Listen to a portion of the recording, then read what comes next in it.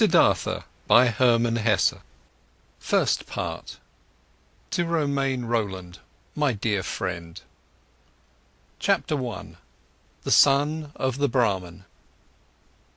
In the shade of the house, in the sunshine of the river bank near the boats, in the shade of the salwood forest, in the shade of the fig tree is where Siddhartha grew up, the handsome son of the Brahman, the young falcon, together with his friend Govinda, son of a Brahman. The sun tanned his light shoulders by the banks of the river when bathing, performing the sacred ablutions, the sacred offerings. In the mango grove, shade poured into his black eyes, when playing as a boy, when his mother sang, when the sacred offerings were made, when his father, the scholar, taught him, when the wise men talked. For a long time Siddhartha had been partaking in the discussions of the wise men, practicing debate with Govinda, practicing with Govinda the art of reflection, the service of meditation. He already knew how to speak the Om silently, the word of words, to speak it silently into himself while inhaling, to speak it silently out of himself while exhaling, with all the concentration of his soul, the forehead surrounded by the glow of the clear-thinking spirit. He already knew to feel Atman in the depths of his being, indestructible, one with the universe. Joy leapt into his father's heart for his son, who was quick to learn, thirsty for knowledge. He saw him growing up to become a great wise man and priest, a priest among the Brahmins. Bliss leapt into his mother's breast when she saw him walking, when she saw him sit down and get up, Siddhartha, strong, handsome, he who was walking on slender legs, greeting her with perfect respect. Love touched the hearts of the Brahmins' young daughters when Siddhartha walked through the lanes of the town, with the luminous forehead, with the eye of a king, with his slim hips. But more than all the others, he was loved by Govinda, his friend, the son of a Brahman. He loved Siddhartha's eye and sweet voice, he loved his walk, and the perfect decency of his movements. He loved everything Siddhartha did and said, and what he loved most was his spirit, his transcendent, fiery thoughts, his ardent will, his high calling. Govinda knew he would not become a common Brahman, not a lazy official in charge of offerings, not a greedy merchant with magic spells, not a vain, vacuous speaker, not a mean, deceitful priest, and also not a decent, stupid sheep in the herd of the many. No, and he, Govinda, as well did not want to become one of these, not one of those tens of thousands of Brahmins. He wanted to follow Siddhartha, the beloved, the splendid. And in days to come, when Siddhartha would become a god, when he would join the glorious, then Govinda wanted to follow him as his friend, his companion, his servant, his spear-carrier, his shadow. Siddhartha was thus loved by everyone. He was a source of joy for everybody, he was a delight for them all. But he, Siddhartha, was not a source of joy for himself, he found no delight in himself. Walking the rosy paths of the fig tree garden, sitting in the bluish shade of the grove of contemplation, washing his limbs daily in the bath of repentance, sacrificing in the dim shade of the mango forest, his gestures of perfect decency, everyone's love and joy, he still lacked all joy in his heart. Dreams and restless thoughts came into his mind, flowing from the water of the river, sparkling from the stars of the night.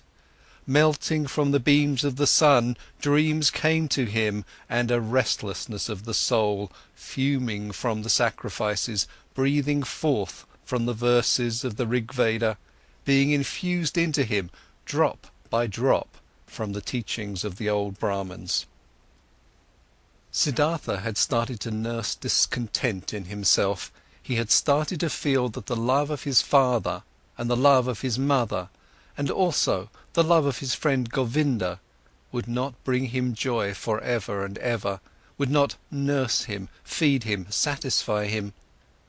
He had started to suspect that his venerable father and his other teachers, that the wise Brahmins had already revealed to him the most and best of their wisdom, that they had already filled his expecting vessel with their richness, and the vessel was not full. The spirit was not content, the soul was not calm, the heart was not satisfied. The ablutions were good, but they were water. They did not wash off the sin, they did not heal the spirit's thirst, they did not relieve the fear in his heart. The sacrifices in the invocation of the gods were excellent, but was that all? Did the sacrifices give a happy fortune? And what about the gods? Was it really Prajapati who created the world? Was it not the Atman, he, the only one, the singular one? Were the gods not creations, created like me and you, subject to time, mortal? Was it therefore good, was it right, was it meaningful and the highest occupation to make offerings to the gods? For whom else were offerings to be made? Who else was to be worshipped but him, the only one, the Atman? And where was Atman to be found? Where did he reside? Where did his eternal heart beat?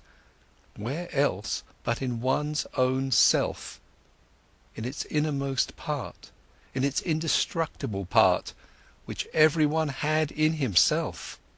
And where was this self, this innermost part, this ultimate part? It was not flesh and bone, it was neither thought nor consciousness. Thus the wisest ones taught. So where was it? To reach this place, the self, myself, the Atman, there was another way, which was worthwhile looking for? Alas, but nobody showed this way, nobody knew it, not the father, and not the teachers and the wise men, not the holy sacrificial songs. They knew everything, the Brahmins and their holy books, they knew everything, they had taken care of everything, and of more than everything, the creation of the world, the origin of speech, of food, of inhaling, of exhaling, the engagement of the senses, the acts of the gods. They knew infinitely much. But was it valuable to know all this, not knowing that one and only thing, the most important thing, the solely important thing? Surely, many verses of the holy books, particularly in the Upanishads of Samaveda, spoke of this innermost and ultimate thing. Wonderful verses. Your soul is the whole world, was written there, and it was written that man in his sleep, in his deep sleep, would meet with his innermost part and would reside in the Atman. Marvellous wisdom was in these verses. All knowledge of the wisest ones had been collected there in magic words, pure as honey collected from bees. No, not to be looked down upon was the tremendous amount of enlightenment which lay here collected and preserved by innumerable generations of wise Brahmins. But where were the Brahmins, where the priests, where the wise men or penitents who had succeeded in not just knowing this deepest of all knowledge, but also to live it? Where was the knowledgeable one who wove his spell to bring his familiarity with the Atman out of the sleep, into the state of being awake, into the life, into every step of the way, into word and deed? Siddhartha knew many venerable Brahmins, chiefly his father, the pure one, the scholar, the most venerable one. His father was to be admired. Quiet and noble were his manners, pure his life, wise his words, delicate and noble thoughts lived behind its brow. But even he, who knew so much, Did he live in blissfulness? Did he have peace? Was he not also just a searching man, a thirsty man? Did he not again and again have to drink from holy sources as a thirsty man, from the offerings, from the books, from the disputes of the Brahmins? Why did he, the irreproachable one, have to wash off sins every day, strive for a cleansing every day, over and over every day? Was not Atman in him? Did not the pristine source spring from his heart? It had to be found, the pristine source in one's own self, it had to be possessed. Everything else was searching, was a detour, was getting lost. Thus were Siddhartha's thoughts. This was his thirst. This was his suffering. Thus he spoke to himself from a Chandogya Upanishad the words, "Truly the name of the Brahman is Satyam. Verily, he who knows such a thing will enter the heavenly world every day." Often it seemed near the heavenly world, but never he had reached it completely, never he had quenched the ultimate thirst. And among the wise and wisest men he knew and whose instructions he had received, among all of them, there was no one who had reached it completely, the heavenly world, who had quenched it completely, the eternal thirst. "Govinda," Siddhartha spoke to his friend, "Govinda, my dear, come with me under the banyan tree.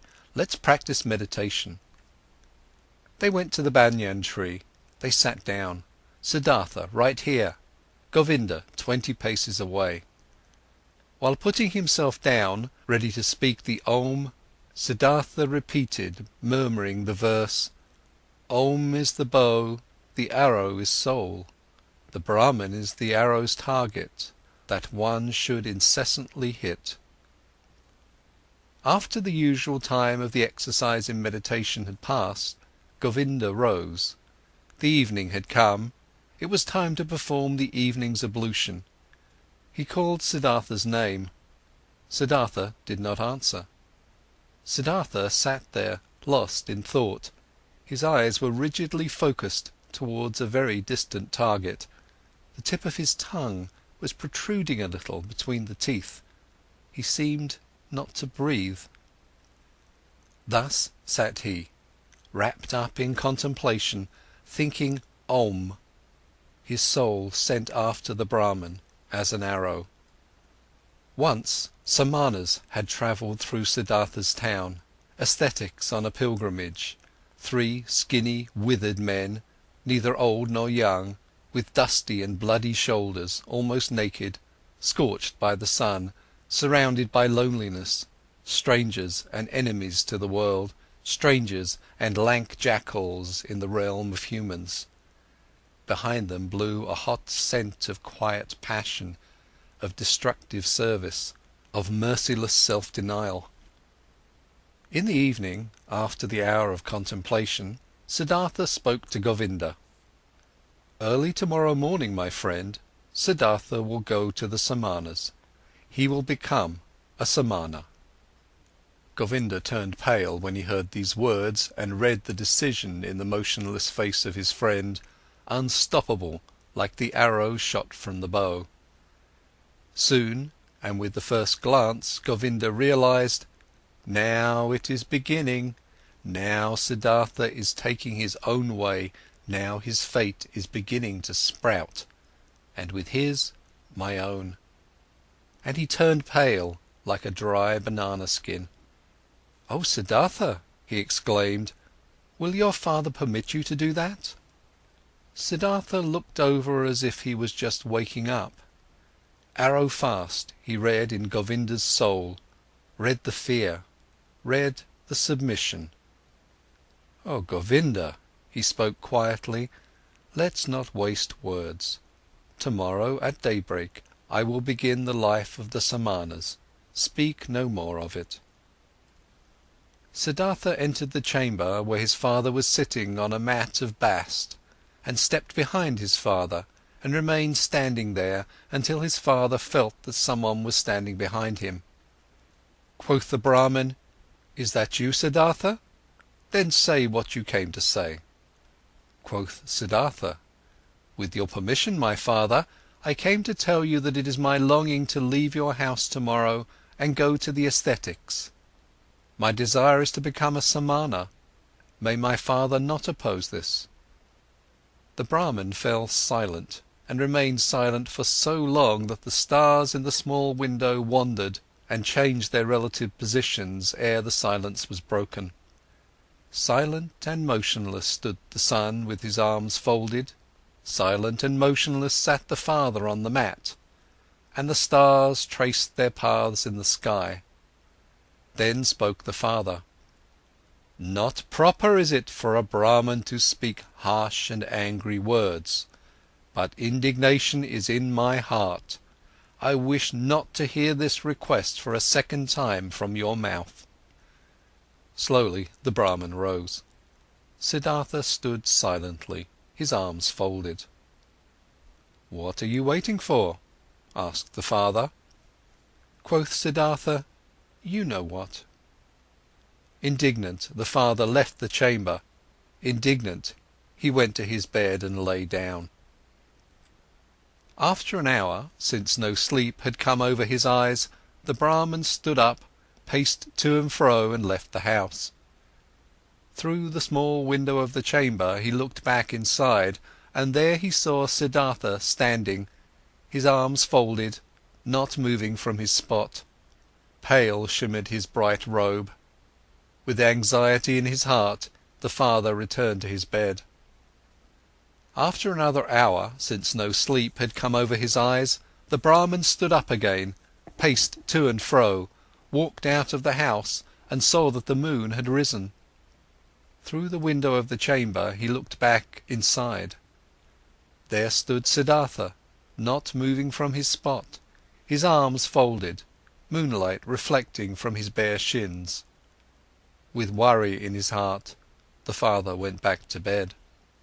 And he came back after an hour, he came back after 2 hours, looked through the small window, saw Siddhartha standing in the moonlight, by the light of the stars, in the darkness.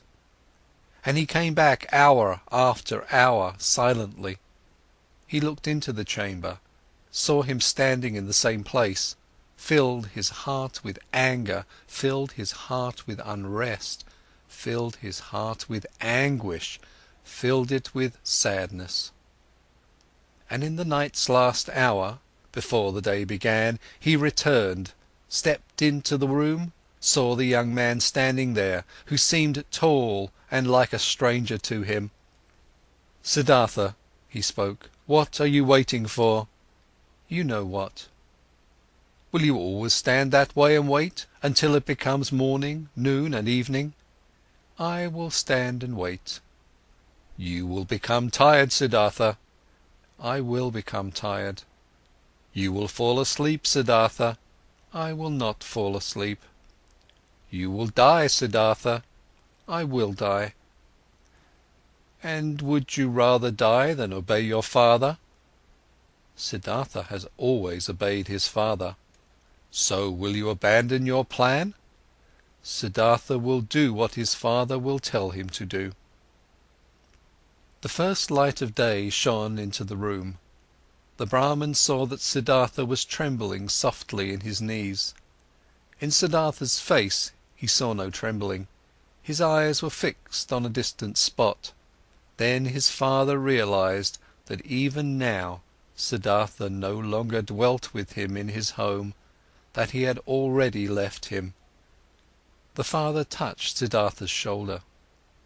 "You will," he spoke, "go into the forest and be a samana. When you'll have found blissfulness in the forest, then come back and teach me to be blissful. If you'll find disappointment, then return and let us once again make offerings to the gods together. Go now and kiss your mother, tell her where you are going. But for me, it is time to go to the river and to perform the first ablution." He took his hand from the shoulder of his son and went outside. Siddhartha wavered to the side as he tried to walk. He put his limbs back under control, bowed to his father, and went to his mother to do as his father had said. As he slowly left on stiff legs in the first light of day the still quiet town, a shadow rose near the last hut who had crouched there and joined the pilgrim. "Govinda, you have come," said Siddhartha and smiled. "I have come," said Govinda. Chapter 2. With the Samanas. In the evening of this day they caught up with the ascetics, the skinny Samanas, and offered them their companionship and obedience. They were accepted. Siddhartha gave his garments to a poor Brahmin in the street. He wore nothing more than the loincloth and the earth-coloured unsewn cloak. He ate only once a day, and never something cooked. He fasted for 15 days, he fasted for 28 days. The flesh waned from his thighs and cheeks. Feverish dreams flickered from his enlarged eyes. Long nails grew slowly on his parched fingers, and a dry, shaggy beard grew on his chin. His glance turned to ice when he encountered women. His mouth twitched with contempt when he walked through a city of nicely dressed people. He saw merchants trading, princes hunting, mourners wailing for their dead, whores offering themselves, physicians trying to heal the sick, priests determining the most suitable day for seeding, lovers loving, mothers nursing their children, and all of this was not worthy of one look from his eye. It all lied, it all stank. It all stank of lies, it all pretended to be meaningful and joyful and beautiful, and it all was just concealed putrefaction. The world tasted bitter, life was torture. A goal stood before Siddhartha, a single goal: to become empty, empty of thirst, empty of wishing, empty of dreams, empty of joy and sorrow. Dead to himself, not to be a self any more, to find tranquility with an emptied heart, to be open to miracles in unselfish thoughts, that was his goal. Once all of myself was overcome and had died, once every desire and every urge was silent in the heart, then the ultimate part of me had to awake, the innermost of my being, which is no longer myself, the great secret. Silently, Siddhartha exposed himself to burning rays of the sun directly above, glowing with pain, glowing with thirst, and stood there until he neither felt any pain nor thirst any more. Silently he stood there in the rainy season. From his hair the water was dripping over freezing shoulders, over freezing hips and legs, and the penitent stood there until he could not feel the cold in his shoulders and legs any more, until they were silent, until they were quiet. Silently he cowered in the thorny bushes, blood dripped from the burning skin, from festering wounds dripped pus, and Siddhartha stayed rigidly, stayed motionless, until no blood flowed any more and nothing stung any more, until nothing burned any more. Siddhartha sat upright and learned to breathe sparingly, learned to get along with only few breaths, learned to stop breathing. He learned, beginning with the breath, to calm the beat of his heart, learned to reduce the beats of his heart, until they were only a few and almost none. Instructed by the oldest of the Samanas, Siddhartha practiced self-denial, practiced meditation, according to new Samana rules. A heron flew over the bamboo forest, and Siddhartha accepted the heron into his soul, flew over forest and mountains, was a heron, ate fish, felt the pangs of a heron's hunger, spoke the heron's croak, died a heron's death.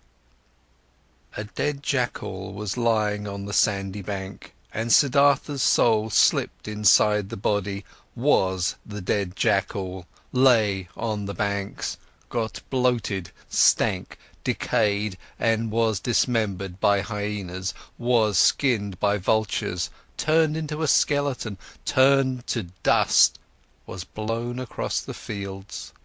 And Siddhartha's soul returned, had died, had decayed, was scattered as dust, had tasted the gloomy intoxication of the cycle, awaited in new thirst like a hunter in the gap, where he could escape from the cycle, where the end of the causes, where an eternity without suffering began. He killed his senses, he killed his memory, he slipped out of his self into thousands of other forms, was an animal, was carrion, was stone, was wood, was water, and awoke every time to find his old self again. Sun shone or moon, was his own self again, turned round in the cycle, felt thirst, overcame the thirst, felt new thirst. Siddhartha learned a lot when he was with the Samanas, many ways leading away from the self he learned to go. He went the way of self-denial by means of pain, through voluntary suffering and overcoming pain, hunger, thirst, tiredness.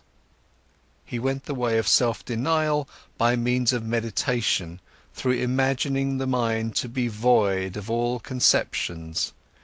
These and other ways he learned to go, 1,000 times he left his self, for hours and days he remained in the non-self. But though the ways led away from the self, their end nevertheless always led back to the self.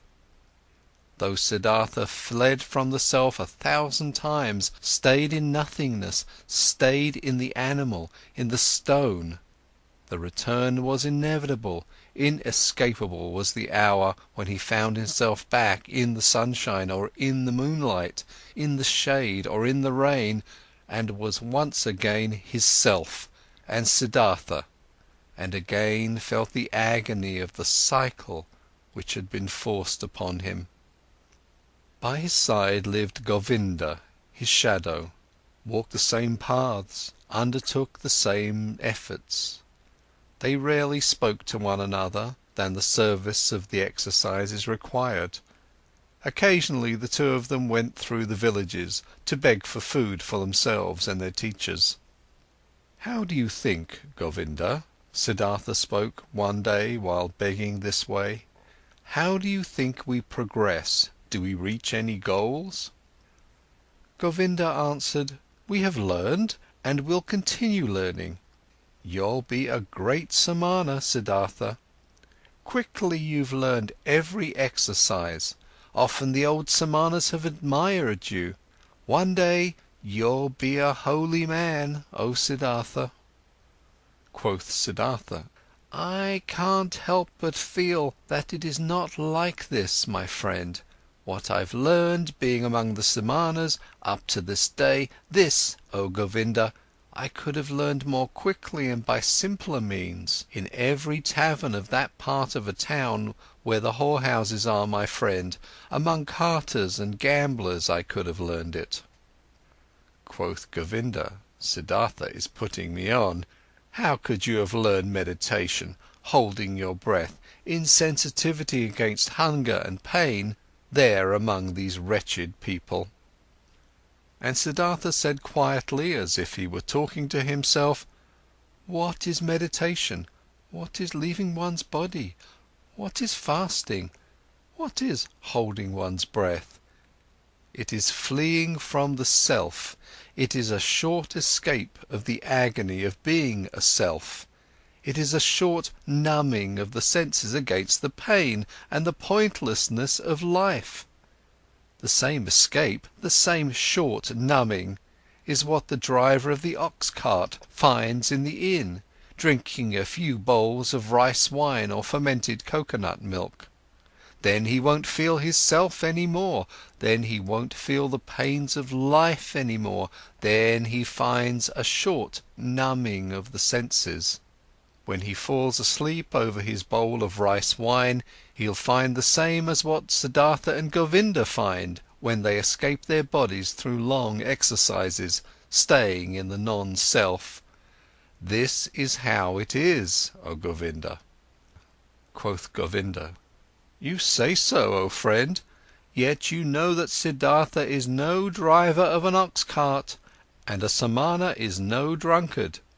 It's true that a drinker numbs his senses, it's true that he briefly escapes and rests, but he'll return from the delusion, finds everything to be unchanged, has not become wiser, has gathered no enlightenment, has not risen several steps." And Siddhartha spoke with a smile: "I do not know, I have never been a drunkard. But that I, Siddhartha, find only a short numbing of the senses in my exercises and meditation, and that I am just as far removed from wisdom, from salvation, as a child in the mother's womb, this I know, O Govinda, this I know." And once again, another time, when Siddhartha left the forest together with Govinda to beg for some food in the village for their brothers and teachers, Siddhartha began to speak and said: "What now, O Govinda? Might we be on the right path? Might we get closer to enlightenment? Might we get closer to salvation? Or do we perhaps live in a circle, we who have thought we were escaping the cycle?" Quoth Govinda: "We have learned a lot, Siddhartha, there is still much to learn. We are not going around in circles, we are moving up. The circle is a spiral, we have already ascended many a level." Siddhartha answered: "How old, would you think, is our oldest Samana, our venerable teacher?" Quoth Govinda: "Our oldest one might be about 60 years of age." And Siddhartha: "He has lived for 60 years and has not reached the nirvana. He'll turn 70 and 80, and you and me will grow just as old and will do our exercises and will fast and will meditate, but we will not reach the nirvana. He won't and we won't.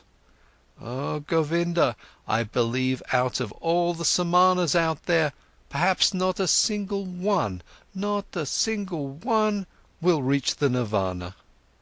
We find comfort, we find numbness, we learn feats to deceive others, but the most important thing, the path of paths, we will not find." "If you only," spoke Govinda, "wouldn't speak such terrible words, Siddhartha, how could it be that among so many learned men, among so many Brahmins, among so many austere and venerable Samanas, among so many who are searching, so many who are eagerly trying, so many holy men, no one will find the path of paths?" But Siddhartha said in a voice which contained just as much sadness as mockery, with a quiet, a slightly sad, a slightly mocking voice: "Soon, Govinda, your friend will leave the path of the Samanas. He has walked along your side for so long. I'm suffering of thirst, O Govinda, and on this long path of a Samana, my thirst has remained as strong as ever. I always thirsted for knowledge, I have always been full of questions, I have asked the Brahmins, year after year I have asked the holy Vedas, year after year, I have asked the devoted Samanas, year after year. Perhaps, O Govinda, it has been just as well, had been just as smart and just as profitable if I had asked the hornbill bird or the chimpanzee. It took me a long time, and I am not finished learning this yet, O Govinda, that there is nothing to be learned. There is indeed no such thing, so I believe, as what we refer to as learning. There is, oh my friend, just one knowledge. This is everywhere, this is Atman, this is within me and within you and within every creature. So I'm starting to believe that this knowledge has no worser enemy than the desire to know it, than learning. At this, Govinda stopped on the path, rose his hands and spoke. If you, Siddhartha, only would not bother your friend with this kind of talk. Truly, your words stir up fear in my heart. And just consider, what would become of the sanctity of prayer? What of the venerability of the Brahman's caste? What of the holiness of the Samanas, if it was as you say, if there was no learning? What, O Siddhartha, would become of all of this what is holy, what is precious, what is venerable on earth? And Govinda mumbled a verse to himself, a verse from an Upanishad. He who ponderingly, of a purified spirit, loses himself in the meditation of Atman, unexpressible by words is his blissfulness of his heart. But Siddhartha remained silent. He thought about the words which Govinda had said to him, and thought the words through to their ends. Yes, he thought, standing there with his head low, what would remain of all that which seemed to us to be holy? What remains? What can stand the test? And he shook his head. At one time, when the two young men had lived among the Samanas for about 3 years and had shared their exercises, some news, a rumour, a myth reached them after being retold many times. A man had appeared, Gotama by name, the exalted one, the Buddha. He had overcome the suffering of the world in himself and had halted the cycle of rebirths. He was said to wander through the land, teaching, surrounded by disciples, without possession, without home, without a wife, in the yellow cloak of an ascetic, but with a cheerful brow, a man of bliss. And Brahmins and princes would bow down before him and would become his students. This myth, this rumour, this legend resounded. Its fragrances rose up here and there. In the towns, the Brahmins spoke of it, and in the forest, the Samanas. Again and again, the name of Gotama, the Buddha, reached the ears of the young men, with good and with bad talk, with praise and with defamation. It was as if the plague had broken out in a country, and news had been spreading around that in one place or another there was a man, a wise man, a knowledgeable one, whose word and breath was enough to heal everyone who had been infected with the pestilence. And as such news would go through the land, and everyone would talk about it, many would believe, many would doubt, but many would get on their way as soon as possible to seek the wise man, the helper. Just like this myth ran through the land, that fragrant myth of Gotama, the Buddha, the wise man of the family of Sakya. He possessed, so the believers said, the highest enlightenment. He remembered his previous lives, he had reached the nirvana and never returned into the cycle, was never again submerged in the murky river of physical forms. Many wonderful and unbelievable things were reported of him. He had performed miracles, had overcome the devil, had spoken to the gods. But his enemies and disbelievers said, This Gotama was a vain seducer, he would spend his days in luxury, scorned the offerings, was without learning and knew neither exercises nor self-castigation. The myth of Buddha sounded sweet, the scent of magic flowed from these reports. After all, the world was sick, life was hard to bear, and behold, here a source seemed to spring forth, here a messenger seemed to call out, comforting, mild, full of noble promises. Everywhere where the rumour of Buddha was heard, everywhere in the lands of India, the young men listened up, felt a longing, felt hope, and among the Brahmin sons of the towns and villages, every pilgrim and stranger was welcome when he brought news of him, the exalted one, the Sakyamundi. The myth had also reached the Samanas in the forest, and also Siddhartha, and also Govinda, slowly, drop by drop, every drop laden with hope, every drop laden with doubt. They rarely talked about it, because the oldest one of the Samanas did not like this myth. He had heard that this alleged Buddha used to be an ascetic before and had lived in the forest, but had then turned back to luxury and worldly pleasures, and he had no high opinion of this Gotama. "Oh Siddhartha," Govinda spoke one day to his friend, "today I was in the village and a Brahman invited me into his house, and in his house there was the son of a Brahman from Magadha, who has seen the Buddha with his own eyes and has heard him teach.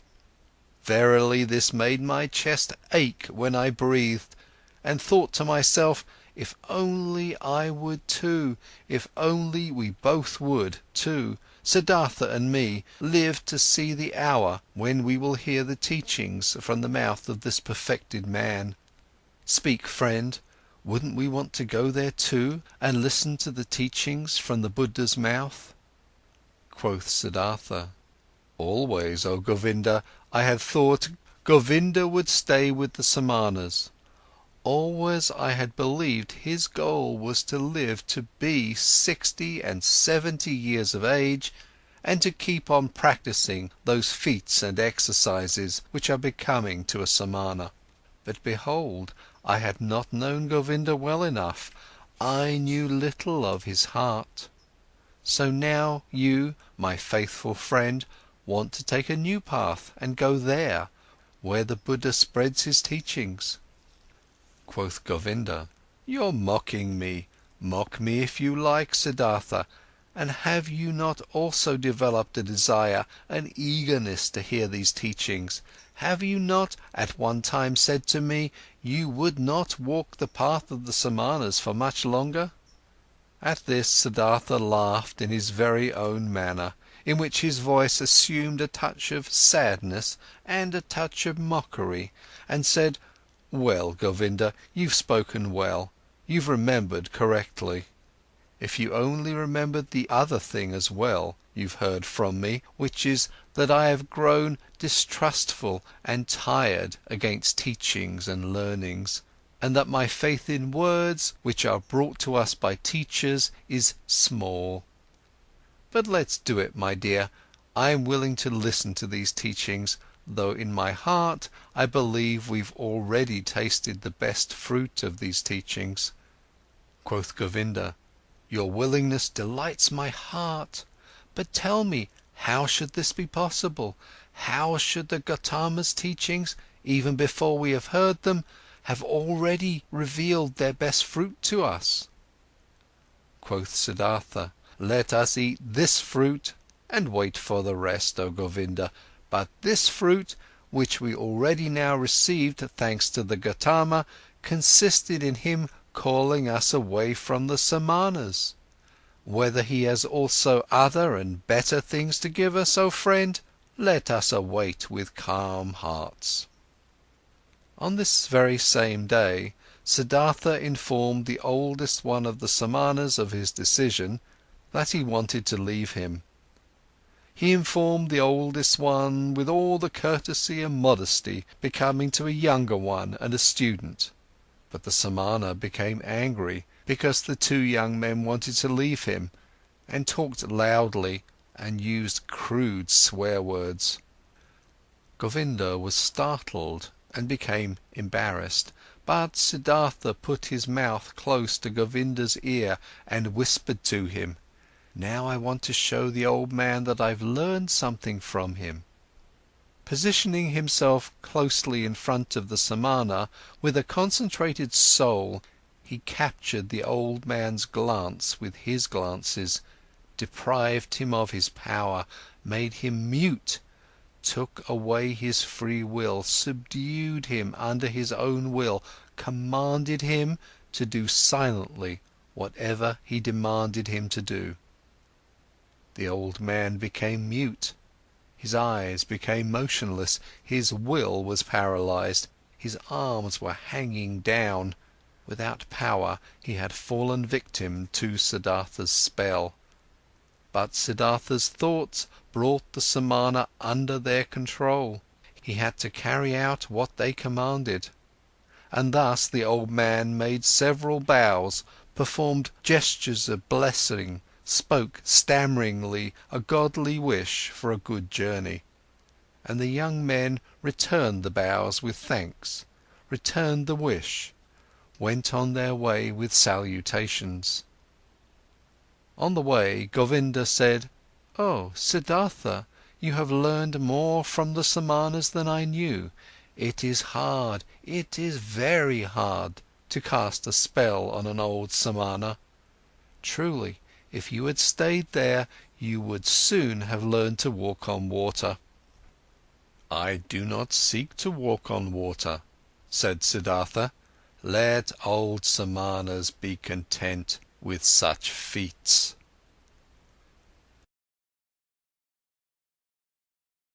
Chapter 3. Gotama. In the town of Savatthi, every child knew the name of the exalted Buddha, and every house was prepared to fill the alms dish of Gotama's disciples, the silently begging ones. Near the town was Gotama's favourite place to stay, the grove of Jetavana, which the rich merchant Anathapindika, an obedient worshipper of the exalted one, had given him and his people for a gift. All tales and answers, which the two young ascetics had received in their search for Gotama's abode, had pointed them towards this area, and arriving at Savatthi, in the very first house, before the door of which they stopped to beg, food has been offered to them, and they accepted the food, and Siddhartha asked the woman, who handed them the food, "We would like to know, O charitable one, where the Buddha dwells, the most venerable one, for we are two Samanas from the forest, and have come to see him, the perfected one, and to hear the teachings from his mouth." Quoth the woman, "Here you have truly come to the right place, you Samanas from the forest. You should know in Jetavana, in the garden of Anathapindika, is where the exalted one dwells. There you pilgrims shall spend the night, for there is enough space for the innumerable who flock here to hear the teachings from his mouth." This made Govinda happy, and full of joy he exclaimed, "Well, so, thus we have reached our destination, and our path has come to an end. But tell us, O mother of the pilgrims, do you know him, the Buddha? Have you seen him with your own eyes?" Quoth the woman, "Many times I have seen him, the exalted one. On many days I have seen him walking through the alleys in silence, wearing his yellow cloak, presenting his alms dish in silence at the doors of the houses, leaving with a filled dish." Delightedly Govinda listened, and wanted to ask and hear much more, but Siddhartha urged him to walk on. They thanked and left, and hardly had to ask for directions, for rather many pilgrims and monks as well from Gotama's community were on their way to the Jetavana, and since they reached it at night, There were constant arrivals, shouts and talk of those who sought shelter and got it. The two Samanas, accustomed to life in the forest, found quickly and without making any noise a place to stay, and rested there until the morning. At sunrise they saw with astonishment what a large crowd of believers and curious people had spent the night here. On all paths of the marvellous grove, monks walked in yellow robes. Under the trees they sat here and there in deep contemplation, or in a conversation about spiritual matters. The shady gardens looked like a city full of people, bustling like bees. The majority of the monks went out with their alms dish to collect food in town for their lunch, the only meal of the day. The Buddha himself, the enlightened one, was also in the habit of taking his walk to beg in the morning. Siddhartha saw him, and he instantly recognized him, as if a god had pointed him out to him. He saw him, a simple man in a yellow robe, bearing the alms dish in his hand, walking silently. "Look here," Siddhartha said quietly to Govinda, "this one is the Buddha." Attentively, Govinda looked at the monk in the yellow robe, who seemed to be in no way different from the hundreds of other monks. And soon Govinda also realized, this is the one, and they followed him and observed him. The Buddha went on his way, modestly and deep in his thoughts. His calm face was neither happy nor sad. It seemed to smile gently and inwardly. With a hidden smile, quiet, calm, somewhat resembling a healthy child, the Buddha walked, wore the robe, and placed his feet just as all of his monks did, according to a precise rule. But his face and his walk, his quietly lowered glance, his quietly dangling hand, and even every finger of his quietly dangling hand expressed peace, expressed perfection, did not search, did not imitate, breathed softly, in an unwithering calm, in an unwithering light, an untouchable peace. Thus Gotama walked toward the town to collect alms, and the two Samanas recognized him solely by the perfection of his calm, by the quietness of his appearance, in which there was no searching, no desire, no imitation, no effort to be seen, only light and peace. "Today we'll hear the teachings from his mouth," said Govinda. Siddhartha did not answer. He felt little curiosity for the teachings. He did not believe that they would teach him anything new, but he had, just as Govinda had, heard the contents of this Buddha's teachings again and again, though these reports only represented second or third-hand information. But attentively he looked at Gotama's head, his shoulders, his feet, his quietly dangling hand, and it seemed to him as if every joint of every finger of this hand was of these teachings, spoke of, breathed of, inhaled the fragrance of, glistened of the truth. This man, this Buddha, was truthful down to the gesture of his last finger. This man was holy. Never before Siddhartha had venerated a person so much, never before he had loved a person as much as this one. They both followed the Buddha until they reached the town, and then returned in silence, for they themselves intended to abstain from food on this day. They saw Gotama returning. What he ate could not even have satisfied a bird's appetite, and they saw him retiring into the shade of the mango trees. But in the evening, when the heat cooled down, and everyone in the camp started to bustle about and gathered around, they heard the Buddha teaching. They heard his voice, and it was also perfected, was of perfect calmness, was full of peace. Gotama taught the teachings of suffering, of the origin of suffering, of the way to relieve suffering. Calmly and clearly, his quiet speech flowed on. Suffering was life, full of suffering was the world, but salvation from suffering had been found. Salvation was obtained by him who would walk the path of the Buddha. With a soft yet firm voice, the exalted one spoke, taught the four main doctrines, taught the eightfold path. Patiently he went the usual path of the teachings, of the examples, of the repetitions. Brightly and quietly his voice hovered over the listeners, like a light, like a starry night.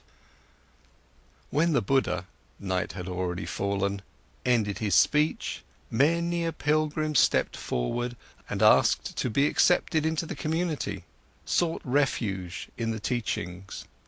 And Gotama accepted them by saying, "You have heard the teachings well, it has come to you well. Thus join us and walk in holiness to put an end to all suffering." Behold then Govinda, the shy one, also stepped forward and spoke. "I also take my refuge in the exalted one and his teachings." And he asked to be accepted into the community of the disciples, and was accepted. Right afterwards, when the Buddha had retired for the night, Govinda turned to Siddhartha and spoke eagerly. "Siddhartha, it is not my place to scold you. We have both heard the exalted one, and we have both perceived the teachings. Govinda has heard the teachings, he has taken refuge in it. But you, my honoured friend, don't you also want to walk the path of salvation? Would you want to hesitate? Do you want to wait any longer?" Siddhartha awakened as if he had been asleep when he heard Govinda's words. For a long time he looked into Govinda's face. Then he spoke quietly in a voice without mockery. "Govinda, my friend, now you have taken this step, now you have chosen this path. Always, oh Govinda, you've been my friend, you've always walked one step behind me. Often I have thought, won't Govinda for once also take a step by himself, without me, out of his own soul?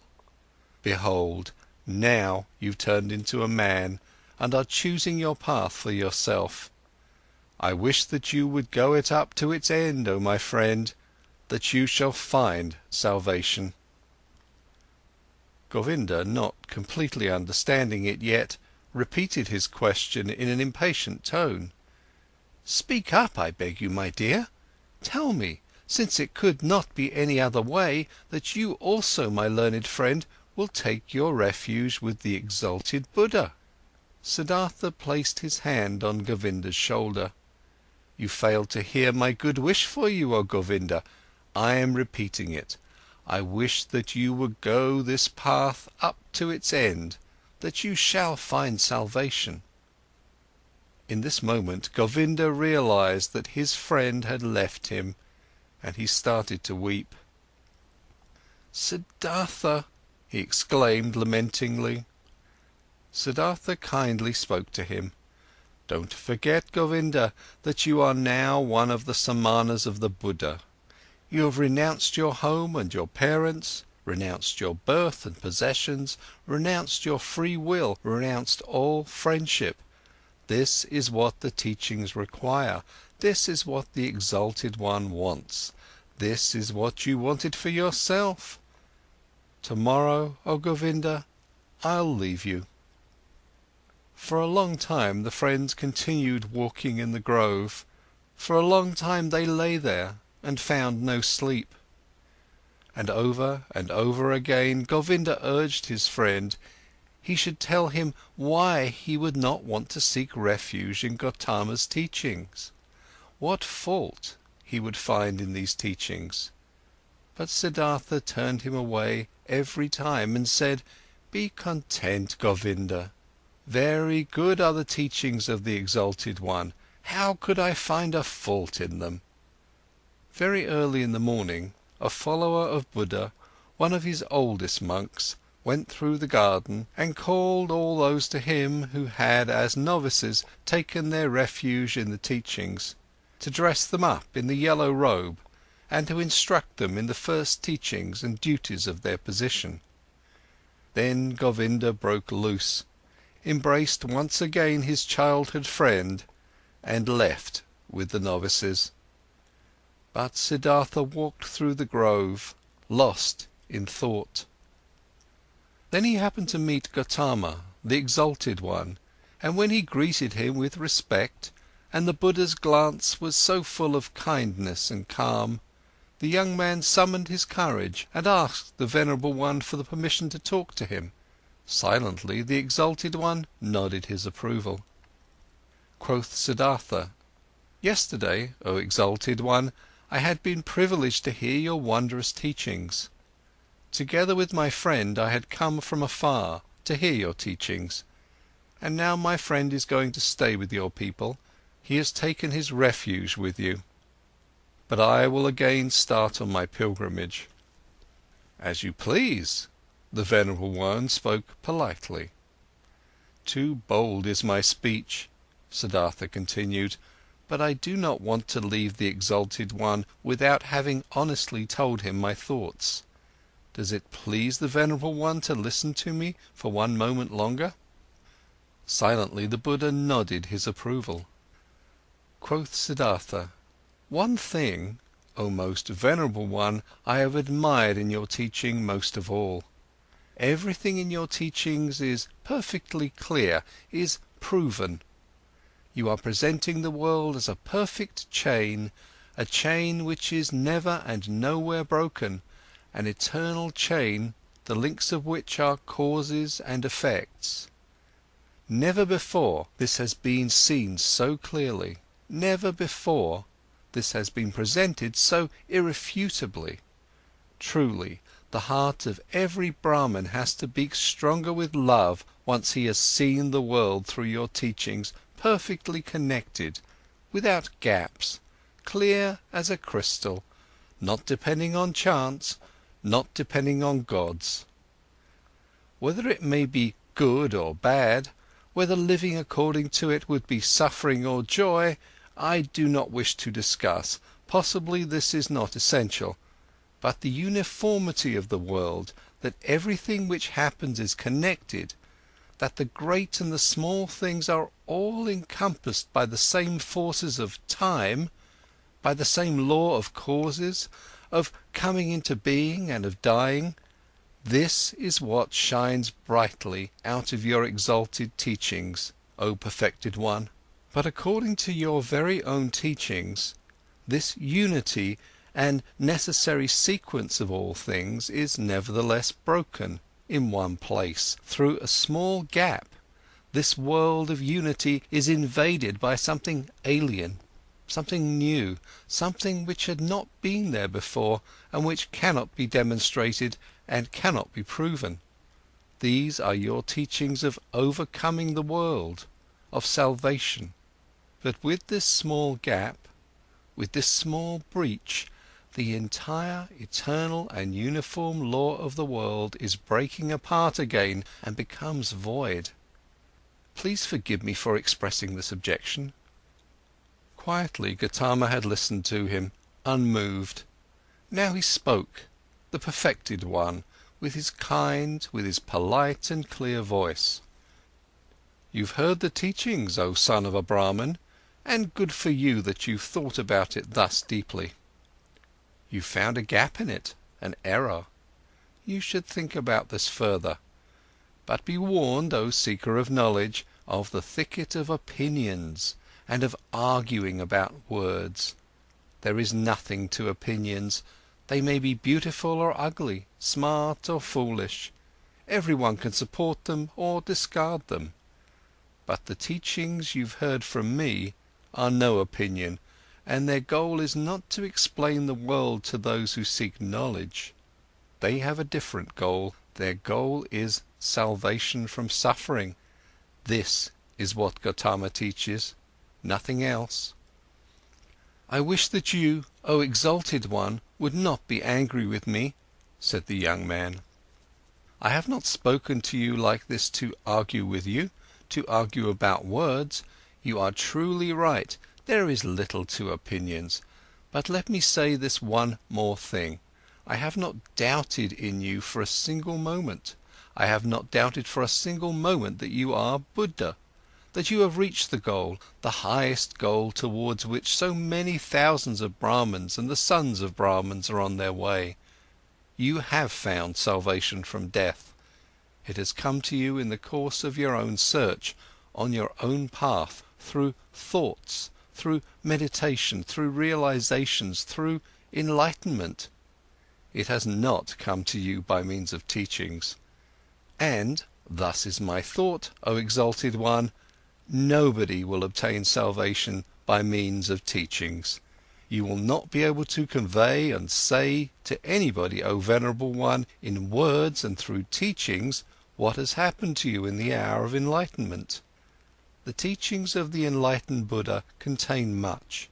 It teaches many to live righteously, to avoid evil. But there is one thing that these so clear, these so venerable teachings do not contain. They do not contain the mystery of what the exalted one has experienced for himself, he alone among hundreds of thousands. This is what I have thought and realized when I have heard the teachings.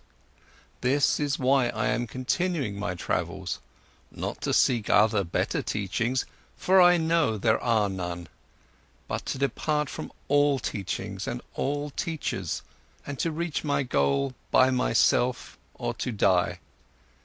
But often I'll think of this day, O exalted one, and of this hour when my eyes beheld a holy man. The Buddha's eyes quietly looked to the ground. Quietly, in perfect equanimity, his inscrutable face was smiling. I wish, the venerable one spoke slowly, that your thoughts shall not be in error, that you shall reach the goal. But tell me, have you seen the multitude of my Samanas, my many brothers, who have taken refuge in the teachings? And do you believe, O stranger, O Samana, do you believe that it would be better for them to abandon the teachings and to return into the life of the world and of desires? Far is such a thought from my mind, exclaimed Siddhartha. I wish that they shall stay with the teachings, that they shall reach their goal. It is not my place to judge another person's life. Only for myself alone, I must decide, I must choose, I must refuse. Salvation from the self is what we Samanas search for, O exalted one. If I merely were one of your disciples, O venerable one, I'd fear that it might happen to me that only seemingly, only deceptively myself would be calmed and be redeemed, but that in truth it would live on and grow. For then I had replaced myself with the teachings, my duty to follow you, my love for you and the community of the monks.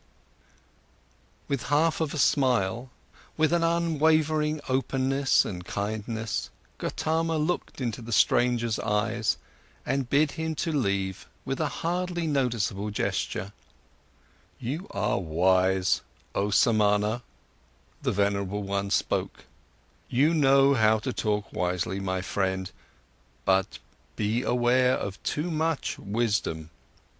The Buddha turned away, and his glance and half of a smile remained forever etched in Siddhartha's memory. I have never before seen such a person glance and smile, sit and walk this way, he thought. Truly, I wish to be able to glance and smile, sit and walk this way too. Thus free, thus venerable, thus concealed, thus open, thus childlike and mysterious. Truly, only a person who has succeeded in reaching the innermost part of his self would glance and walk this way. Well, so, I also will seek to reach the innermost part of myself. I saw a man, Siddhartha thought, a single man, before whom I would have to lower my glance. I do not want to lower my glance before any other, not before any other. No teachings will entice me any more, since this man's teachings have not enticed me. I am deprived by the Buddha, thought Siddhartha, I am deprived, and even more, he has given to me. He has deprived me of my friend, the one who had believed in me and now believes in him, who had been my shadow and is now Gotama's shadow. But he has given me Siddhartha, myself. Chapter 4. Awakening. When Siddhartha left the grove, where the Buddha, the perfected one, stayed behind, where Govinda stayed behind, then he felt that in this grove his past life also stayed behind and parted from him. He pondered about the sensation which filled him completely as he was slowly walking along. He pondered deeply, like diving into a deep water. He let himself sink down to the ground of the sensation, down to the place where the causes lie, because to identify the causes, so it seemed to him, is the very essence of thinking. And by this alone sensations turn into realizations and are not lost, but become entities and start to emit like rays of light what is inside of them. Slowly walking along, Siddhartha pondered. He realized that he was no youth anymore, but had turned into a man. He realized that one thing had left him, as a snake is left by its old skin. That one thing no longer existed in him, which had accompanied him throughout his youth, and used to be a part of him, the wish to have teachers, and to listen to teachings. He had also left the last teacher who had appeared on his path, even him, the highest and wisest teacher, the most holy one, Buddha. He had left him, had to part with him, was not able to accept his teachings. Slower, he walked along in his thoughts and asked himself, what is all this, what you have sought to learn from teachings and from teachers, and what they, who have taught you much, were still unable to teach you? And he found, it was the self, the purpose and essence of which I sought to learn. It was the self I wanted to free myself from, which I sought to overcome. But I was not able to overcome it, could only deceive it, could only flee from it, only hide from it. Truly, no thing in this world has kept my thoughts thus busy as this, my very own self, this mystery of me being alive, of me being one and being separated and isolated from all others, of me being Siddhartha. And there is no thing in this world I know less about than me, about Siddhartha. Having been pondering while slowly walking along, he now stopped as these thoughts caught hold of him, and right away another thought sprang forth from these, a new thought, which was, that I know nothing about myself, that Siddhartha has remained thus alien and unknown to me. That I know nothing about myself, that Siddhartha has remained thus alien and unknown to me, stems from one cause, a single cause. I was afraid of myself. I was fleeing from myself. I searched Atman. I searched Brahman. I was willing to dissect myself and peel off all its layers to find the core of all peels in its unknown interior, the Atman, life, the divine part, the ultimate part. But I have lost myself in the process. Siddhartha opened his eyes and looked around. A smile filled his face, and a feeling of awakening from long dreams flowed through him from his head down to his toes. And it was not long before he walked again, walked quickly, like a man who knows what he has got to do. Oh, he thought, taking a deep breath, now I would not let Siddhartha escape from me again. No longer. I want to begin my thoughts and my life with Atman and with the suffering of the world. I do not want to kill and dissect myself any longer to find a secret behind the ruins. Neither Yoga Veda shall teach me any more, nor Atharva Veda, nor the ascetics, nor any kind of teachings. I want to learn from myself, want to be my student, want to get to know myself, the secret of Siddhartha. He looked around as if he were seeing the world for the first time. Beautiful was the world, colourful was the world, strange and mysterious was the world. Here was blue, here was yellow, here was green. The sky and the river flowed, the forest and the mountains were rigid. All of it was beautiful, all of it was mysterious and magical. And in its midst was he, Siddhartha, the awakening one, on the path to himself.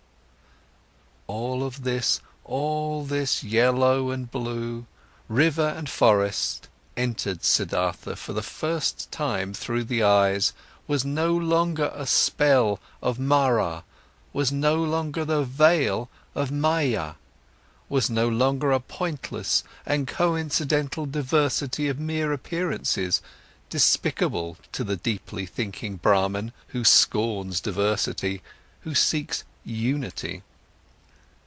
Blue was blue, river was river, and if also in the blue and the river, in Siddhartha, the singular and divine lived hidden, so it was still that very divinity's way and purpose to be here yellow, here blue, there sky, there forest, and here Siddhartha. The purpose and essential properties were not somewhere behind the things, they were in them, in everything. How deaf and stupid have I been, he thought, walking swiftly along. When someone reads a text, wants to discover its meaning, he will not scorn the symbols and letters and call them deceptions, coincidence and worthless hull, but he will read them, he will study and love them, letter by letter. But I, who wanted to read the book of the world and the book of my own being, I have, for the sake of a meaning I had anticipated before I read, scorned the symbols and letters. I called the visible world a deception, called my eyes and my tongue coincidental and worthless forms without substance. No, this is over. I have awakened, I have indeed awakened, and have not been born before this very day. In thinking these thoughts, Siddhartha stopped once again, suddenly, as if there was a snake lying in front of him on the path. Because suddenly he had also become aware of this. He, who was indeed like someone who had just woken up, or like a newborn baby, he had to start his life anew, and start again at the very beginning.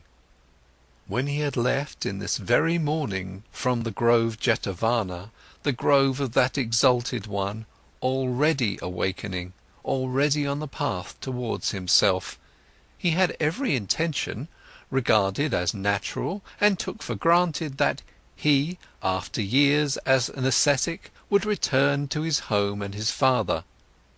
But now, only in this moment, when he stopped, as if a snake was lying on his path, he also awoke to this realization: but I am no longer the one I was.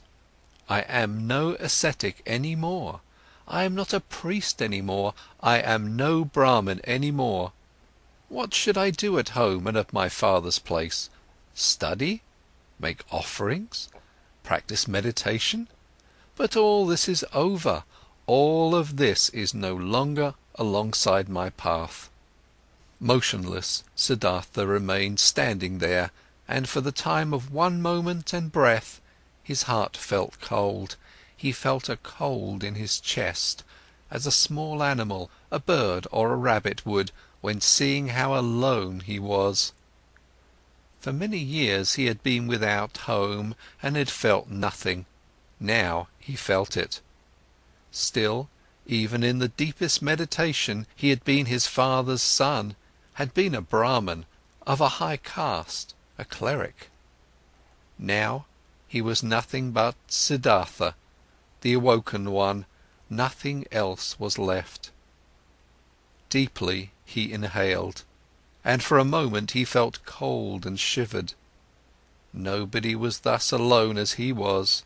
There was no nobleman who did not belong to the noblemen, no worker that did not belong to the workers, and found refuge with them, shared their life, spoke their language.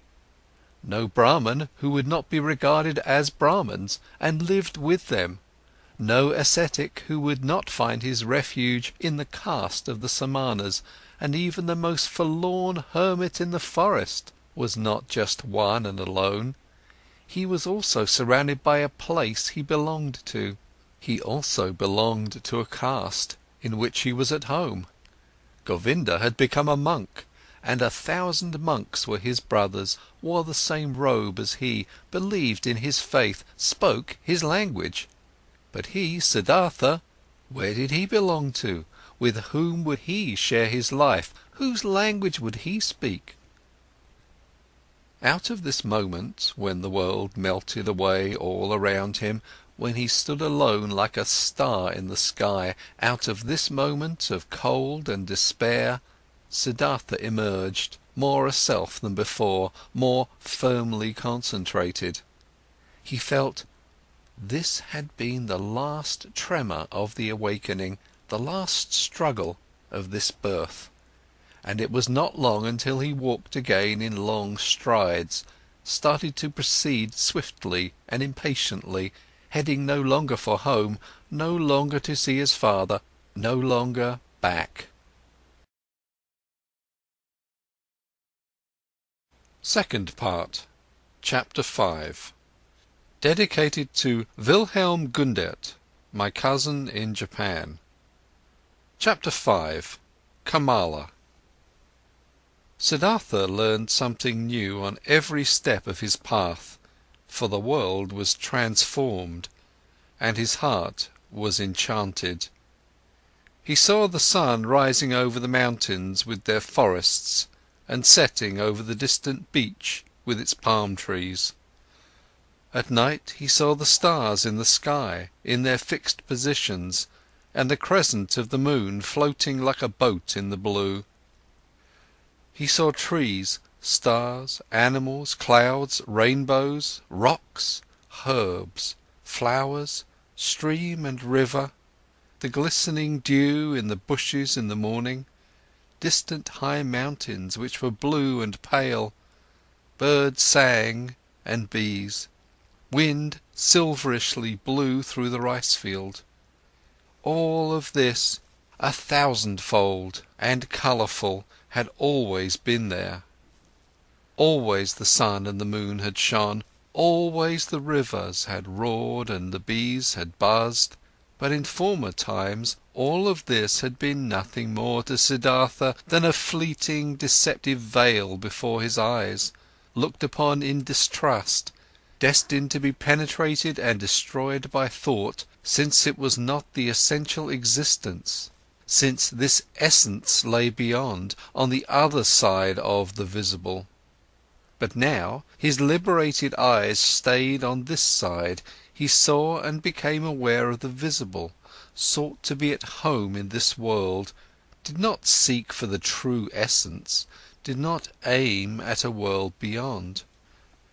Beautiful was this world, looking at it thus, without searching, thus simply, thus childlike. Beautiful were the moon and the stars, beautiful was the stream and the banks, the forest and the rocks, the goat and the gold beetle, the flower and the butterfly. beautiful and lovely it was thus to walk through the world, thus childlike, thus awoken, thus open to what is near, thus without distrust. Differently the sun burnt the head, differently the shade of the forest cooled him down, differently the stream and the cistern, the pumpkin and the banana tasted. Short were the days, short the nights, every hour sped away like a sail on the sea, and under the sail was a ship of treasures, full of joy. Siddhartha saw a group of apes moving through the high canopy of the forest, high in the branches, and heard their savage, greedy song. Siddhartha saw a male sheep following a female one and mating with her. In a lake of reeds, he saw the pike hungrily hunting for its dinner, propelling themselves away from it, in fear, wriggling and sparkling. The young fish jumped in droves out of the water. The scent of strength and passion came forcefully out of the hasty eddies of the water, which the pike stirred up, impetuously hunting. All of this had always existed, and he had not seen it, he had not been with it. Now he was with it, he was part of it. Light and shadow ran through his eyes, stars and moon ran through his heart. On the way, Siddhartha also remembered everything he had experienced in the garden Jetavana, the teaching he had heard there, the divine Buddha, the farewell to Govinda, the conversation with the exalted one. Again, he remembered his own words he had spoken to the exalted one, every word, and with astonishment he became aware of the fact that there he had said things which he had not really known yet at this time. What he had said to Gotama, his, the Buddha's treasure and secret, was not the teaching, but the unexpressible and not teachable, which he had experienced in the hour of his enlightenment. It was nothing but this very thing, what he now began to experience. Now he had to experience his self. It is true that he had already known for a long time that his self was Atman, in its essence bearing the same eternal characteristics as Brahman, but never had he really found this self, because he had wanted to capture it in the net of thought. With the body definitely not being the self, and not the spectacle of the senses, so it also was not the thought, not the rational mind, not the learned wisdom, not the learned ability to draw conclusions and to develop previous thoughts into new ones. No, this world of thought was also still on this side, and nothing could be achieved by killing the random self of the senses, if the random self of the thoughts and learned knowledge was fattened on the other hand. Both the thoughts as well as the senses were pretty things. The ultimate meaning was hidden behind both of them. Both had to be listened to, both had to be played with, both neither had to be scorned nor overestimated. From both, the secret voices of the innermost truth had to be attentively perceived. He wanted to strive for nothing, except for what the voice commanded him to strive for, dwell on nothing, except where the voice would advise him to do so. Why had Gotama, at that time, in the hour of all hours, sat down under the bo tree where the enlightenment hit him? He had heard a voice in his own heart, which had commanded him to seek rest under this tree, and he had neither preferred self-castigation, offerings, ablutions, nor prayer, neither food nor drink, neither sleep nor dream. He had obeyed the voice. To obey like this, not to an external command, only to the voice, to be ready like this was good, this was necessary, nothing else was necessary. In the night when he slept in the straw hut of a ferryman by the river, Siddhartha had a dream. Govinda was standing in front of him, dressed in the yellow robe of an ascetic.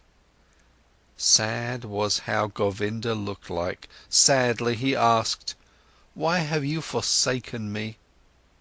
At this he embraced Govinda, wrapped his arms around him, and as he was pulling him close to his chest and kissed him, it was not Govinda anymore, but a woman, and a full breast popped out of the woman's dress, at which Siddhartha lay and drank, sweetly and strongly tasted the milk from this breast.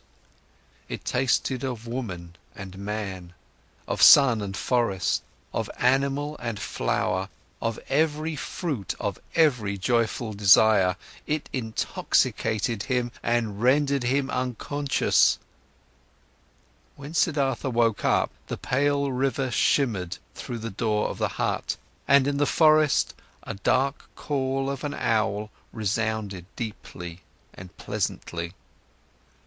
When the day began, Siddhartha asked his host, the ferryman, to get him across the river.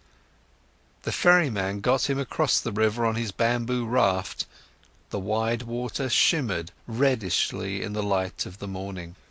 "This is a beautiful river," he said to his companion. "Yes," said the ferryman, "a very beautiful river. I love it more than anything. Often I have listened to it, often I have looked into its eyes, and always I have learned from it. Much can be learned from a river." "I thank you, my benefactor," spoke Siddhartha, disembarking on the other side of the river. "I have no gift I could give you for your hospitality, my dear, and also no payment for your work. I am a man without a home, a son of a Brahmin and a Samana." "I did see it," spoke the ferryman, "and I haven't expected any payment from you, and no gifts, which would be the custom for guests to bear. You will give me the gift another time." "Do you think so?" asked Siddhartha amusedly. "Surely. This too I have learned from the river. Everything is coming back. You too, Samana, will come back. Now, farewell. Let your friendship be my reward. Commemorate me when you'll make your offerings to the gods." Smiling, they parted. Smiling, Siddhartha was happy about the friendship and the kindness of the ferryman. "He is like Govinda," he thought with a smile. "All I meet on my path are like Govinda. All are thankful, though they are the ones who would have a right to receive thanks. All are submissive, all would like to be friends, like to obey, think little, like children are all people." At about noon, he came through a village.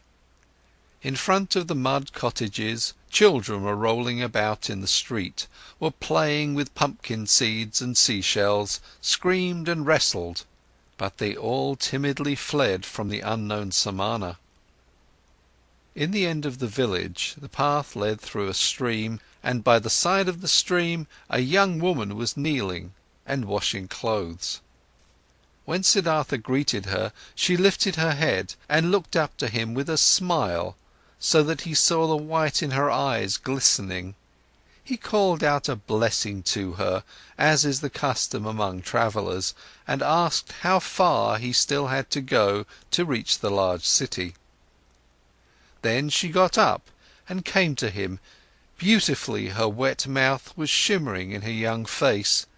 She exchanged humorous banter with him, asked whether he had eaten already, and whether it was true that the Samanas slept alone in the forest at night and were not allowed to have any women with them. While talking, she put her left foot on his right one, and made a movement as a woman does, who would want to initiate that kind of sexual pleasure with a man which the textbooks call climbing a tree. Siddhartha felt his blood heating up, and since in this moment he had to think of his dream again, he bent slightly down to the woman and kissed with his lips the brown nipple of her breast. Looking up, he saw her face smiling, full of lust, and her eyes with contracted pupils, begging with desire. Siddhartha also felt desire, and felt the source of his sexuality moving. But since he had never touched a woman before, he hesitated for a moment, while his hands were already prepared to reach out for her. And in this moment he heard, shuddering with awe, the voice of his innermost self, and this voice said no. Then all charms disappeared from the young woman's smiling face. He no longer saw anything else but the damp glance of a female animal in heat. Politely he petted her cheek, turned away from her and disappeared from the disappointed woman with light steps into the bamboo wood. On this day he reached the large city before the evening, and was happy, for he felt the need to be among people. For a long time he had lived in the forest, and the straw hut of the ferryman, in which he had slept that night, had been the first roof for a long time he had had over his head. Before the city, in a beautifully fenced grove, the traveller came across a small group of servants, both male and female, carrying baskets. In their midst, carried by 4 servants in an ornamental sedan chair, sat a woman, the mistress, on red pillows under a colourful canopy. Siddhartha stopped at the entrance to the pleasure garden and watched the parade, saw the servants, the maids, the baskets, saw the sedan chair, and saw the lady in it. Under black hair, which made to tower high on her head, he saw a very fair, very delicate, very smart face, a brightly red mouth, like a freshly cracked fig, eyebrows which were well tended and painted in a high arch, smart and watchful dark eyes, a clear, tall neck rising from a green and golden garment, resting fair hands, long and thin, with wide golden bracelets over the wrists. Siddhartha saw how beautiful she was, and his heart rejoiced. He bowed deeply when the sedan chair came closer, and straightening up again, he looked at the fair, charming face, read for a moment in the smart eyes with the high arcs above, breathed in a slight fragrance he did not know. With a smile, the beautiful woman nodded for a moment and disappeared into the grove, and then the servant as well. Thus I am entering this city, Siddhartha thought, with a charming omen. He instantly felt drawn into the grove, and he thought about it, and only now he became aware of how the servants and maids had looked at him at the entrance, how despicable, how distrustful, how rejecting. I am still a Samana, he thought, I am still an ascetic and beggar. I must not remain like this, I will not be able to enter the grove like this. And he laughed. The next person who came along this path, he asked about the grove and for the name of the woman, and was told that this was the grove of Kamala, the famous courtesan, and that, aside from the grove, she owned a house in the city. Then he entered the city. Now he had a goal. Pursuing his goal, he allowed the city to suck him in, drifted through the flow of the streets, stood still on the squares, rested on the stairs of stone by the river. When the evening came, he made friends with a barber's assistant, whom he had seen working in the shade of an arch in a building, whom he had found again praying in a temple of Vishnu, whom he had told about stories of Vishnu and the Lakshmi. Among the boats by the river he slept this night, and early in the morning, before the first customers came into his shop, he had the barber's assistant shave his beard and cut his hair, comb his hair and anoint it with fine oil. Then he went to take his bath in the river. When, late in the afternoon, beautiful Kamala approached her grove in her sedan chair, Siddhartha was standing at the entrance, made a bow, and received the courtesan's greeting. But that servant who walked at the very end of her train, he motioned to him and asked him to inform his mistress that a young Brahmin would wish to talk to her. After a while the servant returned, asked him, who had been waiting, to follow him, conducted him, who was following him, without a word into a pavilion where Kamala was lying on a couch, and left him alone with her. "Weren't you already standing out there yesterday, greeting me?" asked Kamala.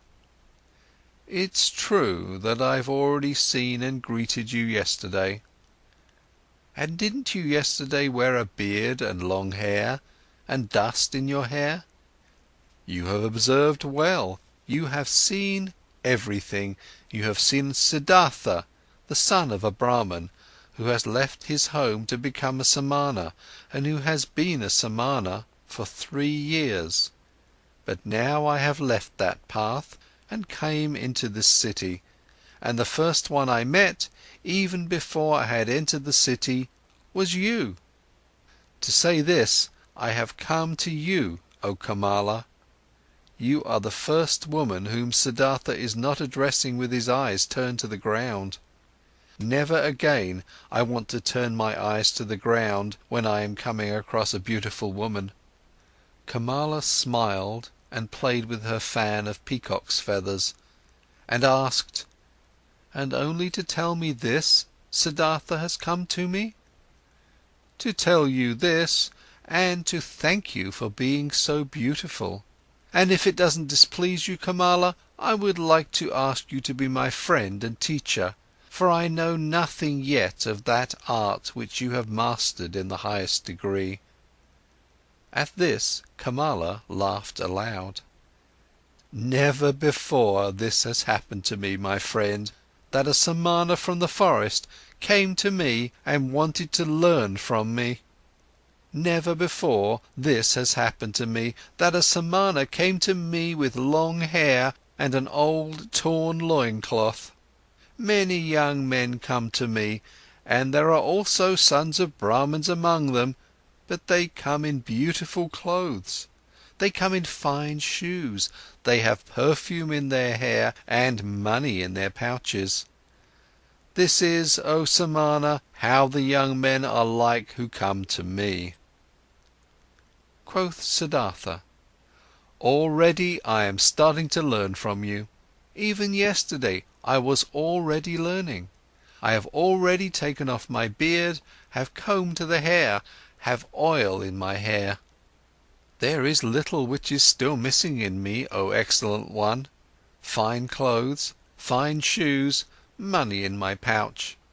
You shall know, Siddhartha has set harder goals for himself than such trifles, and he has reached them. How shouldn't I reach that goal, which I have set for myself yesterday, to be your friend and to learn the joys of love from you? You'll see that I'll learn quickly, Kamala. I have already learned harder things than what you're supposed to teach me. And now, let's get to it. You aren't satisfied with Siddhartha as he is, with oil in his hair, but without clothes, without shoes, without money." Laughing, Kamala exclaimed, "No, my dear, he doesn't satisfy me yet. Clothes are what he must have, pretty clothes, and shoes, pretty shoes, and lots of money in his pouch, and gifts for Kamala. Do you know it now, Samana from the forest? Do you mark my words?" Yes, I have marked your words, Siddhartha exclaimed. How should I not mark words which are coming from such a mouth? Your mouth is like a freshly cracked fig, Kamala. My mouth is red and fresh as well. It will be a suitable match for yours, you'll see. But tell me, beautiful Kamala, aren't you at all afraid of the Samana from the forest, who has come to learn how to make love? Whatever should I be afraid of a Samana, a stupid Samana from the forest, who is coming from the jackals and doesn't even know yet what women are? Oh, he's strong, the Samana, and he isn't afraid of anything. He could force you, beautiful girl, he could kidnap you, he could hurt you. No, Samana, I am not afraid of this. Did any Samana or Brahmin ever fear someone might come and grab him and steal his learning and his religious devotion and his depth of thought? No, for they are his very own, and he would only give away from those whatever he is willing to give and to whomever he is willing to give. Like this it is, precisely like this, it is also with Kamala and with the pleasures of love. Beautiful and red is Kamala's mouth, but just try to kiss it against Kamala's will and you will not obtain a single drop of sweetness from it, which knows how to give so many sweet things. You are learning easily, Siddhartha, thus you should also learn this. Love can be obtained by begging, buying, receiving it as a gift, finding it in the street, but it cannot be stolen. In this you have come up with the wrong path. No, it would be a pity if a pretty young man like you would want to tackle it in such a wrong manner. Siddhartha bowed with a smile. It would be a pity, Kamala, you are so right, it would be such a great pity. No, I shall not lose a single drop of sweetness from your mouth, nor you from mine. So it is settled. Siddhartha will return once he has what he still lacks: clothes, shoes, money. But speak, lovely Kamala, couldn't you still give me one small advice? An advice? Why not? Who wouldn't like to give an advice to a poor ignorant Samana who is coming from the jackals of the forest? Dear Kamala, thus advise me where I should go, that I'll find these three things most quickly. Friend, many would like to know this. You must do what you've learned and ask for money, clothes and shoes in return. There is no other way for a poor man to obtain money. What might you be able to do? I can think, I can wait, I can fast. Nothing else? Nothing. But yes, I can also write poetry. Would you like to give me a kiss for a poem? I would like to, if I like your poem. What would be its title? Siddhartha spoke, after he had thought about it for a moment, these verses. Into her shady grove stepped the pretty Kamala. At the grove's entrance stood the brown Samana. Deeply seeing the lotus's blossom, bowed that man and smiling Kamala thanked. More lovely, thought the young man, than offerings for gods, more lovely is offering to pretty Kamala. Kamala loudly clapped her hands, so that the golden bracelets clanged. Beautiful are your verses, O brown Samana. I'm losing nothing when I am giving you a kiss for them. She beckoned him with her eyes. He tilted his head so that his face touched hers and placed his mouth on that mouth which was like a freshly cracked fig. For a long time Kamala kissed him, and with a deep astonishment Siddhartha felt how she taught him, how wise she was, how she controlled him, rejected him, lured him, and how, after this first one, there was to be a long, a well-ordered, well-tested sequence of kisses, every one different from the others, he was still to receive. Breathing deeply, he remained standing where he was, and was in this moment astonished, like a child about a cornucopia of knowledge and things worth learning, which revealed itself before his eyes. "Very beautiful are your verses," exclaimed Kamala. "If I was rich, I would give you pieces of gold for them. But it will be difficult for you to earn thus much money with verses as you need, for you need a lot of money if you want to be Kamala's friend." "The way you're able to kiss, Kamala," stammered Siddhartha. "Yes, this I am able to do, therefore I do not lack clothes, shoes, bracelets and all beautiful things. But what will become of you? Aren't you able to do anything else but thinking, fasting, making poetry?" "I also know the sacrificial songs," said Siddhartha, "but I do not want to sing them any more. I also know magic spells, but I do not want to speak them any more. I have read the scriptures—" "Stop!" Kamala interrupted him. "You're able to read and write?" "Certainly I can do this. Many people can do this." "Most people can't. I also can't do it. It is very good that you're able to read and write, very good. You will also still find use for the magic spells." In this moment, a maid came running in and whispered a message into her mistress's ear. "There's a visitor for me," exclaimed Kamala. "Hurry and get yourself away, Siddhartha. Nobody may see you in here, remember this. Tomorrow I'll see you again." But to the maid she gave the order to give the pious Brahmin white upper garments. Without fully understanding what was happening to him, Siddhartha found himself being dragged away by the maid, brought into a garden house avoiding the direct path, being given upper garments as a gift, led into the bushes, and urgently admonished to get himself out of the grove as soon as possible without being seen. Contentedly he did as he had been told. Being accustomed to the forest, he managed to get out of the grove and over the hedge without making a sound. Contentedly he returned to the city, carrying the rolled up garments under his arm. At the inn where travellers stay, he positioned himself by the door. Without words he asked for food. Without a word he accepted a piece of rice cake. Perhaps as soon as tomorrow, he thought, I will ask no one for food any more. Suddenly pride flared up in him. He was a Samana no more. It was no longer becoming to him to beg. He gave the rice cake to a dog and remained without food. Simple is the life which people lead in this world here, thought Siddhartha. It presents no difficulties. Everything was difficult, toilsome and ultimately hopeless when I was still a Samana. Now everything is easy, easy like that lessons in kissing which Kamala is giving me. I need clothes and money, nothing else.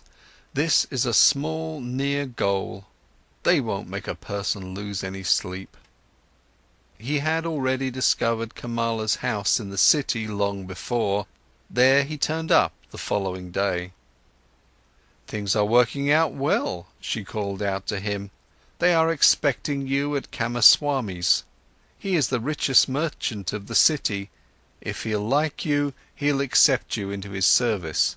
Be smart, brown Samana. I had others tell him about you.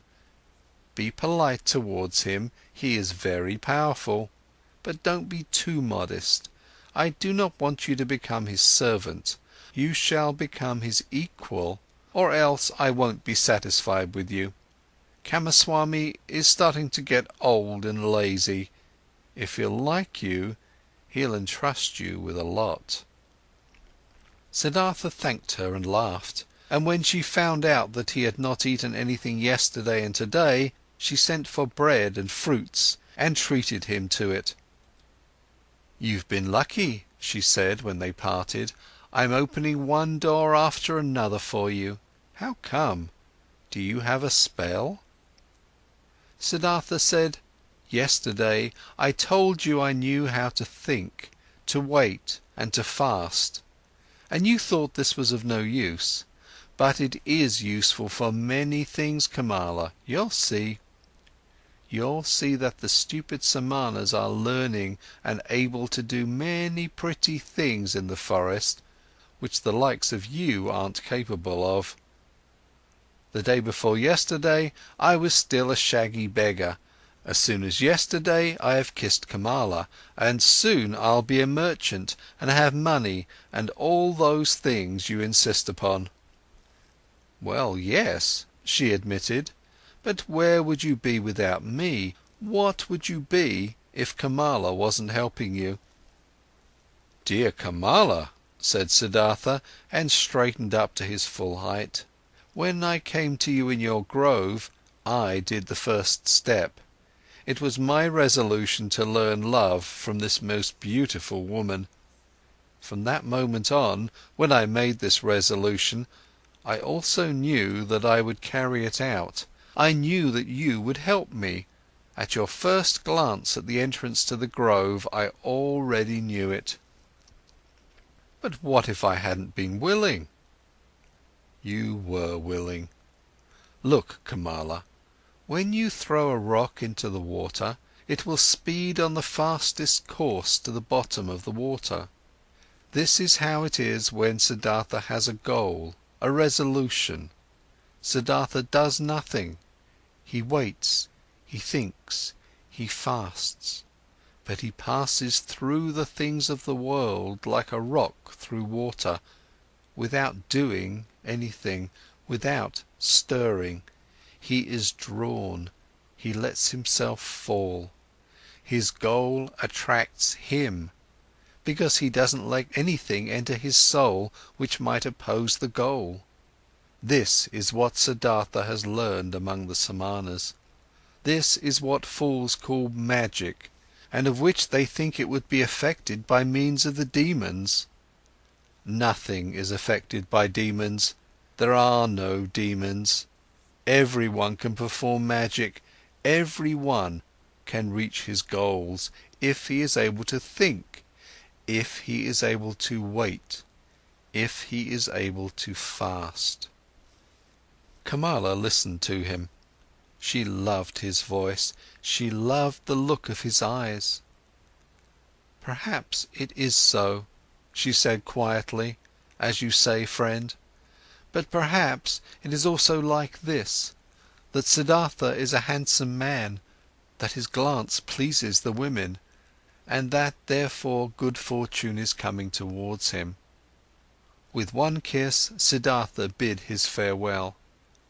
I wish that it should be this way, my teacher, that my glance shall please you, that always good fortune shall come to me out of your direction. Chapter 6. With the childlike people. Siddhartha went to Kamaswami the merchant. He was directed into a rich house. Servants led him between precious carpets into a chamber, where he awaited the master of the house.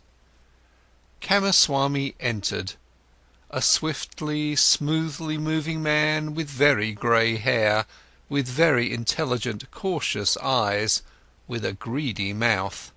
Politely, the host and the guest greeted one another.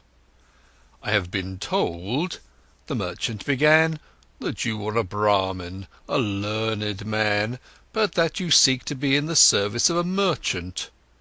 Might you have become destitute, Brahmin, so that you seek to serve?" "No," said Siddhartha, "I have not become destitute, and have never been destitute. You should know that I am coming from the Samanas, with whom I have lived for a long time." "If you're coming from the Samanas, how could you be anything but destitute? Aren't the Samanas entirely without possessions?" "I am without possessions," said Siddhartha, "if this is what you mean. Surely I am without possessions, But I am so voluntarily, and therefore I am not destitute." "But what are you planning to live of, being without possessions?" "I haven't thought of this yet, sir. For more than 3 years I have been without possessions, and have never thought of what I should live." "So you've lived of the possessions of others?" "Presumably this is how it is. After all, a merchant also lives of what other people own." "Well said. But he wouldn't take anything from another person for nothing. He would give his merchandise in return." "So it seems to be, indeed. Everyone takes, everyone gives. Such is life." "But if you don't mind me asking, being without possessions, what would you like to give?" "Everyone gives what he has. A warrior gives strength. The merchant gives merchandise, the teacher teachings, the farmer rice, the fisher fish." "Yes, indeed. And what is it now that you've got to give? What is it that you've learned, what you're able to do?" "I can think, I can wait, I can fast." "That's everything?" "I believe that's everything." "And what's the use of that? For example, the fasting, what is it good for?" "It is very good, sir. When a person has nothing to eat, fasting is the smartest thing he could do. When, for example, Siddhartha hadn't learned to fast, he would have to accept any kind of service before this day is up, whether it may be with you or wherever, because hunger would force him to do so. But like this, Siddhartha can wait calmly. He knows no impatience, he knows no emergency. For a long time he can allow hunger to besiege him, and can laugh about it. This, sir, is what fasting is good for." "You're right, Samana. Wait for a moment." Kamaswami left the room and returned with a scroll which he handed to his guest, while asking, "Can you read this?"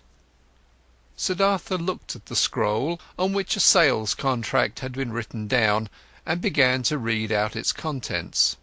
"Excellent," said Kamaswami. "And would you write something for me on this piece of paper?" He handed him a piece of paper and a pen, and Siddhartha wrote and returned the paper.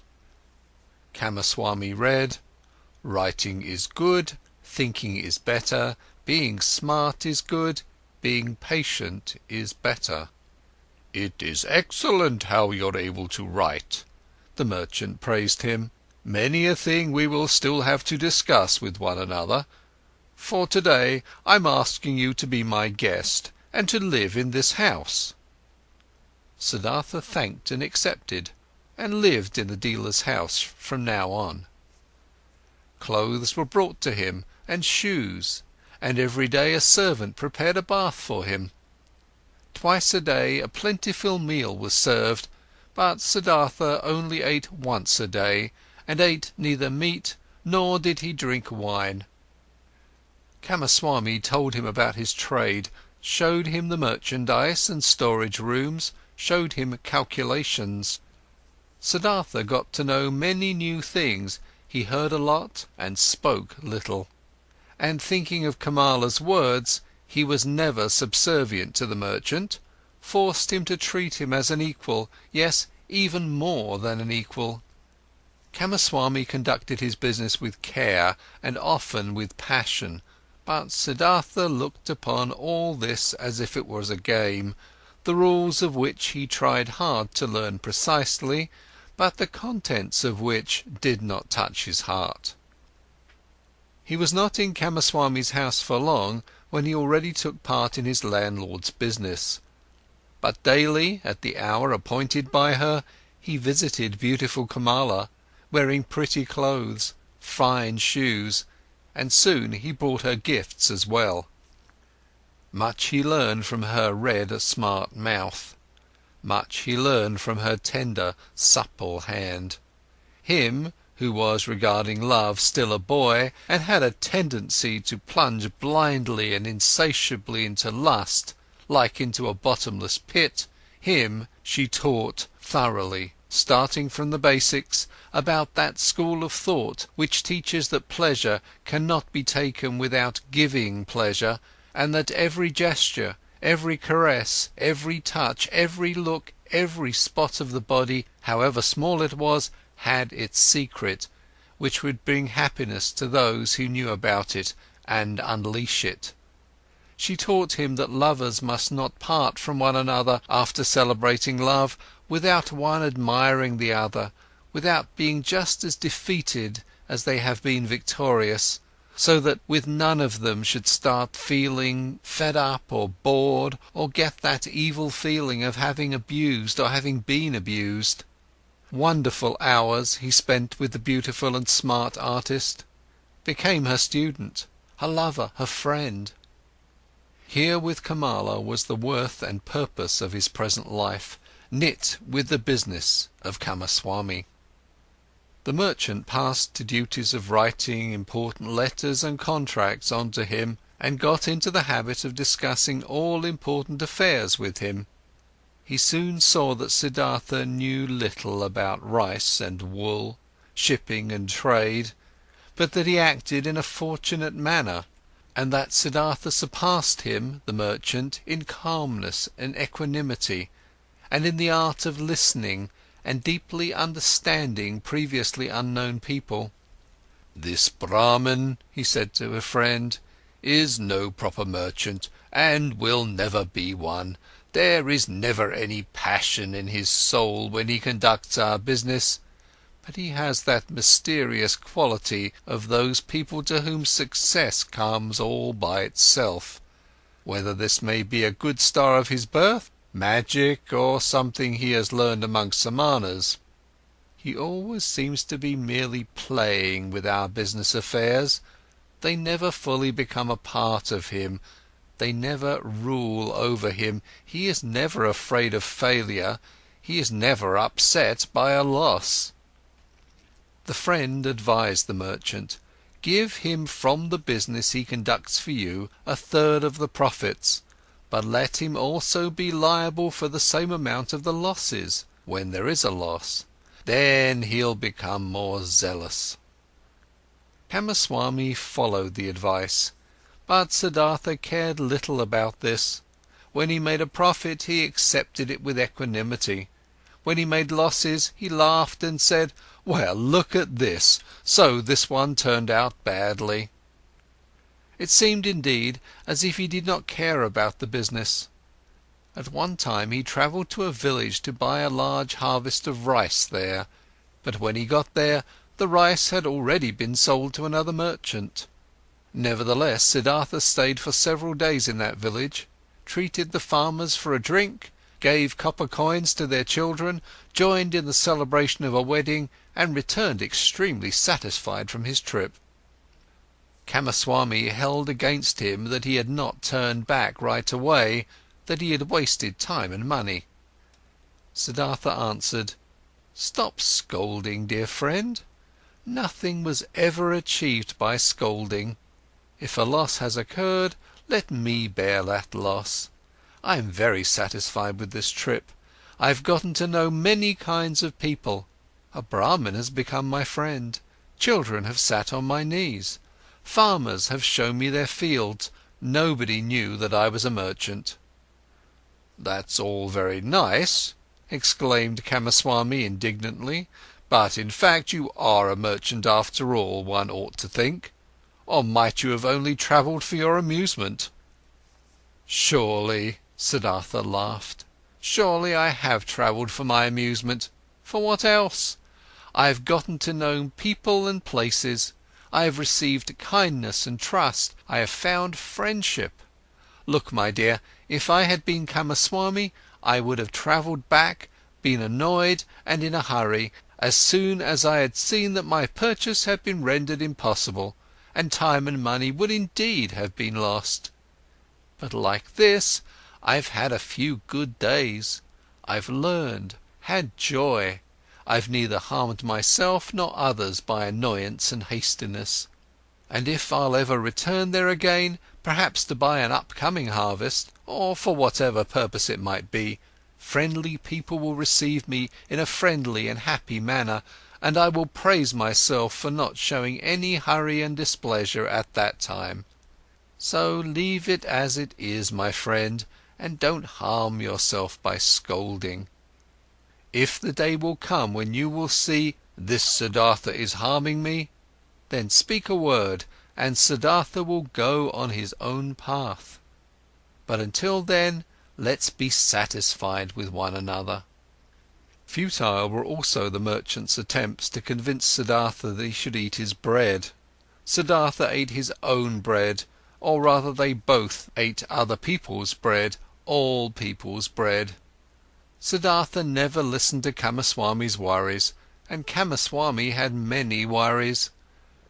Whether there was a business deal going on which was in danger of failing, or whether a shipment of merchandise seemed to have been lost, or a debtor seemed to be unable to pay, Kamaswami could never convince his partner that it would be useful to utter a few words of worry or anger, to have wrinkles on the forehead, to sleep badly.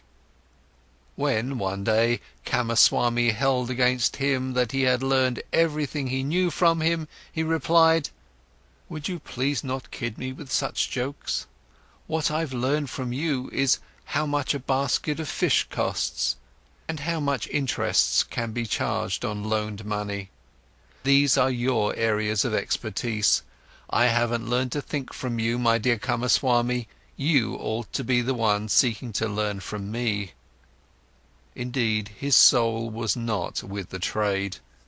The business was good enough to provide him with the money for Kamala, and it earned him much more than he needed. Besides from this, Siddhartha's interest and curiosity was only concerned with the people, whose businesses, crafts, worries, pleasures, and acts of foolishness used to be as alien and distant to him as the moon. However easily he succeeded in talking to all of them, in living with all of them, in learning from all of them, he was still aware that there was something which separated him from them, and this separating factor was him being a samana. He saw mankind going through life in a childlike or animal-like manner, which he loved and also despised at the same time. He saw them toiling, saw them suffering and becoming grey for the sake of things which seemed to him entirely unworthy of this price, for money, for little pleasures, for being slightly honoured. He saw them scolding and insulting each other, he saw them complaining about a pain at which a samana would only smile, and suffering because of deprivations which a samana would not feel. He was open to everything these people brought his way. Welcome was the merchant who offered him linen for sale, welcome was the debtor who sought another loan, welcome was the beggar who told him for 1 hour the story of his poverty, and who was not half as poor as any given samana. He did not treat the rich foreign merchant any different than the servant who shaved him, and the street vendor whom he let cheat him out of some small change when buying bananas. When Kamaswami came to him to complain about his worries or to reproach him concerning his business, he listened curiously and happily, was puzzled by him, tried to understand him, consented that he was a little bit right, only as much as he considered indispensable, and turned away from him towards the next person who would ask for him. And there were many who came to him, many to do business with him, many to cheat him, many to draw some secret out of him, many to appeal to his sympathy, many to get his advice. He gave advice, he pitied, he made gifts, he let them cheat him a bit. And this entire game and the passion with which all people played this game occupied his thoughts just as much as the gods and Brahmins used to occupy them. At times he felt, deep in his chest, a dying, quiet voice which admonished him quietly, lamented quietly, he hardly perceived it. And then for an hour he became aware of the strange life he was leading, of him doing lots of things which were only a game, of though being happy and feeling joy at times, real life still passing him by and not touching him. As a ball player plays with his balls, he played with his business deals, with the people around him, watched them, found amusement in them. With his heart, with the source of his being, he was not with them.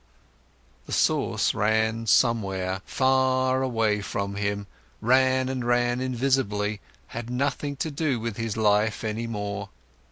And at several times he suddenly became scared on account of such thoughts, and wished that he would also be gifted with the ability to participate in all of this childlike, naive occupations of the daytime with passion and with his heart, really to live, really to act, really to enjoy and to live, instead of just standing by as a spectator.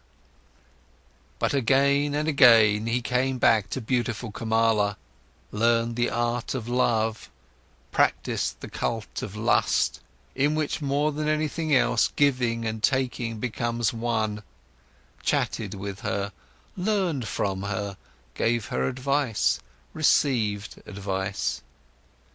She understood him better than Govinda used to understand him, she was more similar to him. Once he said to her, "You are like me, you are different from most people, you are Kamala, nothing else, and inside you there is a peace and refuge to which you can go at every hour of the day and be at home at yourself, as I can also do. Few people have this, and yet all could have it." "Not all people are smart," said Kamala. "No," said Siddhartha, "that's not the reason why. Kamaswami is just as smart as I, and still has no refuge in himself. Others have it who are small children with respect to their mind. Most people, Kamala, are like a falling leaf, which is blown and is turning around through the air and wavers and tumbles to the ground. But others, a few, are like stars. They go on a fixed course, no wind reaches them, in themselves they have their law and their course. Among all the learned men and samanas, of which I knew many, there was one of this kind, a perfected one. I'll never be able to forget him. It is that Gotama, the exalted one, who is spreading that teachings. Thousands of followers are listening to his teachings every day, follow his instructions every hour. But they are all falling leaves. Not in themselves they have teachings and a law." Kamala looked at him with a smile. "Again you're talking about him," she said. "Again you're having a samana's thoughts." Siddhartha said nothing, and they played the game of love, one of the 30 or 40 different games Kamala knew. Her body was flexible like that of a jaguar and like the bow of a hunter. He, who had learned from her how to make love, was knowledgeable of many forms of lust, many secrets. For a long time she played with Siddhartha, enticed him, rejected him, forced him, embraced him, enjoyed his masterful skills, until he was defeated and rested exhausted by her side. The courtesan bent over him, took a long look at his face, at his eyes which had grown tired. "You are the best lover," she said thoughtfully, "I ever saw. You're stronger than others, more supple, more willing. You've learned my art well, Siddhartha. At some time, when I'll be older, I'll want to bear your child. And yet, my dear, you've remained a samana, and yet you do not love me, you love nobody. Isn't it so?" "It might very well be so," Siddhartha said tiredly. I am like you. You also do not love. How else could you practice love as a craft? Perhaps people of our kind can't love. The childlike people can. That's their secret. Chapter 7. Sansara. For a long time Siddhartha had lived the life of the world and of lust, though without being a part of it. His senses, which he had killed off in hot years as a samana, had awoken again. He had tasted riches, had tasted lust, had tasted power. Nevertheless, he had still remained in his heart for a long time a samana. Kamala, being smart, had realized this quite right. It was still the art of thinking, of waiting, of fasting, which guided his life. Still, the people of the world, the childlike people, had remained alien to him, as he was alien to them. Years passed. Surrounded by the good life, Siddhartha hardly felt them fading away. He had become rich. For quite a while he possessed a house of his own and his own servants, and a garden before the city by the river. The people liked him. They came to him whenever they needed money or advice, but there was no one close to him except Kamala. That high, bright state of being awake, which he had experienced that one time at the height of his youth, in those days after Gotama's sermon, after the separation from Govinda, that tense expectation, that proud state of standing alone without teachings and without teachers, that supple willingness to listen to the divine voice in his own heart, had slowly become a memory, had been fleeting. Distant and quiet, the holy source murmured, which used to be near, which used to murmur within himself.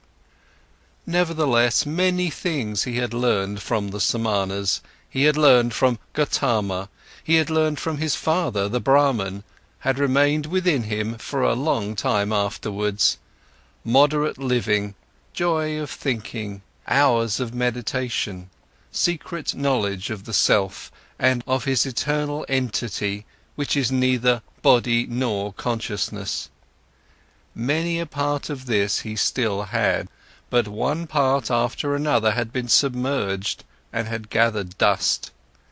Just as a potter's wheel, once it has been set in motion, will keep on turning for a long time and only slowly lose its vigour and come to a stop, thus Siddhartha's soul had kept on turning the wheel of asceticism, the wheel of thinking, the wheel of differentiation for a long time, still turning, but it turned slowly and hesitantly and was close to coming to a standstill. Slowly, like humidity entering the dying stem of a tree, filling it slowly and making it rot, the world and sloth had entered Siddhartha's soul. Slowly it filled his soul, made it heavy, made it tired, put it to sleep. On the other hand, his senses had become alive. There was much they had learned, much they had experienced. Siddhartha had learned to trade, to use his power over people, to enjoy himself with a woman. He had learned to wear beautiful clothes, to give orders to servants, to bathe in perfumed waters. He had learned to eat tenderly and carefully prepared food, even fish, even meat and poultry, spices and sweets, and to drink wine, which causes sloth and forgetfulness. He had learned to play with dice and on a chessboard, to watch dancing girls, to have himself carried about in a sedan chair, to sleep on a soft bed. But he still had felt different from and superior to the others. Always he had watched them with some mockery, some mocking disdain, with the same disdain which a samana constantly feels for the people of the world. When Kamaswami was ailing, when he was annoyed, when he felt insulted, when he was vexed by his worries as a merchant, Siddhartha had always watched it with mockery. Just slowly and imperceptibly, as the harvest seasons and rainy seasons passed by, his mockery had become more tired, his superiority had become more quiet. Just slowly, among his growing riches, Siddhartha had assumed something of the childlike people's ways for himself, something of their childlikeness and of their fearfulness. And yet he envied them just the more similar he became to them. He envied them for the one thing that was missing from him and that they had, the importance they were able to attach to their lives, the amount of passion in their joys and fears, the fearful but sweet happiness of being constantly in love. These people were all of the time in love with themselves, with women, with their children, with honours or money, with plans or hopes. But he did not learn this from them, this out of all things, this joy of a child and this foolishness of a child. He learned from them out of all things the unpleasant ones which he himself despised. It happened more and more often that, in the morning, after having had company the night before, he stayed in bed for a long time, felt unable to think and tired. It happened that he became angry and impatient when Kamaswami bored him with his worries. It happened that he laughed just too loud when he lost a game of dice. His face was still smarter and more spiritual than others, but it rarely laughed, and assumed, one after another, those features which are so often found in the faces of rich people, those features of discontent, of sickliness, of ill humour, of sloth, of a lack of love. Slowly, the disease of the soul which rich people have grabbed hold of him. Like a veil, like a thin mist, tiredness came over Siddhartha, slowly getting a bit denser every day, a bit murkier every month, a bit heavier every year. As a new dress becomes old in time, loses its beautiful colour in time, gets stains, gets wrinkles, gets worn off at the seams and starts to show threadbare spots here and there, thus Siddhartha's new life, which he had started after his separation from Govinda, had grown old, lost colour and splendour as the years passed by, was gathering wrinkles and stains, and hidden at bottom, already showing its ugliness here and there, disappointment and disgust were waiting. And hidden at bottom, already showing its ugliness here and there, disappointment and disgust were waiting. Siddhartha did not notice it. He only noticed that this bright and reliable voice inside of him, which had awoken in him at that time and had ever guided him in his best times, had become silent. He had been captured by the world, by lust, covetousness, sloth, and finally also by that vice which he had used to despise and mock the most, as the most foolish one of all vices: greed. Property, possessions and riches also had finally captured him. They were no longer a game and trifles to him, had become a shackle and a burden. In a strange and devious way, Siddhartha had gotten into this final and most base of all dependencies by means of the game of dice.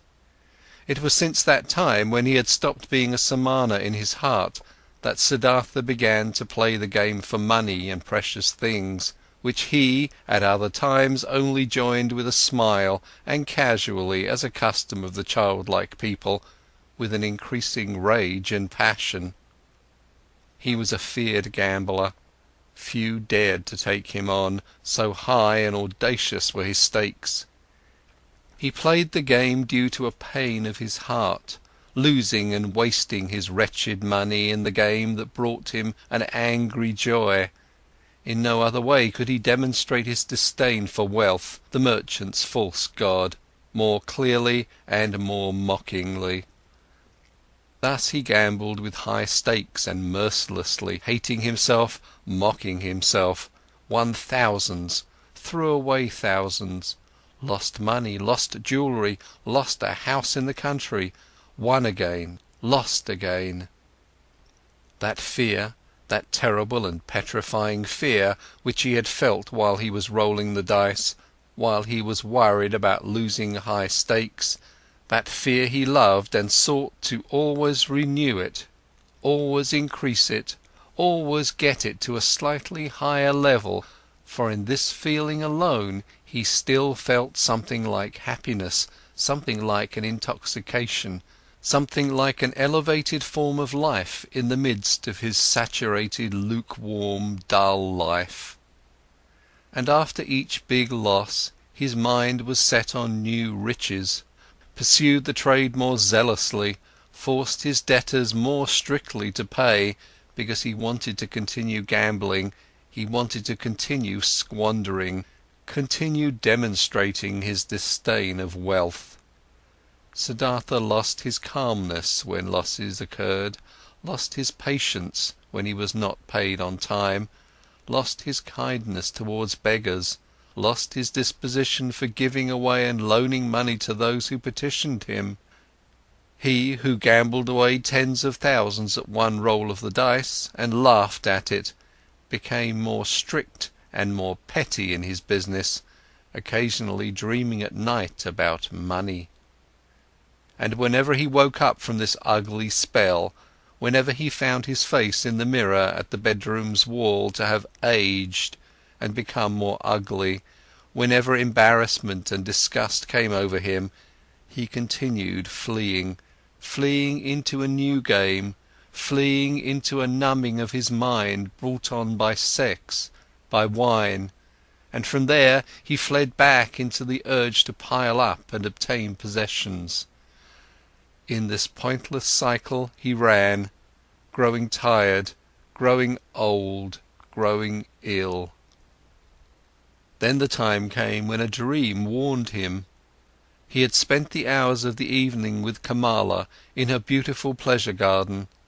They had been sitting under the trees talking, and Kamala had said thoughtful words, words behind which a sadness and a tiredness lay hidden.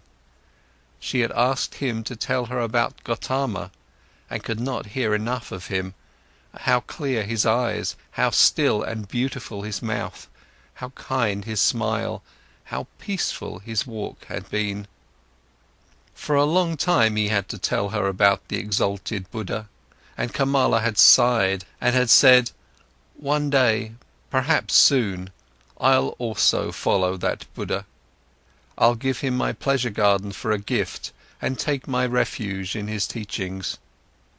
But after this she had aroused him and had tied him to her in the act of making love with painful fervour, biting and in tears, as if once more she wanted to squeeze the last sweet drop out of this vain, fleeting pleasure. Never before it had become so strangely clear to Siddhartha how closely lust was akin to death. Then he had lain by her side, and Kamala's face had been close to him, and under her eyes and next to the corners of her mouth he had, as clearly as never before, read a fearful inscription, an inscription of small lines, of slight grooves, an inscription reminiscent of autumn and old age, just as Siddhartha himself, who was only in his 40s, had already noticed, here and there, grey hairs among his black ones. Tiredness was written on Kamala's beautiful face, tiredness from walking a long path which has no happy destination, tiredness and the beginning of withering and concealed, still unsaid, perhaps not even conscious anxiety, fear of old age, fear of the autumn, fear of having to die. With a sigh, he had bid his farewell to her, the soul full of reluctance, and full of concealed anxiety. Then Siddhartha had spent the night in his house with dancing girls and wine, had acted as if he was superior to them, towards the fellow members of his caste, though this was no longer true, had drunk much wine and gone to bed a long time after midnight, being tired and yet excited, close to weeping and despair, and had for a long time sought to sleep in vain, his heart full of misery, which he thought he could not bear any longer, full of a disgust, which he felt penetrating his entire body like the lukewarm, repulsive taste of the wine, the just too sweet, dull music, the just too soft smile of the dancing girls, the just too sweet scent of their hair and breasts. But more than by anything else, he was disgusted by himself, by his perfumed hair, by the smell of wine from his mouth, by the flabby tiredness and listlessness of his skin, like when someone who has eaten and drunk far too much vomits it back up again with agonizing pain and is nevertheless glad about the relief. Thus this sleepless man wished to free himself of these pleasures, these habits and all of this pointless life and himself, in an immense burst of disgust.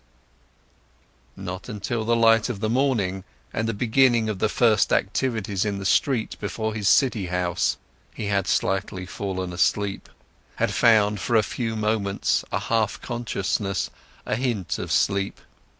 In these moments he had a dream. Kamala owned a small, rare, singing bird in a golden cage.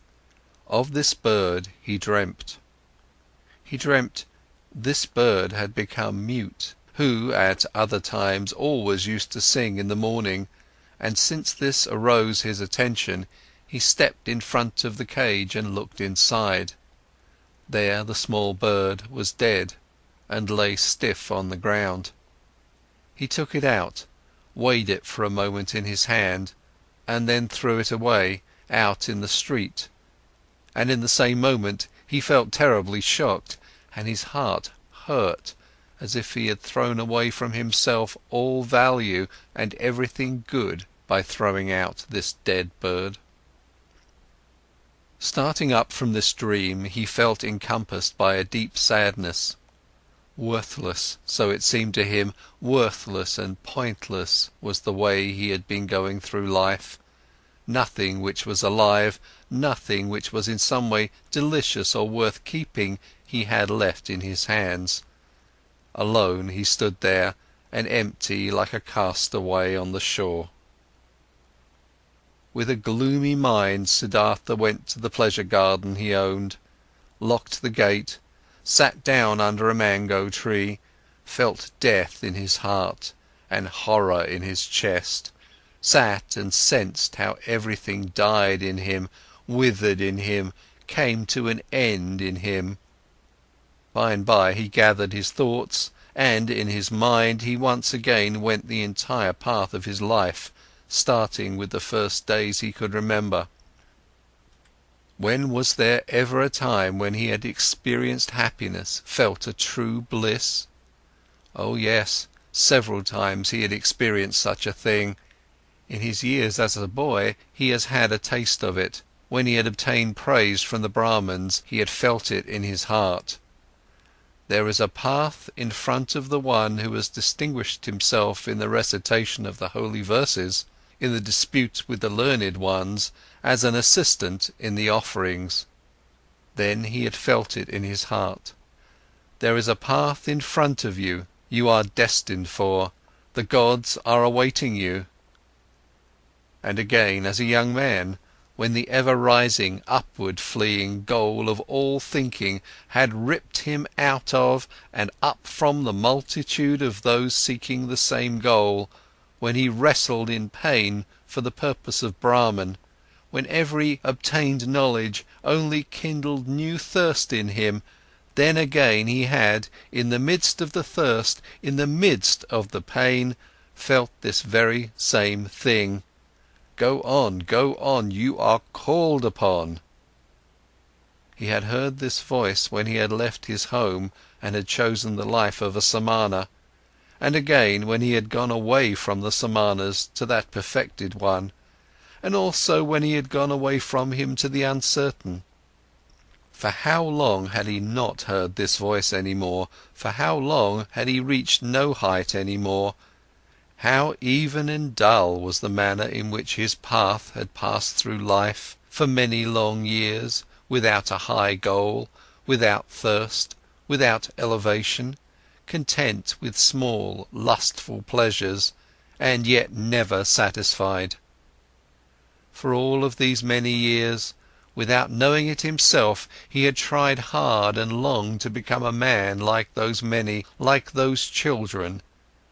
And in all this, his life had been much more miserable and poorer than theirs, and their goals were not his, nor their worries. After all, that entire world of the Kamaswami people had only been a game to him, a dance he would watch, a comedy. Only Kamala had been dear, had been valuable to him, but was she still thus?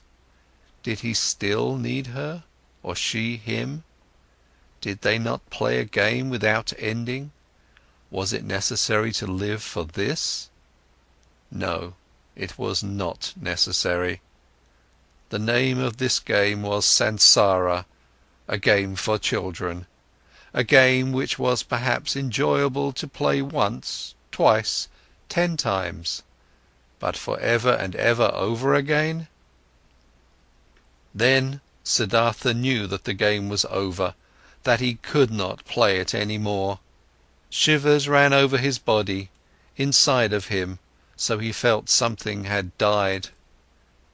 That entire day he sat under the mango tree, thinking of his father, thinking of Govinda, thinking of Gotama. Did he have to leave them to become a Kamaswami? He still sat there when the night had fallen. When looking up, he caught sight of the stars. He thought, "Here I'm sitting under my mango tree, in my pleasure garden." He smiled a little. Was it really necessary? Was it right? Was it not a foolish game that he owned a mango tree, that he owned a garden? He also put an end to this. This also died in him. He rose, bid his farewell to the mango tree, his farewell to the pleasure garden. Since he had been without food this day, he felt strong hunger, and thought of his house in the city, of his chamber and bed, of the table with the meals on it. He smiled tiredly, shook himself, and bid his farewell to these things. In the same hour of the night, Siddhartha left his garden, left the city, and never came back. For a long time Kamaswami had people look for him, thinking that he had fallen into the hands of robbers. Kamala had no one look for him. When she was told that Siddhartha had disappeared, she was not astonished. Did she not always expect it? Was he not a samana, a man who was at home nowhere, a pilgrim? And most of all, she had felt this the last time they had been together, and she was happy, in spite of all the pain of the loss, that she had pulled him so affectionately to her heart for this last time, that she had felt one more time to be so completely possessed and penetrated by him. When she received the first news of Siddhartha's disappearance, she went to the window, where she held a rare singing bird captive in a golden cage. She opened the door of the cage, took the bird out, and let it fly. For a long time she gazed after it, the flying bird. From this day on, she received no more visitors, and kept her house locked. But after some time, she became aware that she was pregnant from the last time she was together with Siddhartha. Chapter 8. By the River. Siddhartha walked through the forest, was already far from the city, and knew nothing but that one thing, that there was no going back for him, that this life, as he had lived it for many years until now, was over and done away with, and that he had tasted all of it, sucked everything out of it, until he was disgusted with it. Dead was the singing bird he had dreamt of, dead was the bird in his heart. Deeply he had been entangled in samsara, he had sucked up disgust and death from all sides into his body, like a sponge that sucks up water until it is full. And full he was, full of the feeling of being sick of it, full of misery, full of death. There was nothing left in this world which could have attracted him, given him joy, given him comfort. Passionately he wished to know nothing about himself any more, to have rest, to be dead. If there was only a lightning bolt to strike him dead, if there was only a tiger to devour him, if there was only a wine, a poison which could numb his senses, bring him forgetfulness and sleep, and no awakening from that. Was there still any kind of filth he had not soiled himself with, a sin or foolish act he had not committed, a dreariness of the soul he had not brought upon himself? Was it still at all possible to be alive? Was it possible to breathe in again and again, to breathe out, to feel hunger, to eat again, to sleep again, to sleep with a woman again? Was this cycle not exhausted and brought to a conclusion for him? Siddhartha reached the large river in the forest, the same river over which a long time ago, when he had still been a young man and came from the town of Gotama, the ferryman had conducted him. By this river he stopped, hesitatingly he stood at the bank. Tiredness and hunger had weakened him, and whatever he should walk on, wherever to whichever goal? No, there were no more goals, there was nothing left but the deep, painful yearning to shake off this whole desolate dream, to spit out this stale wine, to put an end to this miserable and shameful life. A hang bent over the bank of the river, a coconut tree. Siddhartha leaned against its trunk with his shoulder, embraced the trunk with one arm, and looked down into the green water, which ran and ran under him, looked down and found himself to be entirely filled with the wish to go and to drown in these waters. A frightening emptiness was reflected back at him by the water, answering to the terrible emptiness in his soul. Yes, he had reached the end. There was nothing left for him, except to annihilate himself, except to smash the failure into which he had shaped his life, to throw it away before the feet of mockingly laughing gods. This was the great vomiting he had longed for, death, the smashing to bits of the form he hated. Let him be food for fishes, this dog Siddhartha, this lunatic, this depraved and rotten body, this weakened and abused soul. Let him be food for fishes and crocodiles, let him be chopped to bits by the demons. With a distorted face he stared into the water, saw the reflection of his face and spit at it. In deep tiredness he took his arm away from the trunk of the tree and turned a bit, in order to let himself fall straight down, in order to finally drown. With his eyes closed, he slipped towards death. Then, out of remote areas of his soul, out of past times of his now weary life, a sound stirred up.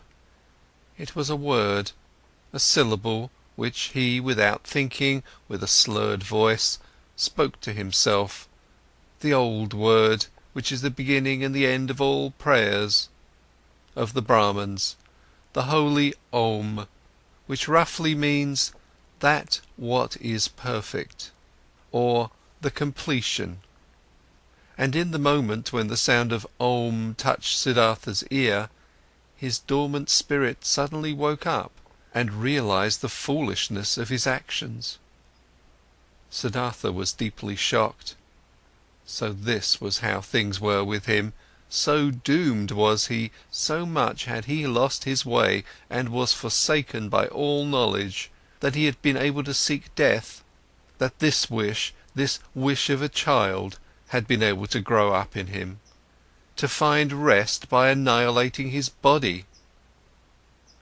What all agony of these recent times, all sobering realizations, all desperation had not brought about, this was brought on by this moment, when the Om entered his consciousness. He became aware of himself in his misery and in his error. Om, he spoke to himself, Om. And again he knew about Brahman, knew about the indestructibility of life, knew about all that is divine, which he had forgotten. But this was only a moment, flash. By the foot of the coconut tree, Siddhartha collapsed, struck down by tiredness, mumbling Om, placed his head on the root of the tree and fell into a deep sleep.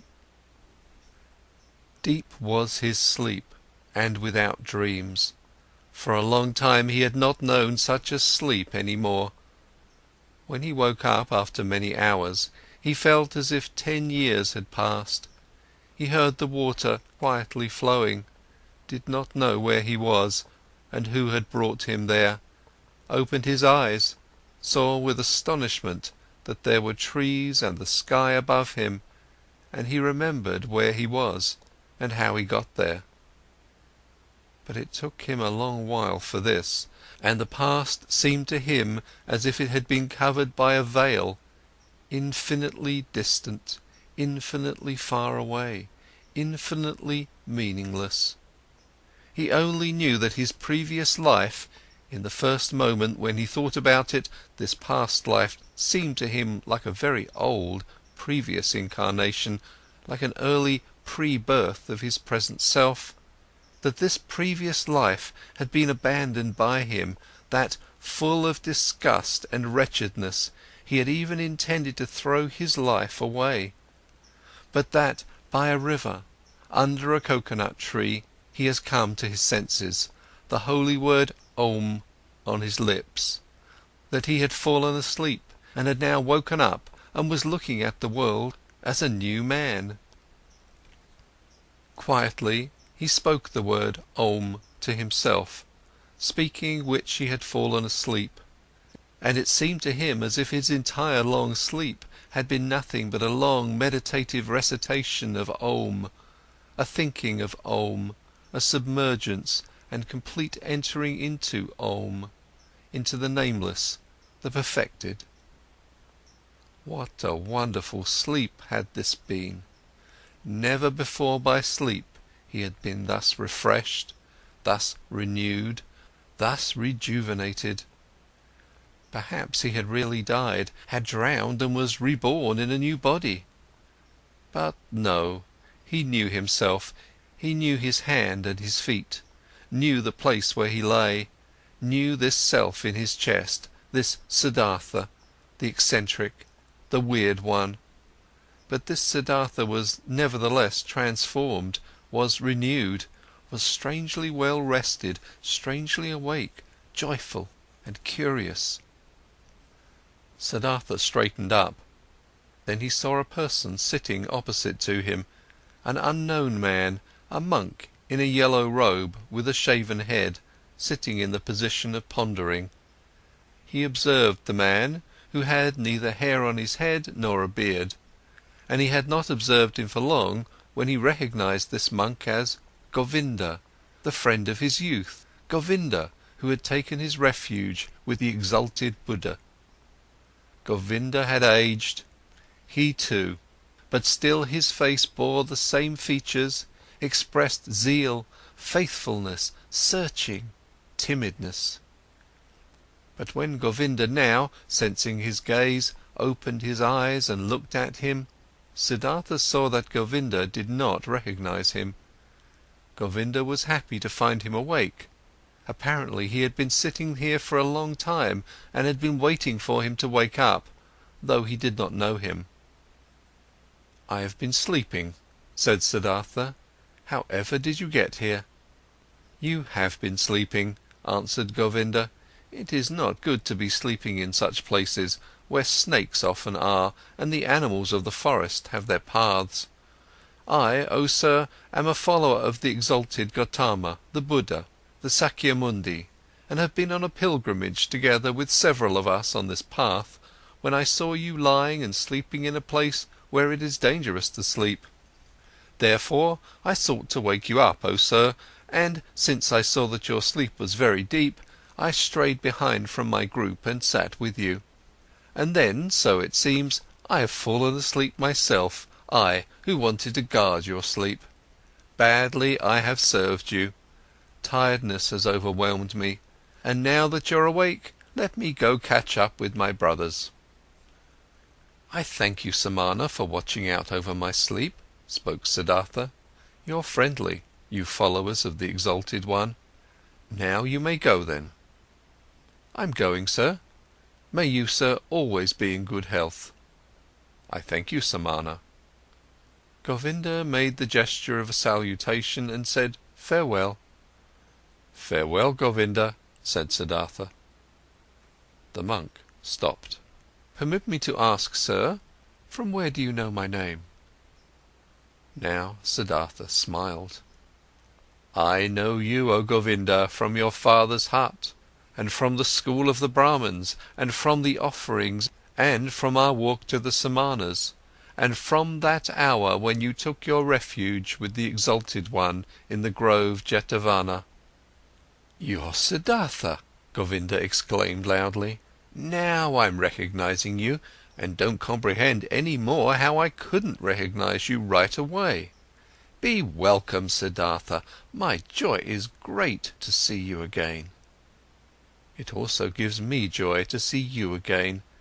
You've been the guard of my sleep. Again, I thank you for this, though I wouldn't have required any guard. Where are you going to, O friend?" "I am going nowhere. We monks are always travelling.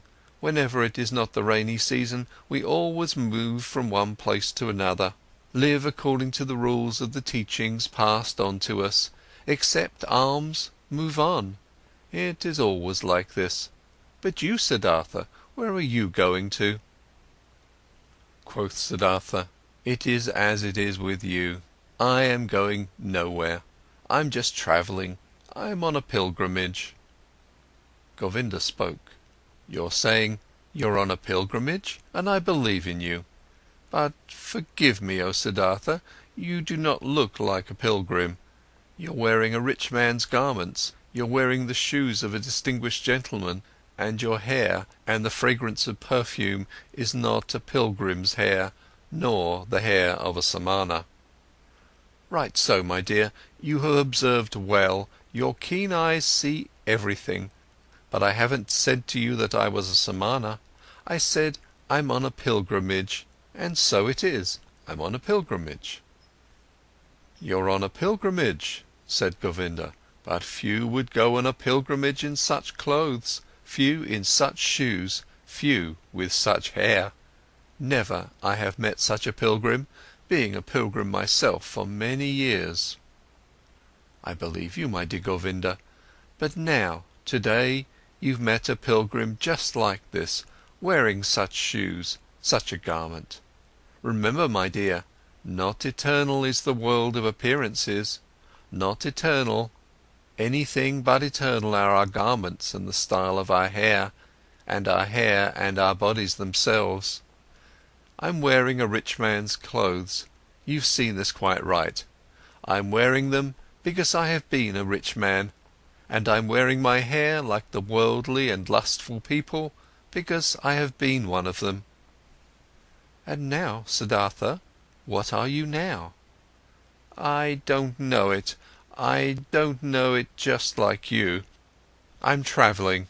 I was a rich man and am no rich man anymore, and what I'll be tomorrow, I don't know." "You've lost your riches?" "I've lost them, or they me. They somehow happened to slip away from me. The wheel of physical manifestations is turning quickly, Govinda. Where is Siddhartha the Brahmin? Where is Siddhartha the Samana? Where is Siddhartha the rich man? Non-eternal things change quickly, Govinda, you know it. Govinda looked at the friend of his youth for a long time, with doubt in his eyes. After that, he gave him the salutation which one would use on a gentleman, and went on his way. With a smiling face, Siddhartha watched him leave. He loved him still, this faithful man, this fearful man. And how could he not have loved everybody and everything in this moment, in the glorious hour after his wonderful sleep, filled with Om? The enchantment which had happened inside of him in his sleep and by means of the Om, was this very thing that he loved everything, that he was full of joyful love for everything he saw. And it was this very thing, so it seemed to him now, which had been his sickness before, that he was not able to love anybody or anything.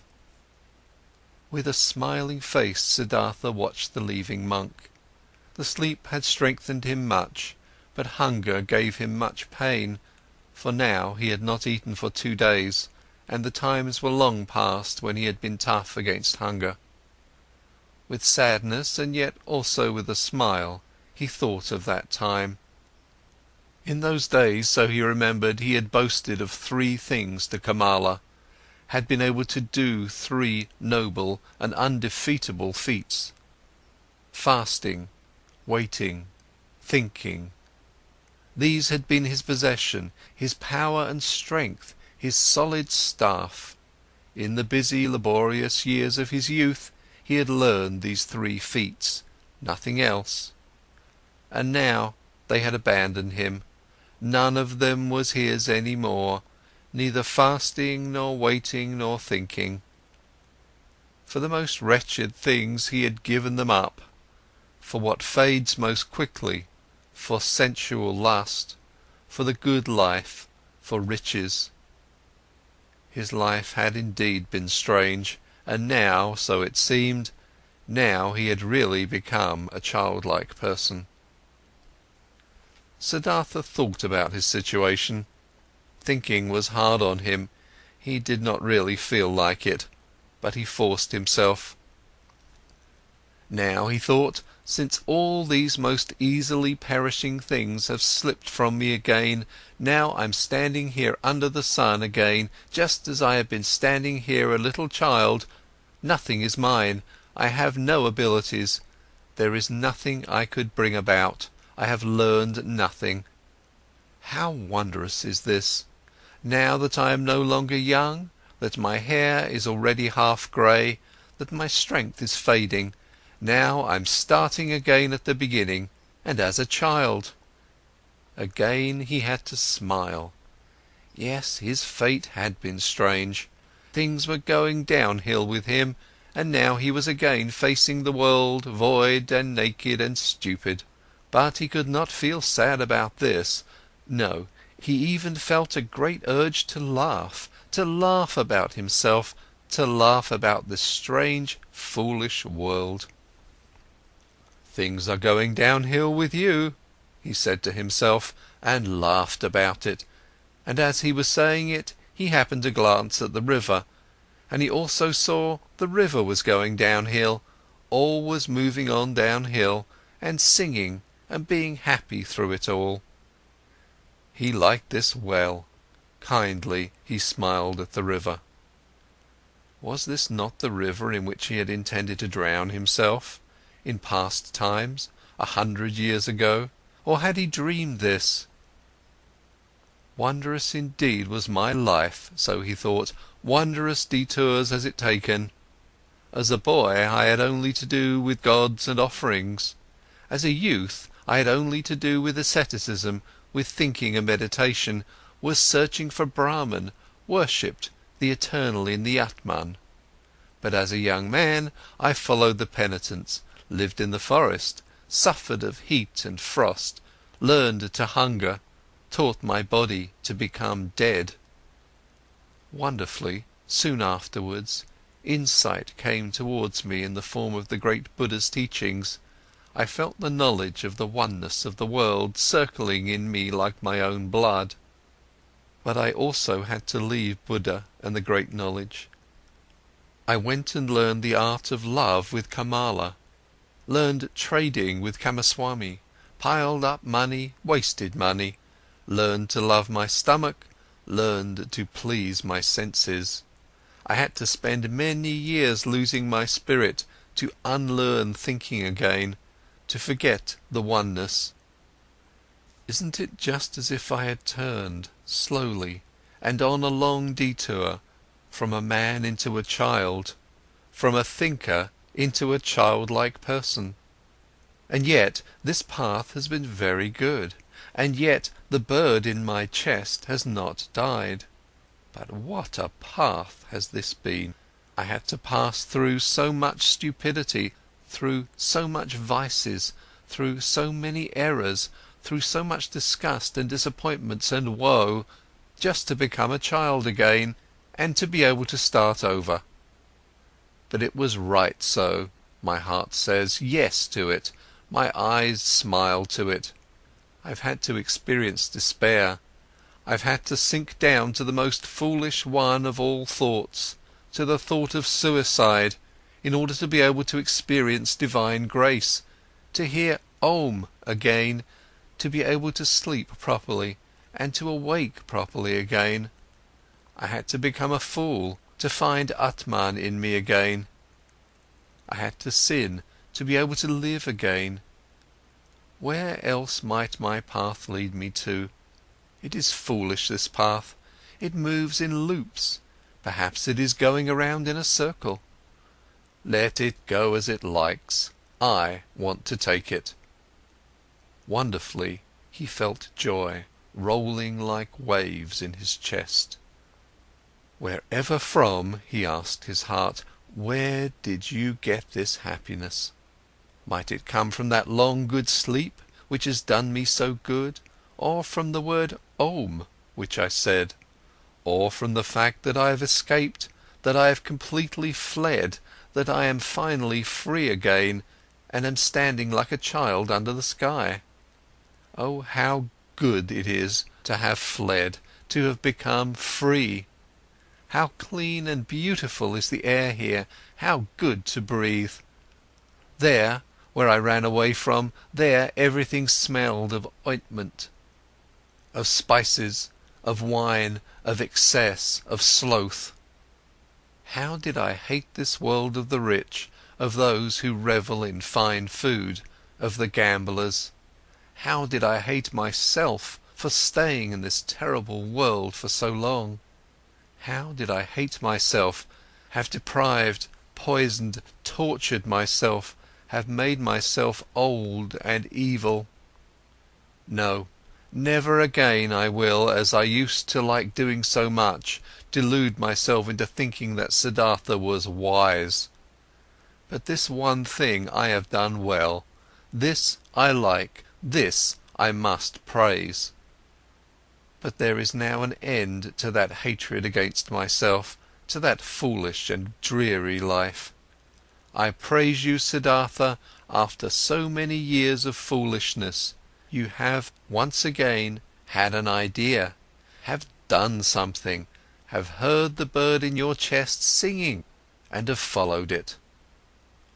Thus he praised himself, found joy in himself, listened curiously to his stomach, which was rumbling with hunger.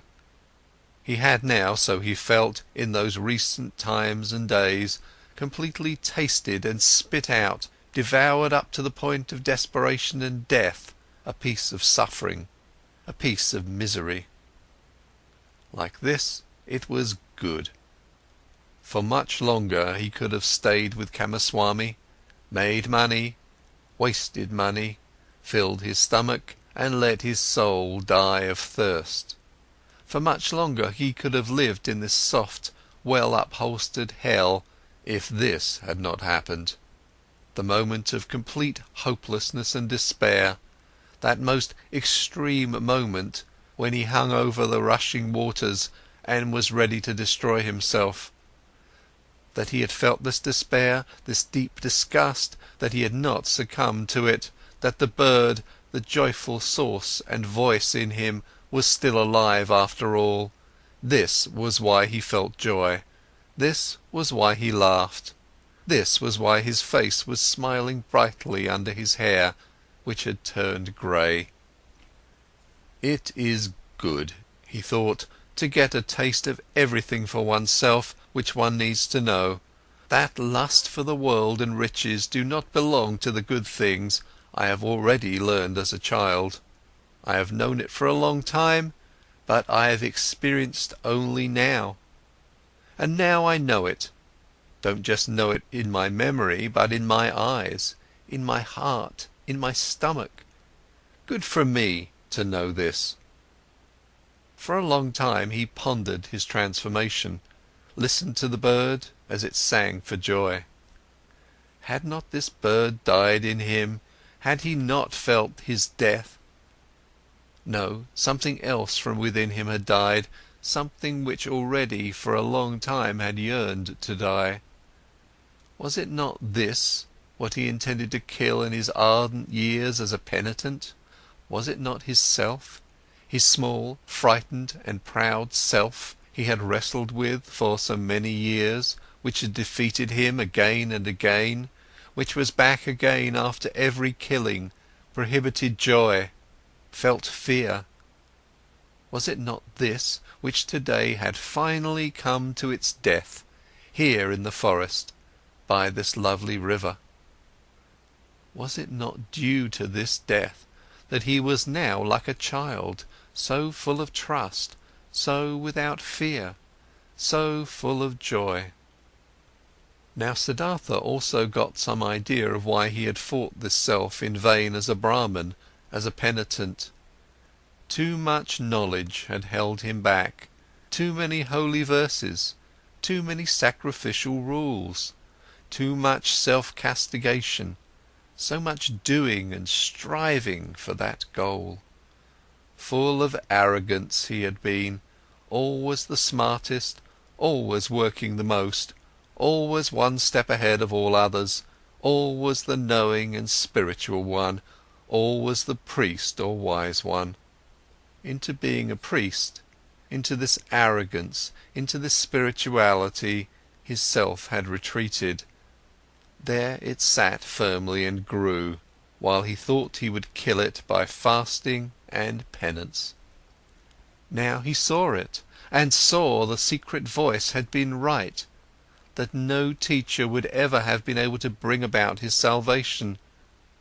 Therefore he had to go out into the world, lose himself to lust and power, to women and money, had to become a merchant, a dice gambler, a drinker and a greedy person, until the priest and samana in him was dead. Therefore he had to continue bearing these ugly years, bearing the disgust, the teachings, the pointlessness of a dreary and wasted life up to the end, up to bitter despair, until Siddhartha the lustful, Siddhartha the greedy, could also die. He had died.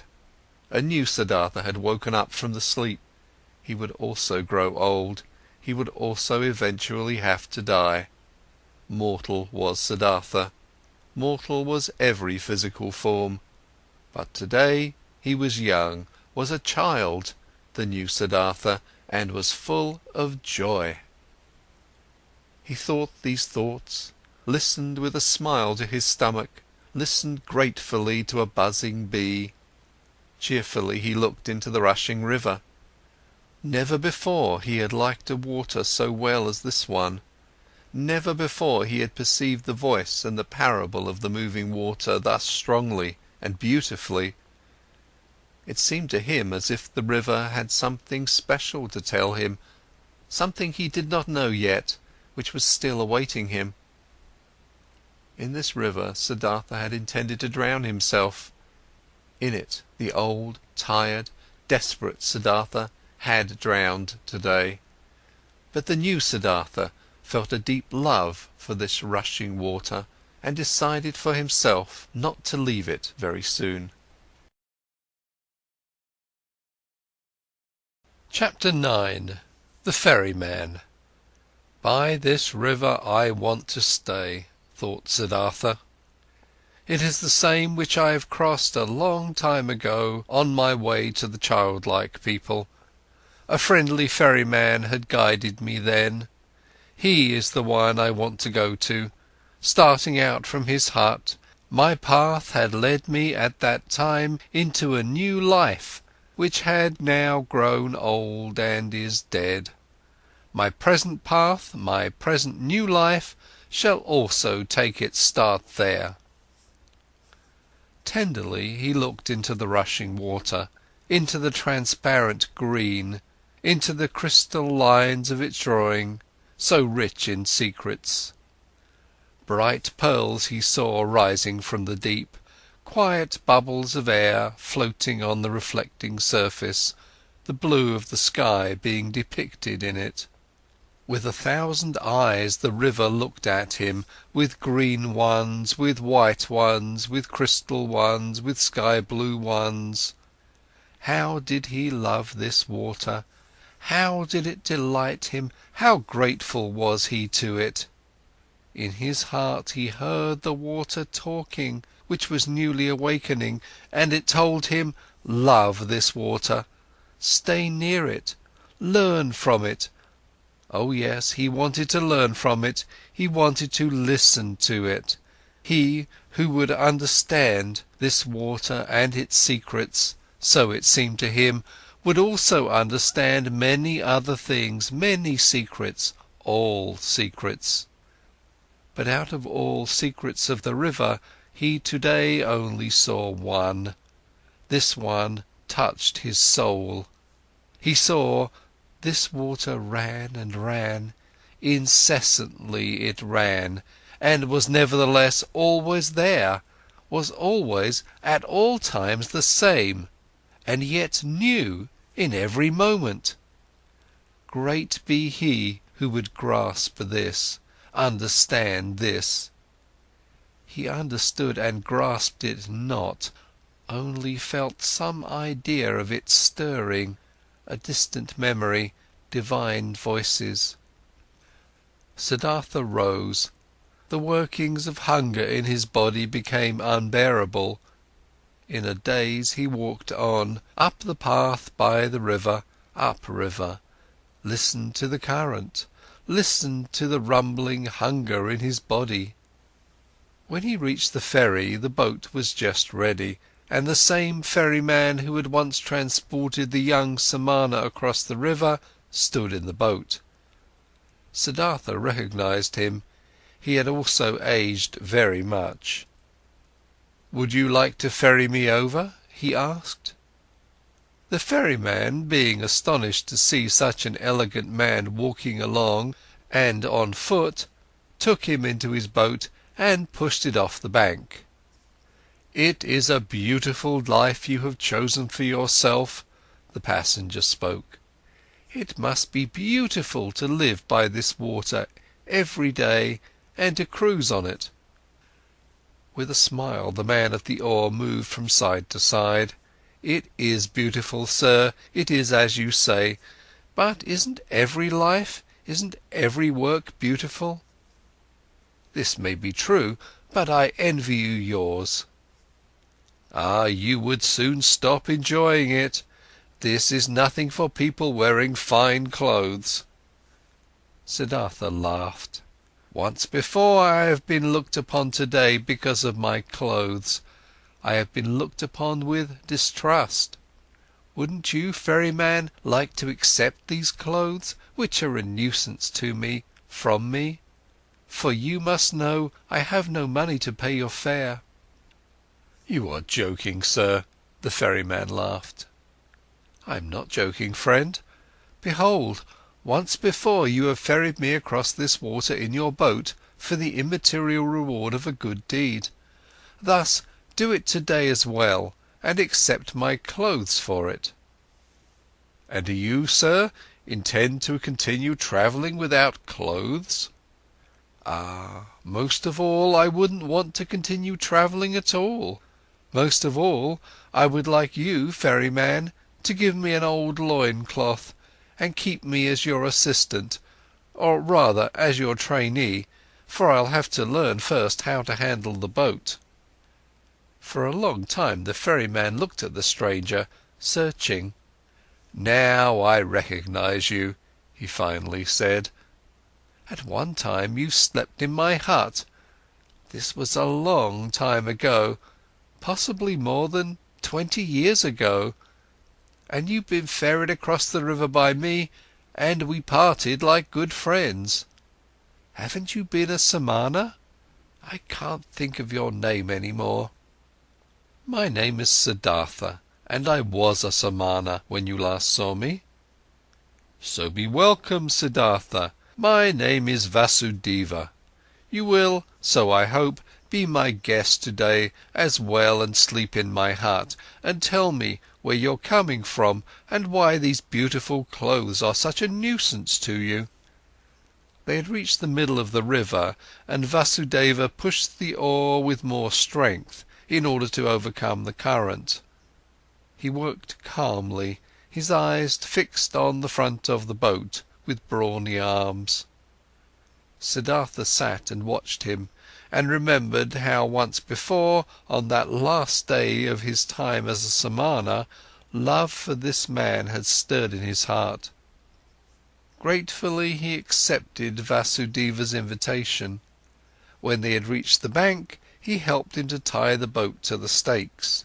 After this, the ferryman asked him to enter the hut, offered him bread and water, and Siddhartha ate with eager pleasure, and also ate with eager pleasure of the mango fruits Vasudeva offered him. Afterwards, it was almost the time of the sunset.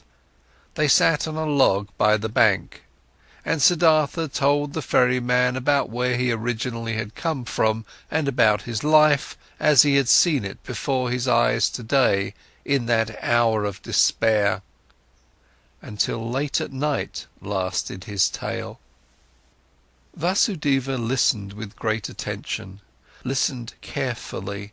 He let everything enter his mind, birthplace and childhood, all that learning, all that searching, all joy, all distress. This was among the ferryman's virtues one of the greatest. Like only a few, he knew how to listen.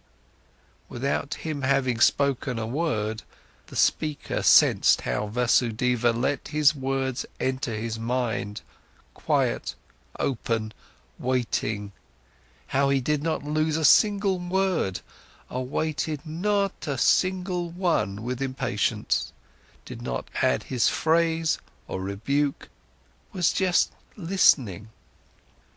Siddhartha felt, what a happy fortune it is to confess to such a listener, to bury in his heart his own life, his own search, his own suffering.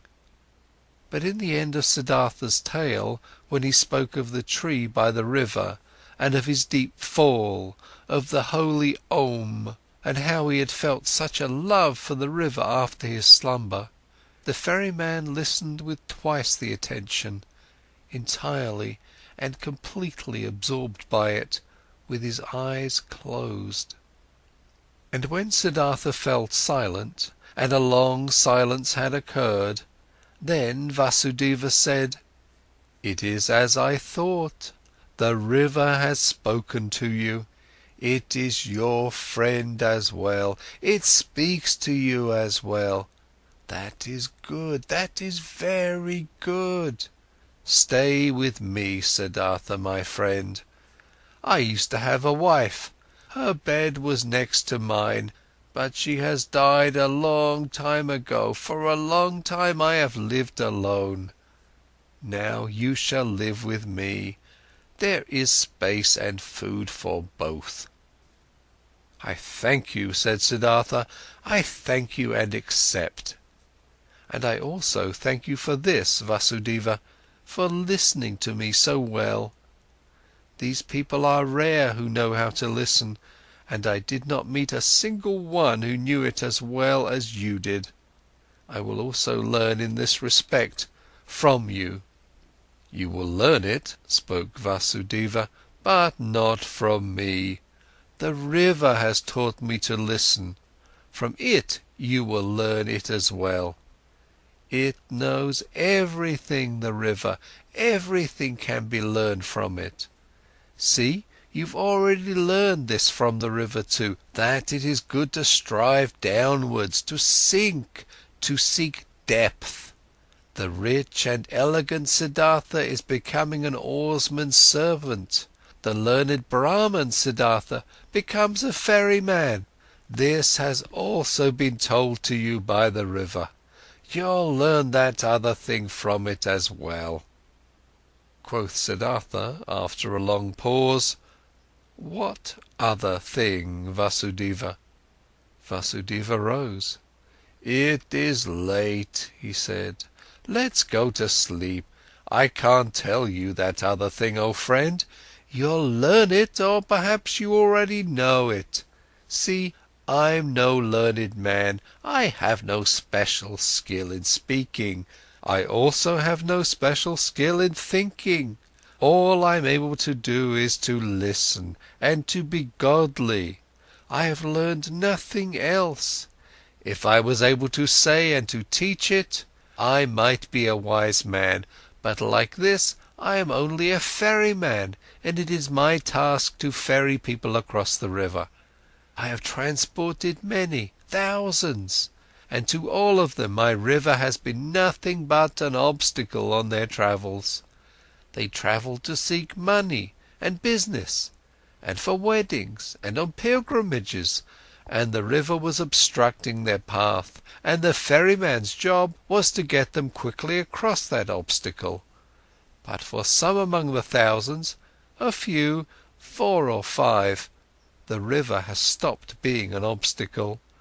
They have heard its voice, they have listened to it, and the river has become sacred to them, as it has become sacred to me.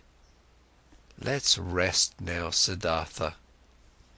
Siddhartha stayed with the ferryman and learned to operate the boat, and when there was nothing to do at the ferry, he worked with Vasudeva in the rice field, gathered wood, plucked the fruit off the banana trees.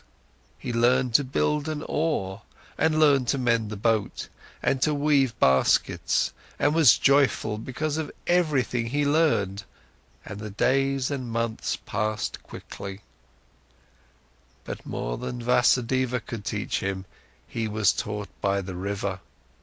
Incessantly he learned from it.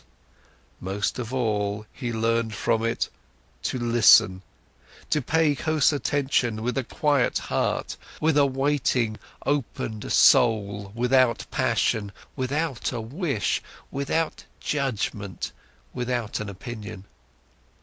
In a friendly manner, he lived side by side with Vasudeva, and occasionally they exchanged some words, few and at length thought about words. Vasudeva was no friend to words. Rarely Siddhartha succeeded in persuading him to speak. "Did you," so he asked him at one time, "did you too learn that secret from the river, that there is no time?" Vasudeva's face was filled with a bright smile. "Yes, Siddhartha," he spoke, "it is this what you mean, isn't it? That the river is everywhere at once, at the source and at the mouth, at the waterfall, at the ferry, at the rapids, in the sea, in the mountains, everywhere at once, and that there is only the present for it, not the shadow of the past, not the shadow of the future." "This it is," said Siddhartha, "and when I had learned it, I looked at my life, and it was also a river, and the boy Siddhartha was only separated from the man Siddhartha and from the old man Siddhartha by a shadow, not something real. Also, Siddhartha's previous births were no past, and his death and his return to Brahma was no future. Nothing was, nothing will be, everything is, everything has existence and is present. Siddhartha spoke with ecstasy. Deeply this enlightenment had delighted him. Oh, was not all suffering time? Were not all forms of tormenting oneself and being afraid time? Was not everything hard, everything hostile in the world gone and overcome as soon as one had overcome time, as soon as time would have been put out of existence by one's thoughts? In ecstatic delight he had spoken, but Vasudeva smiled at him brightly and nodded in confirmation. Silently he nodded, brushed his hand over Siddhartha's shoulder, turned back to his work. And once again, when the river had just increased its flow in the rainy season and made a powerful noise, then said Siddhartha, "Isn't it so, oh friend? The river has many voices, many, many voices. Hasn't it the voice of a king, and of a warrior, and of a bull, and of a bird of the night, and of a woman giving birth, and of a sighing man, and 1,000 other voices more?" "So it is," Vasudeva nodded. "All voices of the creature are in its voice. And do you know," Siddhartha continued, "what word it speaks when you succeed in hearing all of its 10,000 voices at once?" Happily, Vasudeva's face was smiling. He bent over to Siddhartha and spoke the holy Om in his ear, and this had been the very thing which Siddhartha had also been hearing. And time after time, his smile became more similar to the ferryman's, became almost just as bright, almost just as thoughtfully glowing with bliss, just as shining out of 1,000 small wrinkles, just as alike to a child's, just as alike to an old man's. Many travellers, seeing the two ferrymen, thought they were brothers. Often they sat in the evening together by the bank on the log, said nothing, and both listened to the water, which was no water to them, but the voice of life, the voice of what exists, of what is eternally taking shape. And it happened from time to time that both, when listening to the water, thought of the same things, of a conversation from the day before yesterday, of one of their travellers, the face and fate of whom had occupied their thoughts, of death, of their childhood, and that they both in the same moment, when the river had been saying something good to them, looked at each other, both thinking precisely the same thing, both delighted about the same answer to the same question. There was something about this ferry and the two ferrymen which was transmitted to others, which many of the travellers felt. It happened occasionally that a traveller, after having looked at the face of one of the ferrymen, started to tell the story of his life, told about pains, confessed evil things, asked for comfort and advice. It happened occasionally that someone asked for permission to stay for a night with them, to listen to the river. It also happened that curious people came who had been told that there were two wise men or sorcerers or holy men living by that ferry. The curious people asked many questions, but they got no answers, and they found neither sorcerers nor wise men. They only found two friendly little old men, who seemed to be mute and to have become a bit strange and gaga. And the curious people laughed and were discussing how foolishly and gullibly the common people were spreading such empty rumours. The years passed by, and nobody counted them. Then, at one time, monks came by on a pilgrimage, followers of Gautama the Buddha, who were asking to be ferried across the river, and by them the ferrymen were told that they were most hurriedly walking back to their great teacher, for the news had spread, the exalted one was deadly sick, and would soon die his last human death, in order to become one with the salvation. It was not long until a new flock of monks came along on their pilgrimage, and another one, and the monks as well as most of the other travellers and people walking through the land spoke of nothing else than of Gotama and his impending death. And as people are flocking from everywhere and from all sides, when they are going to war or to the coronation of a king, and are gathering like ants in droves, thus they flocked, like being drawn on by a magic spell to where the great Buddha was awaiting his death, where the huge event was to take place, and the great perfected one of an era was to become one with the glory. Often Siddhartha thought in those days of the dying wise man, the great teacher, whose voice had admonished nations and had awoken hundreds of thousands, whose voice he had also once heard, whose holy face he had also once seen with respect.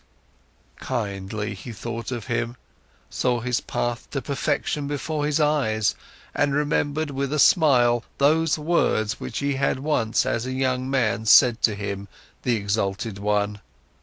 They had been, so it seemed to him, proud and precocious words, with a smile he remembered them. For a long time he knew that there was nothing standing between Gotama and him any more, though he was still unable to accept his teachings. No, there was no teaching a truly searching person, someone who truly wanted to find, could accept.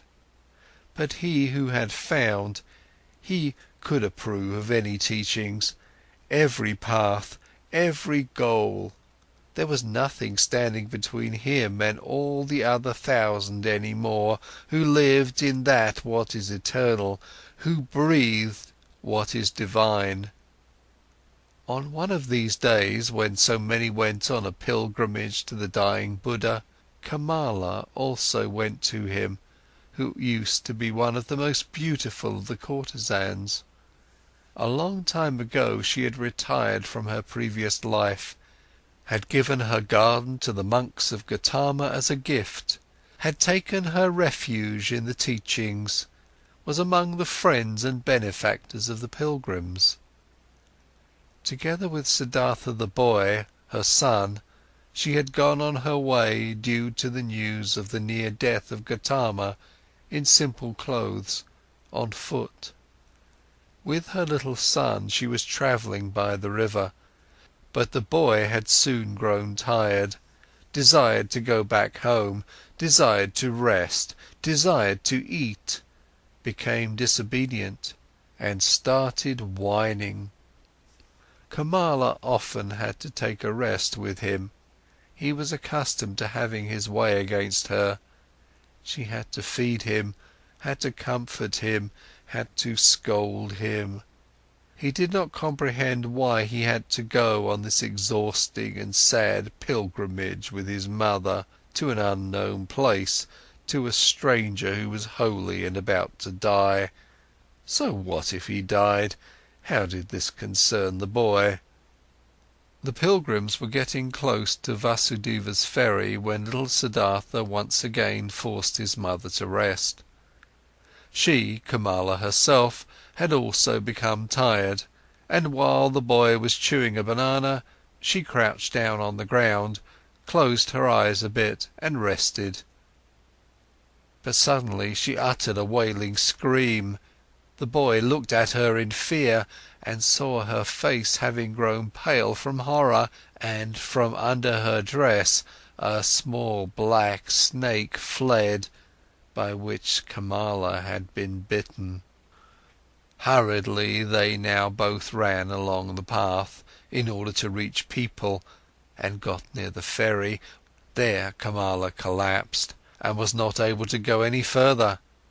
But the boy started crying miserably, only interrupting it to kiss and hug his mother, and she also joined his loud screams for help, until the sound reached Vasudeva's ears, who stood at the ferry. Quickly he came walking, took the woman on his arms, carried her into the boat.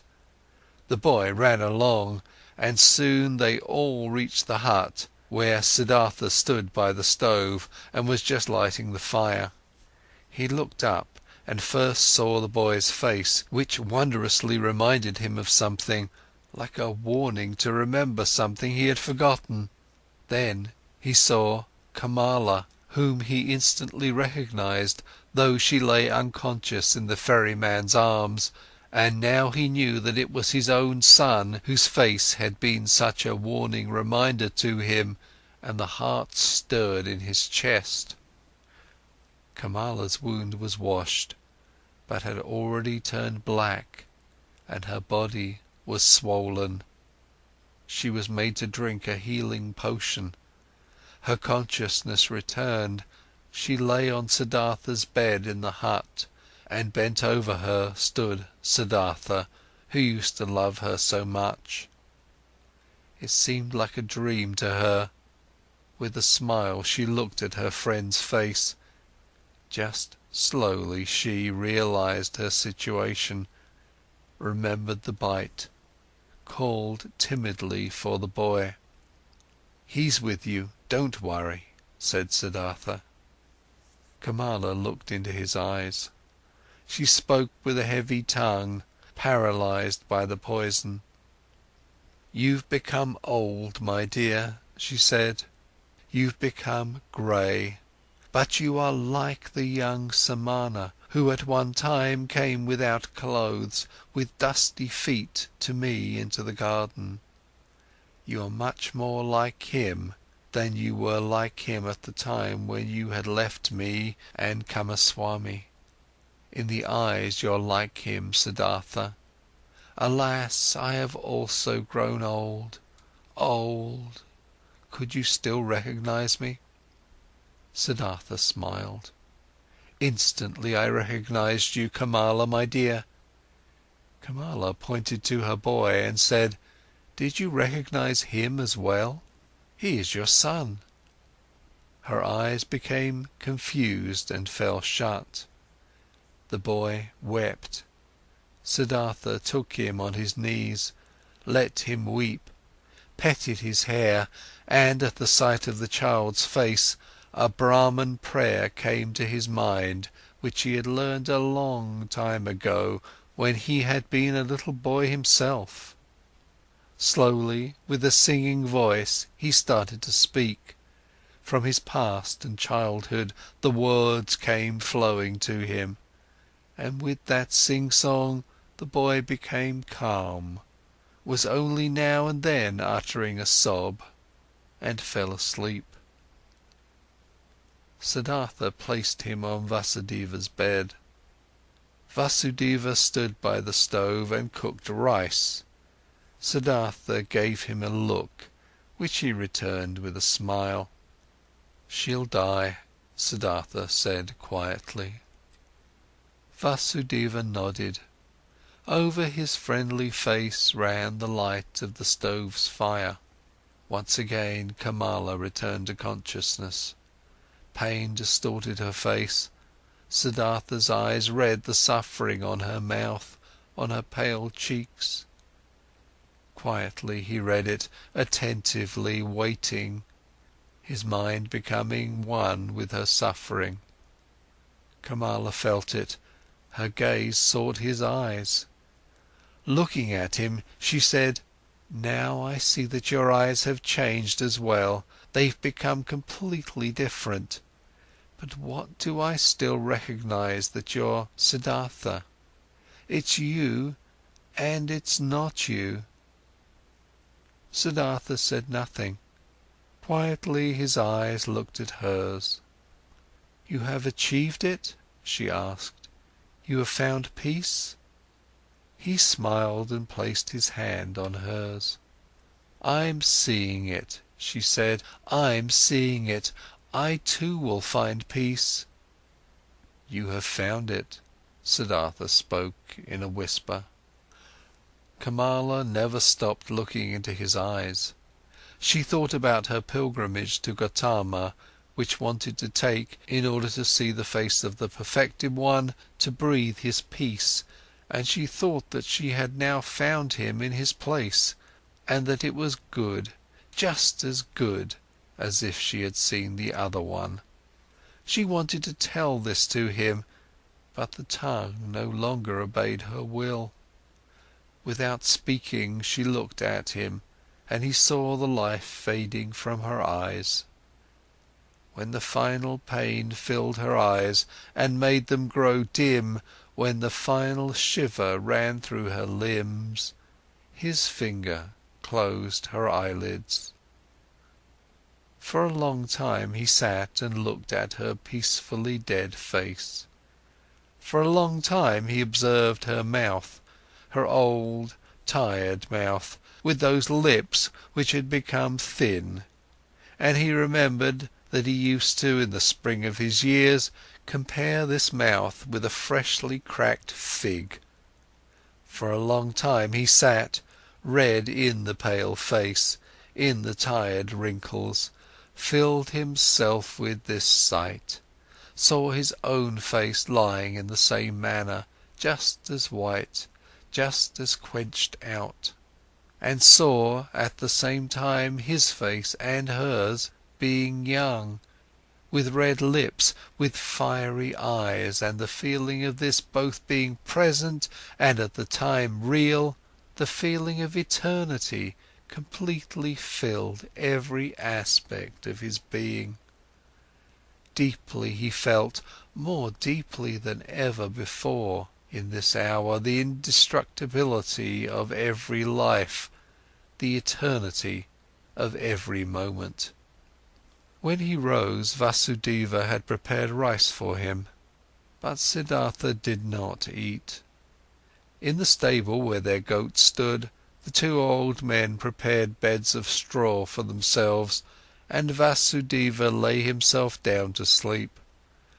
But Siddhartha went outside and sat this night before the hut, listening to the river, surrounded by the past, touched and encircled by all times of his life at the same time.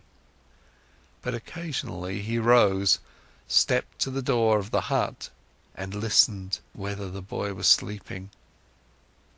Early in the morning, even before the sun could be seen, Vasudeva came out of the stable and walked over to his friend.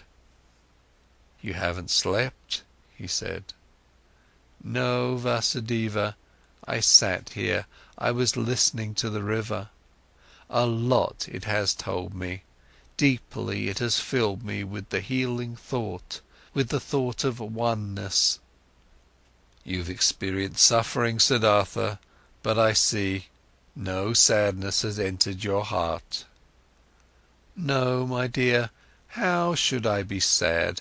I, who have been rich and happy, have become even richer and happier now. My son has been given to me." "Your son shall be welcome to me as well.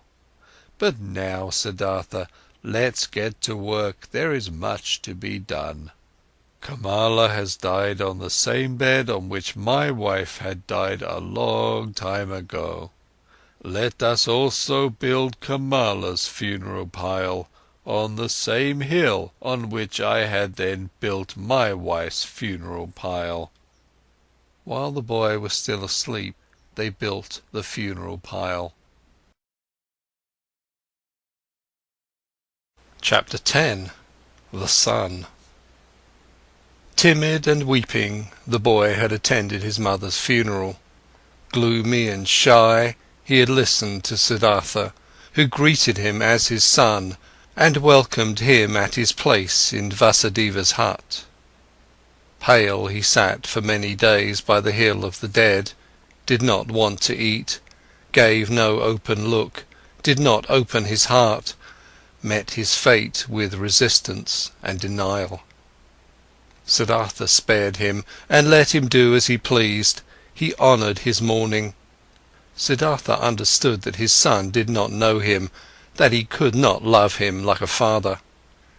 Slowly he also saw and understood that the 11-year-old was a pampered boy, a mother's boy, and that he had grown up in the habits of rich people, accustomed to finer food, to a soft bed, accustomed to giving orders to servants. Siddhartha understood that the mourning, pampered child could not suddenly and willingly be content with a life among strangers and in poverty. He did not force him, he did many a chore for him, always picked the best piece of the meal for him. Slowly he hoped to win him over by friendly patience. Rich and happy he had called himself when the boy had come to him. Since time had passed on in the meanwhile, and the boy remained a stranger and in a gloomy disposition, since he displayed a proud and stubbornly disobedient heart, did not want to do any work, did not pay his respect to the old men, stole from Vasudeva's fruit trees, then Siddhartha began to understand that his son had not brought him happiness and peace, but suffering and worry. But he loved him, and he preferred the suffering and worries of love over happiness and joy without the boy. Since young Siddhartha was in the hut, the old men had split the work. Vasudeva had again taken on the job of the ferryman all by himself, and Siddhartha, in order to be with his son, did the work in the hut and in the field. For a long time, for long months, Siddhartha waited for his son to understand him, to accept his love, to perhaps reciprocate it. For long months Vasudeva waited, watching, waited and said nothing. One day, when Siddhartha the younger had once again tormented his father very much with spite and an unsteadiness in his wishes, and had broken both of his rice bowls, Vasudeva took in the evening his friend aside and talked to him. "Pardon me," he said, "from a friendly heart I am talking to you. I am seeing that you are tormenting yourself, I am seeing that you're in grief. Your son, my dear, is worrying you, and he is also worrying me. That young bird is accustomed to a different life, to a different nest. He has not, like you, run away from riches and the city, being disgusted and fed up with it. Against his will he had to leave all this behind. I asked the river, O friend, many times I have asked it. But the river laughs, it laughs at me, it laughs at you and me, and is shaking with laughter at our foolishness. Water wants to join water. Youth wants to join youth. Your son is not in the place where he can prosper. You too should ask the river, you too should listen to it." Siddhartha looked into his friendly face, in the many wrinkles of which there was an incessant cheerfulness. "How could I part with him?" he said quietly, ashamed. "Give me some more time, my dear. See, I'm fighting for him, I'm seeking to win his heart, with love and with friendly patience, I intend to capture it. One day, the river shall also talk to him, he also is called upon." Vasudeva's smile flourished more warmly. "Oh yes, he too is called upon, he too is of the eternal life. But do we, you and me, know what he is called upon to do? What path to take?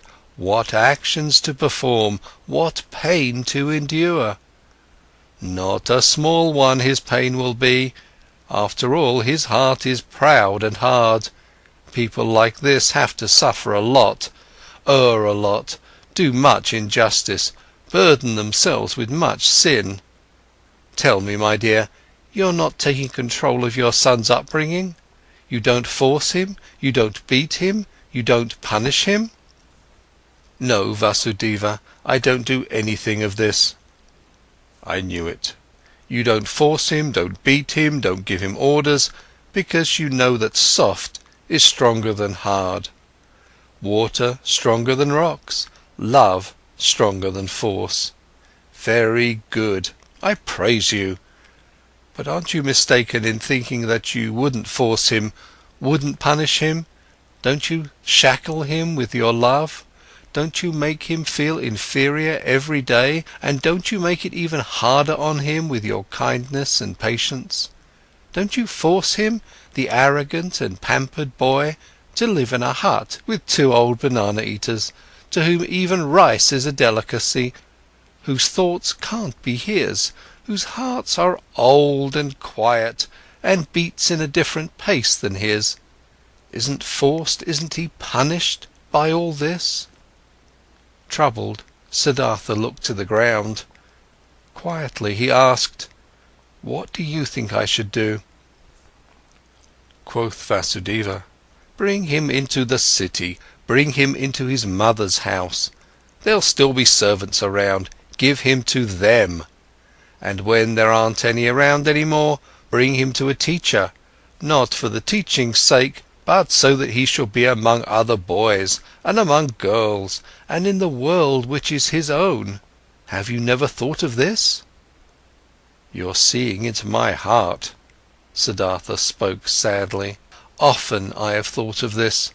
But look, how shall I put him, who had no tender heart anyhow, into this world? Won't he become exuberant? Won't he lose himself to pleasure and power? Won't he repeat all of his father's mistakes? Won't he perhaps get entirely lost in samsara?" Brightly the ferryman's smile lit up. Softly he touched Siddhartha's arm and said, "Ask the river about it, my friend, hear it laugh about it. Would you actually believe that you had committed your foolish acts in order to spare your son from committing them too? And could you, in any way, protect your son from samsara? How could you? By means of teachings, prayer, admonition? My dear, have you entirely forgotten that story containing so many lessons, that story about Siddhartha, a Brahman's son, which you once told me here on this very spot? Who has kept the Samana Siddhartha safe from samsara, from sin, from greed, from foolishness? Were his father's religious devotion, his teacher's warnings, his own knowledge, his own search able to keep him safe? Which father, which teacher had been able to protect him from living his life for himself, from soiling himself with life, from burdening himself with guilt, from drinking the bitter drink for himself, from finding his path for himself? Would you think, my dear, anybody might perhaps be spared from taking this path? That perhaps your little son would be spared, because you love him, because you would like to keep him safe, because you would like to keep him from suffering and pain and disappointment? But even if you would die 10 times for him, you would not be able to take the slightest part of his destiny upon yourself." Never before Vasudeva had spoken so many words. Kindly, Siddhartha thanked him, went troubled into the hut, could not sleep for a long time. Vasudeva had told him nothing he had not already thought and known for himself. But this was a knowledge he could not act upon. Stronger than the knowledge was his love for the boy. Stronger was his tenderness, his fear to lose him. Had he ever lost his heart so much to something? Had he ever loved any person thus blindly, thus sufferingly, thus unsuccessfully, and yet thus happily. Siddhartha could not heed his friend's advice. He could not give up the boy. He let the boy give him orders, he let him disregard him, he said nothing and waited. Daily he began the mute struggle of friendliness, the silent war of patience. Vasudeva said nothing and waited, friendly, knowing, patient. They were both masters of patience. At one time, when the boy's face reminded him very much of Kamala, Siddhartha suddenly had to think of a line which Kamala, a long time ago, in the days of their youth, had once said to him. "You cannot love," she had said to him, and he had agreed with her and had compared himself to a star, while comparing the childlike people with falling leaves. And nevertheless he had also sensed an accusation in that line. Indeed, he had never been able to lose or devote himself completely to another person, to forget himself, to commit foolish acts for the love of another person. Never he had been able to do this, and this was, as it seemed to him at that time, the great distinction which set him apart from the childlike people. But now, since his son was here, now he, Siddhartha, had become completely a childlike person, suffering for the sake of another person, loving another person, lost to a love, having become a fool on account of love. Now he too felt, late, once in his lifetime, this strongest and strangest of all passions, suffered from it, suffered miserably, and was nevertheless in bliss, was nevertheless renewed in one respect, enriched by the one thing. He did sense very well that his love, this blind love for his son, was a passion, something very human, that it was samsara, a murky source, dark waters. Nevertheless, he felt at the same time it was not worthless, it was necessary, came from the essence of his own being. This pleasure also had to be atoned for, this pain also had to be endured, these foolish acts also had to be committed.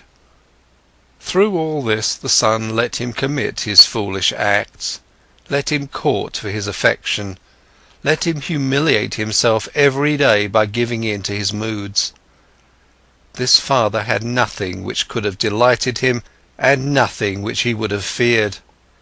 He was a good man, this father, a good, kind, soft man, perhaps a very devout man, perhaps a saint.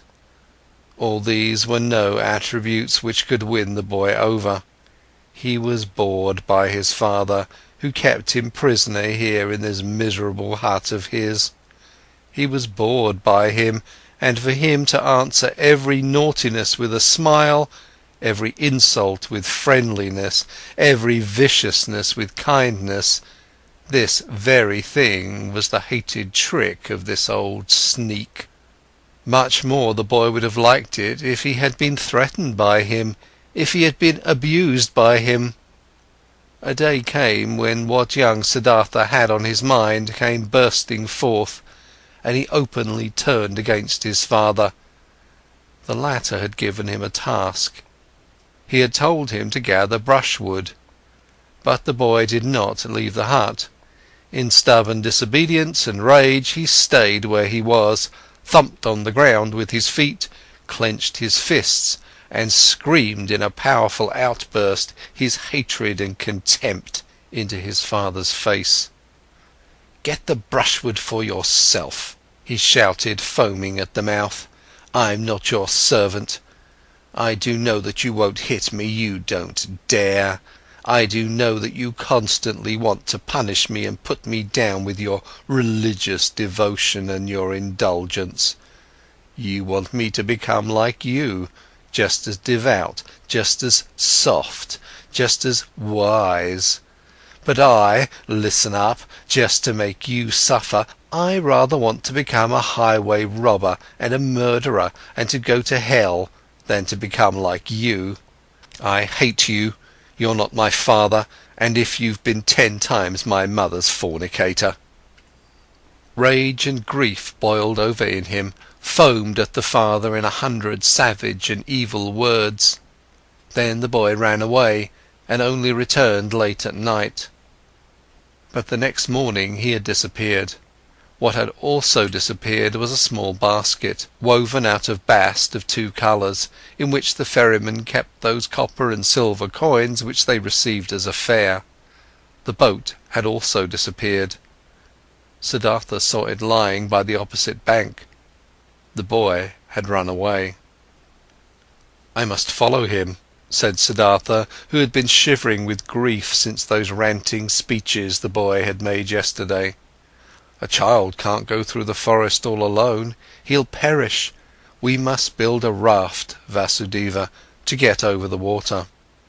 "We will build a raft," said Vasudeva, "to get our boat back, which the boy has taken away. But him you shall let run along, my friend. He is no child any more, he knows how to get around. He's looking for the path to the city, and he is right, don't forget that. He's doing what you've failed to do yourself. He's taking care of himself, he's taking his course. Alas, Siddhartha, I see you suffering, but you're suffering a pain at which one would like to laugh, at which you'll soon laugh for yourself." Siddhartha did not answer. He already held the axe in his hands and began to make a raft of bamboo, and Vasudeva helped him to tie the canes together with ropes of grass. Then they crossed over, drifted far off their course, pulled the raft upriver on the opposite bank. "Why did you take the axe along?" asked Siddhartha. Vasudeva said, "It might have been possible that the oar of our boat got lost." But Siddhartha knew what his friend was thinking. He thought the boy would have thrown away or broken the oar in order to get even and in order to keep them from following him. And in fact there was no oar left in the boat. Vasudeva pointed at the bottom of the boat and looked at his friend with a smile, as if he wanted to say, "Don't you see what your son is trying to tell you? Don't you see that he doesn't want to be followed?" But he did not say this in words. He started making a new oar. But Siddhartha bid his farewell, to look for the runaway. Vasudeva did not stop him. When Siddhartha had already been walking through the forest for a long time, the thought occurred to him that his search was useless. Either, so he thought, the boy was far ahead and had already reached the city, or, if he should still be on his way, he would conceal himself from him, the pursuer. As he continued thinking, he also found that he, on his part, was not worried for his son, for he knew deep inside that he had neither perished nor was in any danger in the forest. Nevertheless, he ran without stopping, no longer to save him, just to satisfy his desire, just to perhaps see him one more time, and he ran up to just outside the city. When near the city he reached a wide road, he stopped by the entrance of the beautiful pleasure garden which used to belong to Kamala, where he had seen her for the first time in her sedan chair. The past rose up in his soul. Again he saw himself standing there, young, a bearded, naked Samana, his hair full of dust. For a long time Siddhartha stood there and looked through the open gate into the garden, seeing monks in yellow robes walking among the beautiful trees. For a long time he stood there, pondering, seeing images, listening to the story of his life. For a long time he stood there, looked at the monks, saw young Siddhartha in their place, saw young Kamala walking among the high trees. Clearly he saw himself being served food and drink by Kamala, receiving his first kiss from her, looking proudly and disdainfully back on his Brahmanism, beginning proudly and full of desire his worldly life.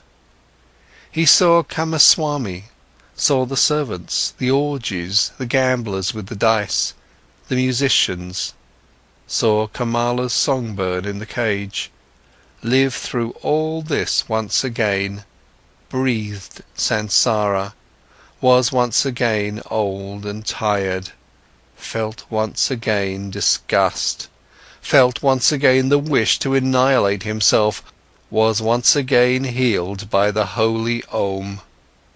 After having been standing at the gate of the garden for a long time, Siddhartha realized that his desire was foolish, which had made him go up to this place, that he could not help his son, that he was not allowed to cling him.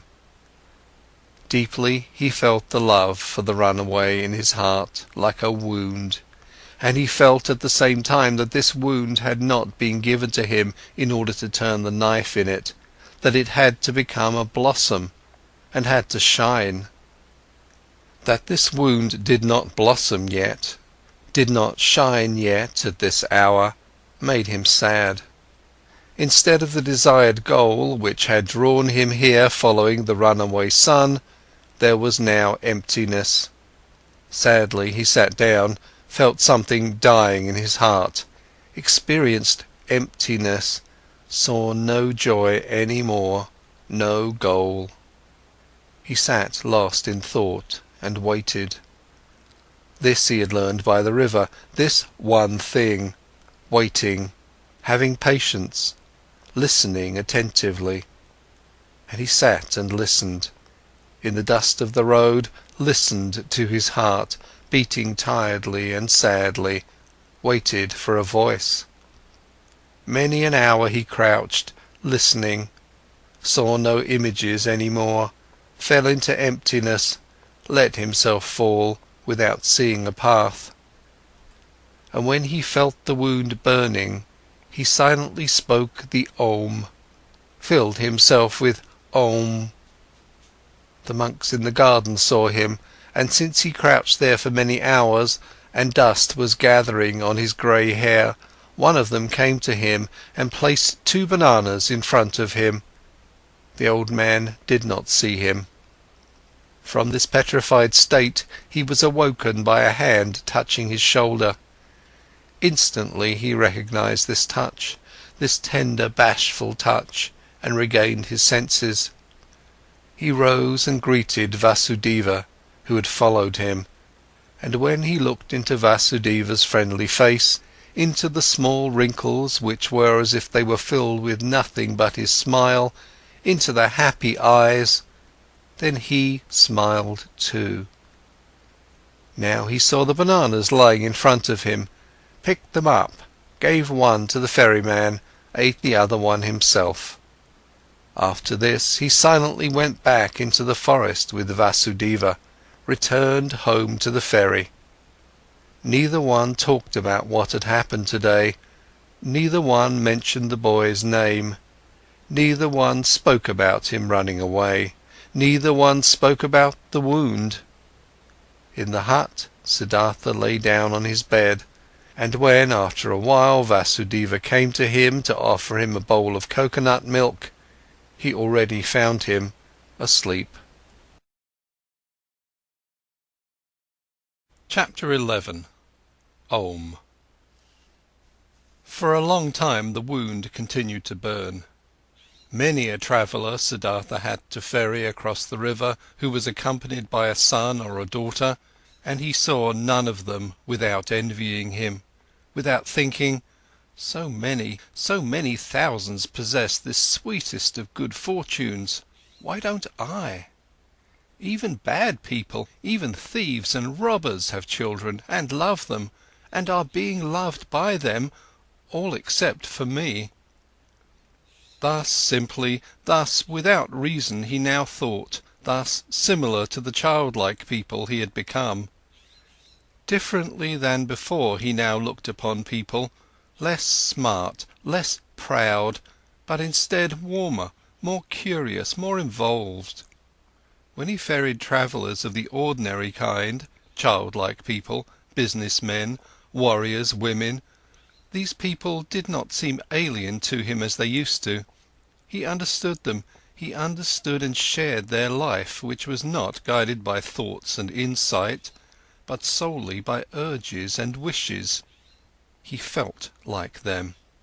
Though he was near perfection and was bearing his final wound, it seemed to him as if those childlike people were his brothers. Their vanities, desires for possession, and ridiculous aspects were no longer ridiculous to him, became understandable, became lovable, and even became worthy of veneration to him. The blind love of a mother for her child, the stupid, blind pride of a conceited father for his only son, the blind, wild desire of a young, vain woman for jewellery and admiring glances from men, all of these urges, all of this childish stuff, all of these simple, foolish, but immensely strong, strongly living, strongly prevailing urges and desires were now no childish notions for Siddhartha any more. He saw people living for their sake, saw them achieving infinitely much for their sake, travelling, conducting wars, suffering infinitely much, bearing infinitely much, and he could love them for it. He saw life, that what is alive, the indestructible, the Brahman in each of their passions, each of their acts. Worthy of love and admiration were these people in their blind loyalty, their blind strength and tenacity. They lacked nothing, there was nothing the knowledgeable one, the thinker, had put himself above them, except for one thing. A single, tiny, small thing, the consciousness, the conscious thought of the oneness of all life. And Siddhartha even doubted in many an hour whether this knowledge, this thought was to be valued thus highly, whether it might also perhaps be a childish idea of the thinking people, of the thinking and childlike people. In all other respects, the worldly people were of equal rank to the wise men, were often far superior to them, just as animals too can after in some moments seem to be superior to humans in their tough, unrelenting performance of what is necessary. Slowly blossomed, slowly ripened in Siddhartha the realization, the knowledge, what wisdom actually was, what the goal of his long search was. It was nothing but a readiness of the soul, an ability, a secret art, to think every moment while living his life the thought of oneness, to be able to feel and inhale the oneness. Slowly this blossomed in him, was shining back at him from Vasudeva's old childlike face. Harmony, knowledge of the eternal perfection of the world, smiling oneness. But the wound still burned. Longingly and bitterly Siddhartha thought of his son, nurtured his love and tenderness in his heart, allowed the pain to gnaw at him, committed all foolish acts of love. Not by itself this flame would go out. And one day, when the wound burned violently, Siddhartha ferried across the river, driven by a yearning, got off the boat and was willing to go to the city and to look for his son. The river flowed softly and quietly, it was the dry season, but its voice sounded strange. It laughed clearly. The river laughed, it laughed brightly and clearly at the old ferryman. Siddhartha stopped. He bent over the water in order to hear even better, and he saw his face reflected in the quietly moving waters, and in this reflected face there was something which reminded him something he had forgotten, and as he thought about it, he found it. His face resembled another face, which he used to know and love and also fear. It resembled his father's face, the Brahman, and he remembered how he, a long time ago, as a young man, had forced his father to let him go to the penitents, how he had bade his farewell to him, how he had gone and had never come back. Had his father not also suffered the same pain for him, which he now suffered for his son? Had his father not long since died, alone, without having seen his son again? Did he not have to expect the same fate for himself? Was it not a comedy, a strange and stupid matter, this repetition, this running around in a fateful circle? The river laughed. Yes, so it was. Everything came back which had not been suffered and solved up to its end. The same pain was suffered over and over again.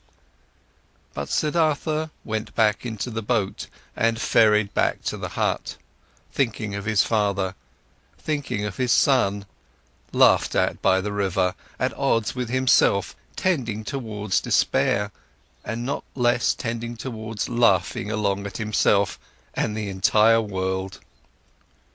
Alas, the wound was not blossoming again, his heart was still fighting his fate, cheerfulness and victory were not yet shining from his suffering.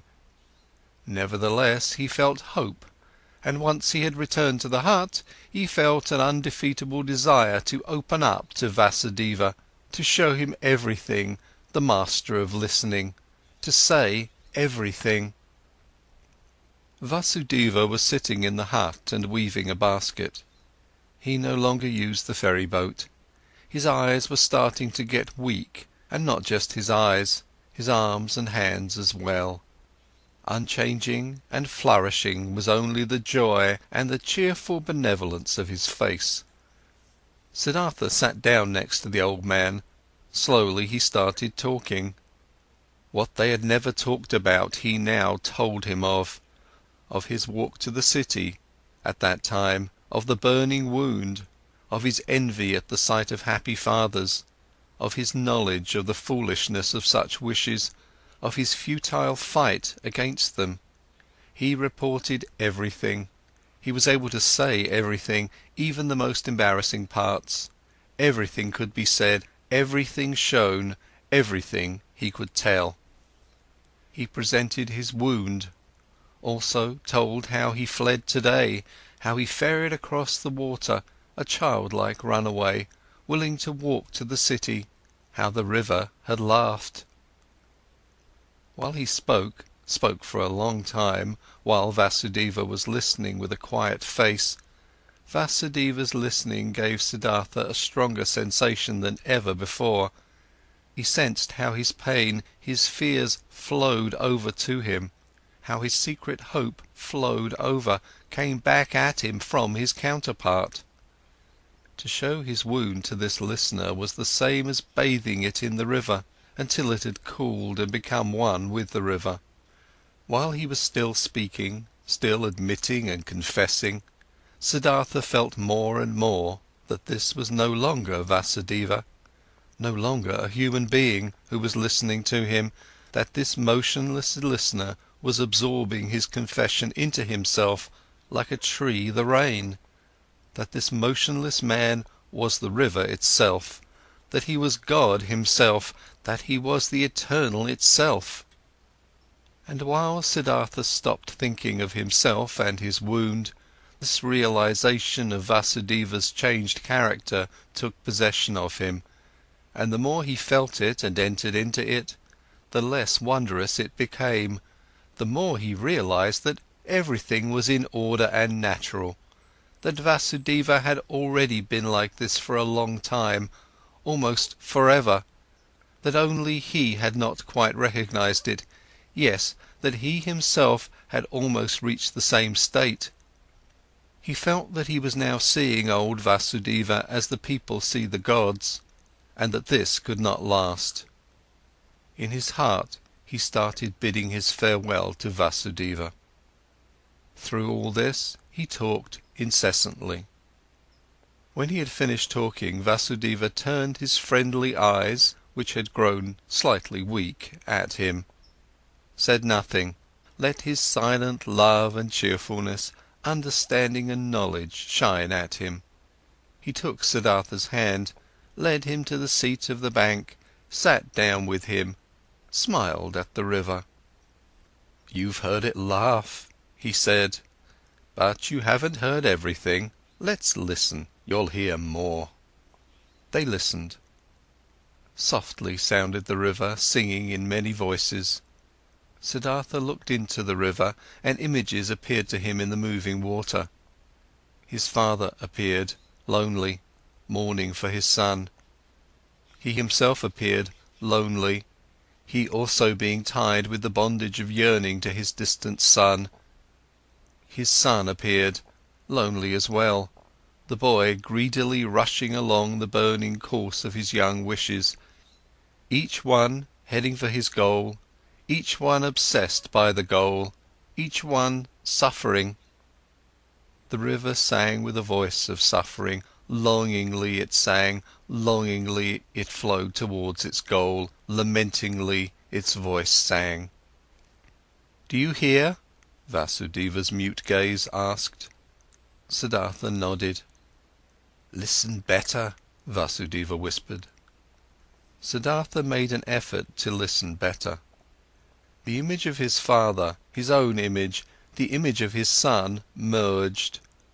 Kamala's image also appeared and was dispersed, and the image of Govinda, and other images, and they merged with each other, turned all into the river, headed all, being the river, for the goal, longing, desiring, suffering, and the river's voice sounded full of yearning, full of burning woe, full of unsatisfiable desire.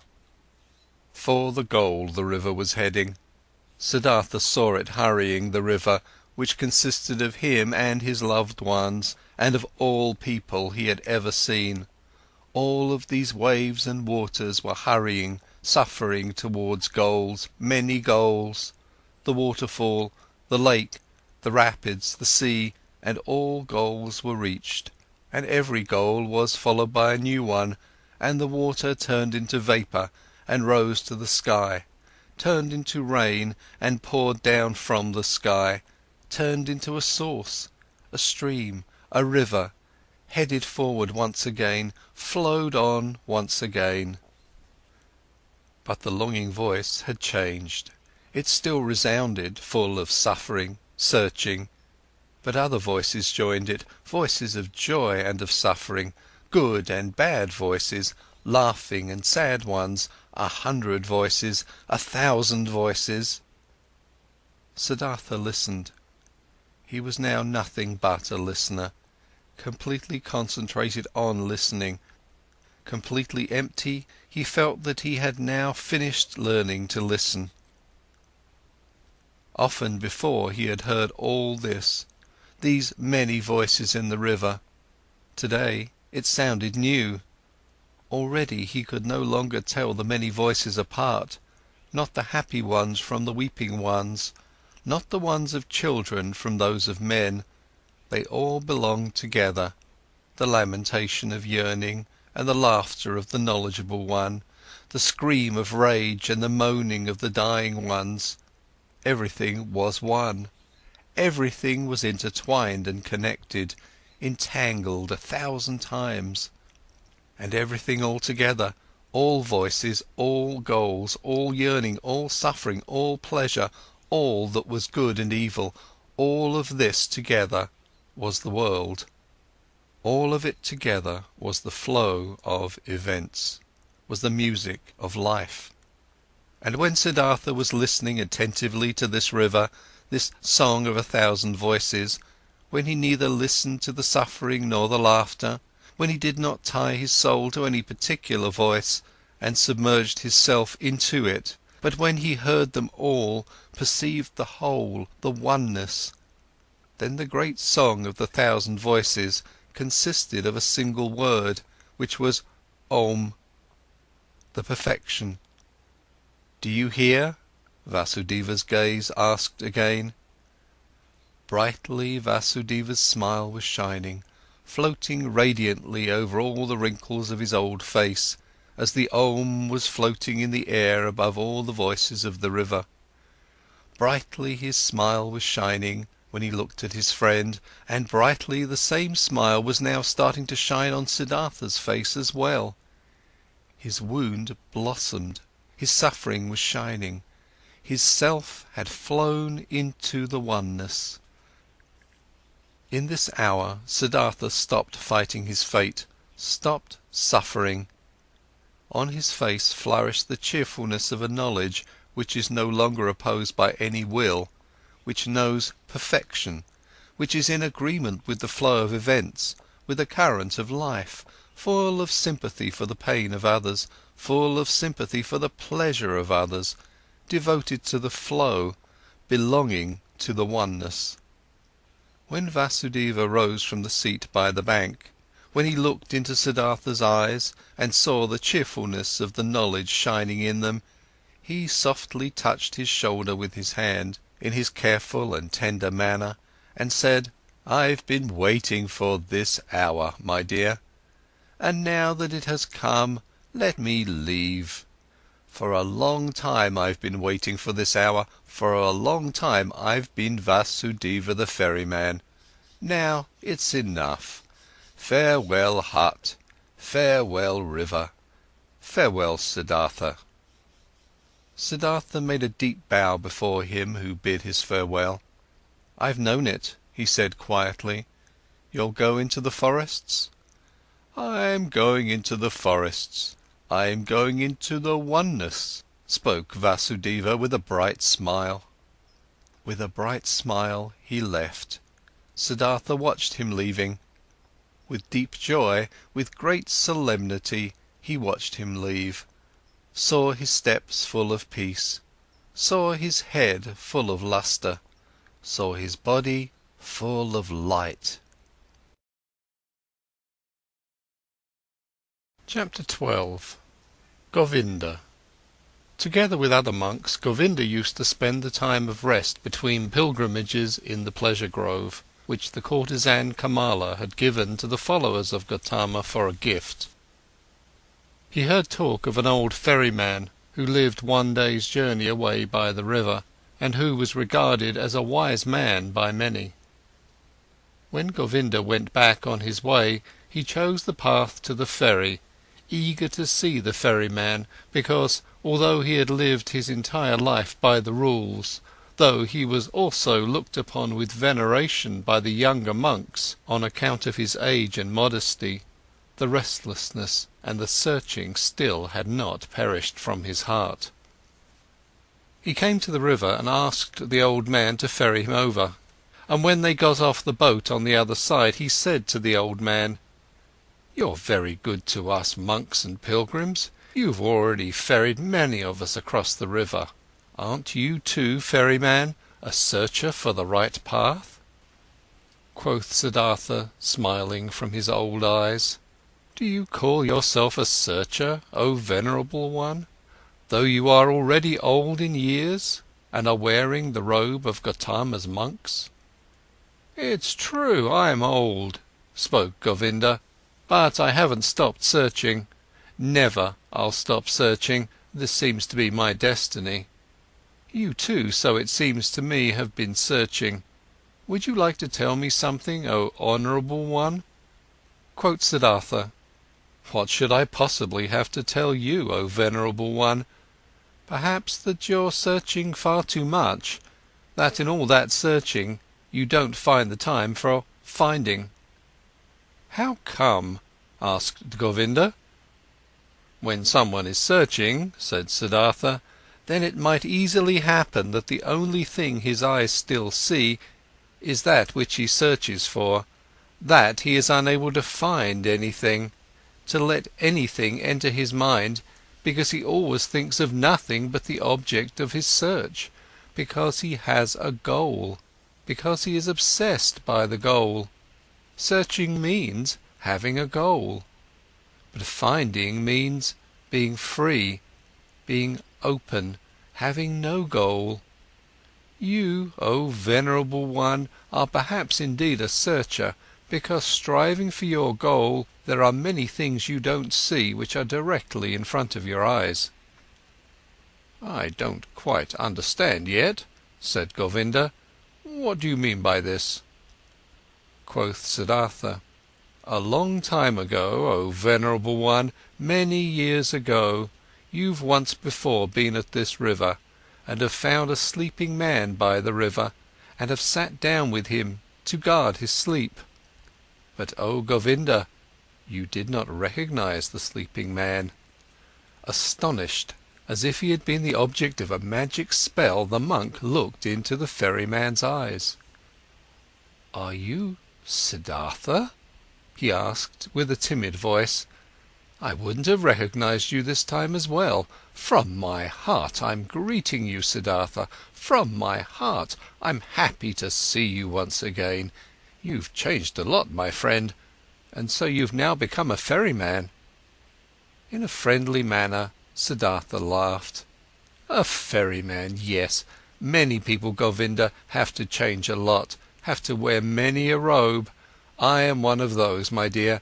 Be welcome, Govinda, and spend the night in my hut." Govinda stayed the night in the hut and slept on the bed which used to be Vasudeva's bed. Many questions he posed to the friend of his youth, many things Siddhartha had to tell him from his life. When in the next morning the time had come to start the day's journey, Govinda said, not without hesitation, these words: "Before I'll continue my path, Siddhartha, permit me to ask one more question. Do you have a teaching? Do you have a faith or a knowledge you follow, which helps you to live and to do right?" Quoth Siddhartha, "You know, my dear, that I already as a young man in those days when we lived with the penitents in the forest, started to distrust teachers and teachings, and to turn my back to them. I have stuck with this. Nevertheless, I have had many teachers since then. A beautiful courtesan has been my teacher for a long time, and a rich merchant was my teacher, and some gamblers with dice. Once even a follower of Buddha, travelling on foot, has been my teacher. He sat with me while I had fallen asleep in the forest, on the pilgrimage. I've also learned from him. I'm also grateful to him, very grateful, but most of all I have learned here from this river, and from my predecessor, the ferryman, Vasudeva. He was a very simple person, Vasudeva. He was no thinker, but he knew what is necessary just as well as Gotama. He was a perfect man, a saint." Govinda said, "Still, oh Siddhartha, you love a bit to mock people, as it seems to me. I believe in you, and know that you haven't followed a teacher, but haven't you found something by yourself? Though you found no teachings, you still found certain thoughts, certain insights which are your own and which help you to live. If you would like to tell me some of these, you would delight my heart." Quoth Siddhartha, "I've had thoughts, yes, and insight, again and again. Sometimes for an hour or for an entire day I have felt knowledge in me, as one would feel life in one's heart. There have been many thoughts, but it would be hard for me to convey them to you. Look, my dear Govinda, this is one of my thoughts which I have found. Wisdom cannot be passed on. Wisdom, which a wise man tries to pass on to someone, always sounds like foolishness." "Are you kidding?" asked Govinda. "I'm not kidding, I'm telling you what I've found. Knowledge can be conveyed, but not wisdom. It can be found, it can be lived, it is possible to be carried by it. Miracles can be performed with it, but it cannot be expressed in words and taught. This was what I, even as a young man, sometimes suspected, what has driven me away from the teachers. I have found a thought, Govinda, which you'll again regard as a joke or foolishness, but which is my best thought. It says, the opposite of every truth is just as true. That's like this: every truth can only be expressed and put into words when it is one-sided. Everything is one-sided which can be thought with thoughts and said with words. It's all one-sided, all just one half, all lacks completeness, roundness, oneness. When the exalted Gotama spoke in his teachings of the world, he had to divide it into samsara and nirvana, into deception and truth, into suffering and salvation. It cannot be done differently, there is no other way for him who wants to teach. But the world itself, what exists around us and inside of us, is never one-sided. A person or an act is never entirely samsara or entirely nirvana. A person is never entirely holy or entirely sinful. It does really seem like this because we are subject to deception, as if time was something real. Time is not real, Govinda. I have experienced this often and often again. And if time is not real, then the gap which seems to be between the world and the eternity, between suffering and blissfulness, between good and evil, is also a deception. How come? Asked Govinda, timidly. Listen well, my dear, listen well. The sinner, which I am and which you are, is a sinner, but in times to come, he will be Brahma again, he will reach the nirvana, will be Buddha. And now see, these times to come are a deception, are only a parable. The sinner is not on his way to become a Buddha.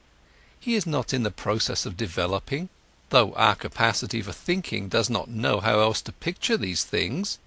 No, within the sinner is now and today already the future Buddha. His future is already all there. You have to worship in him, in you, in everyone, the Buddha which is coming into being, the possible, the hidden Buddha.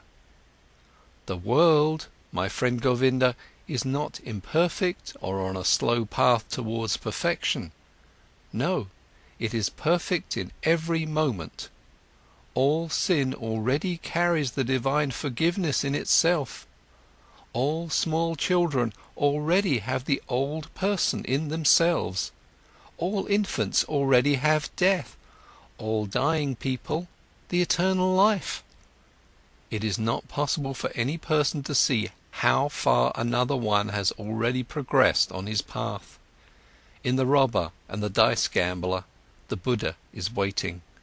In the Brahman, the robber is waiting.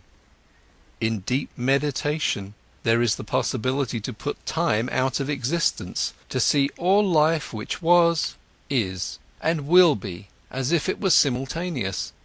And there everything is good, everything is perfect, everything is Brahman. Therefore I see whatever exists as good. Death is to me like life, sin like holiness, wisdom like foolishness.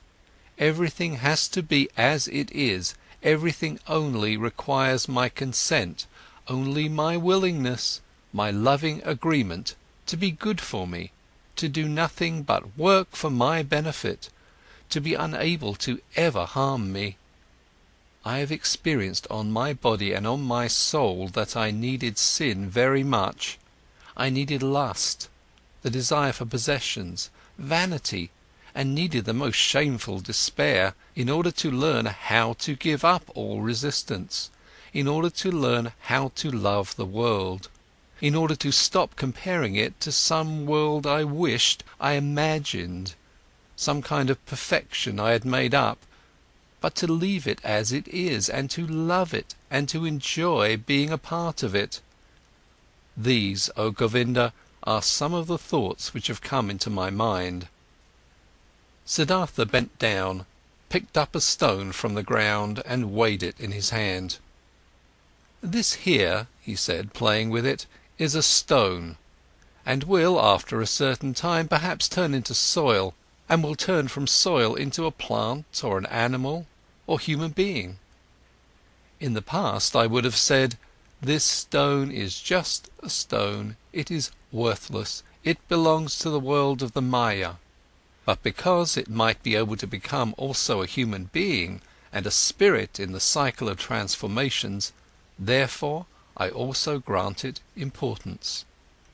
Thus I would perhaps have thought in the past, but today I think, this stone is a stone.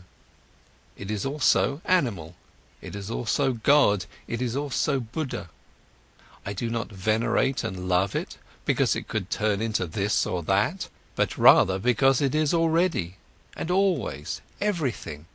And it is this very fact, that it is a stone, that it appears to me now and today as a stone, this is why I love it, and see worth and purpose in each of its veins and cavities, in the yellow, in the grey, in the hardness, in the sound it makes when I knock at it, in the dryness or wetness of its surface. There are stones which feel like oil or soap, and others like leaves, others like sand, and everyone is special and prays the Om in its own way. Each one is Brahman, but simultaneously and just as much, it is a stone. It is oily or juicy, and this is this very fact which I like and regard as wonderful and worthy of worship. But let me speak no more of this. The words are not good for the secret meaning. Everything always becomes a bit different as soon as it is put into words, gets distorted a bit silly. Yes, and this is also very good, and I like it a lot. I also very much agree with this, that this, what is one man's treasure and wisdom, always sounds like foolishness to another person. Govinda listened silently. "Why have you told me this about the stone?" he asked hesitantly after a pause. "I did it without a specific intention, or perhaps what I meant was that love, this very stone and the river and all these things we are looking at and from and which we can learn. I can love a stone, Govinda, and also a tree or a piece of bark. These are things and things can be loved, but I cannot love words. Therefore teachings are no good for me. They have no hardness, no softness, no colours, no edges, no smell, no taste. They have nothing but words. Perhaps it is these which keep you from finding peace. Perhaps it is the many words. Because salvation and virtue as well, sansara and nirvana as well, are mere words, Govinda. There is no thing which would be nirvana. There is just the word nirvana." Quoth Govinda, "Not just a word, my friend, is nirvana, it is a thought." Siddhartha continued, "A thought it might be so. I must confess to you, my dear, I don't differentiate much between thoughts and words. To be honest, I also have no high opinion of thoughts. I have a better opinion of things. Here on this ferry boat, for instance, a man has been my predecessor and teacher, a holy man who has for many years simply believed in the river, nothing else. He had noticed that the river spoke to him, he learned from it, it educated and taught him. The river seemed to be a god to him. For many years he did not know that every wind, every cloud, every bird, every beetle was just as divine and knows just as much and can teach just as much as the worshipped river. But when this holy man went into the forests, he knew everything, knew more than you and me, without teachers, without books, only because he had believed in the river." Govinda said, "But is that which you call things actually something real, something which has existence? Isn't it just a deception of the Maya, just an image and illusion? Your stone, your tree, your river, are they actually a reality?" "This too," spoke Siddhartha, "I do not care very much about. Let the things be illusions or not. After all, I would then also be an illusion, and thus they are always like me. This is what makes them so dear and worthy of veneration for me.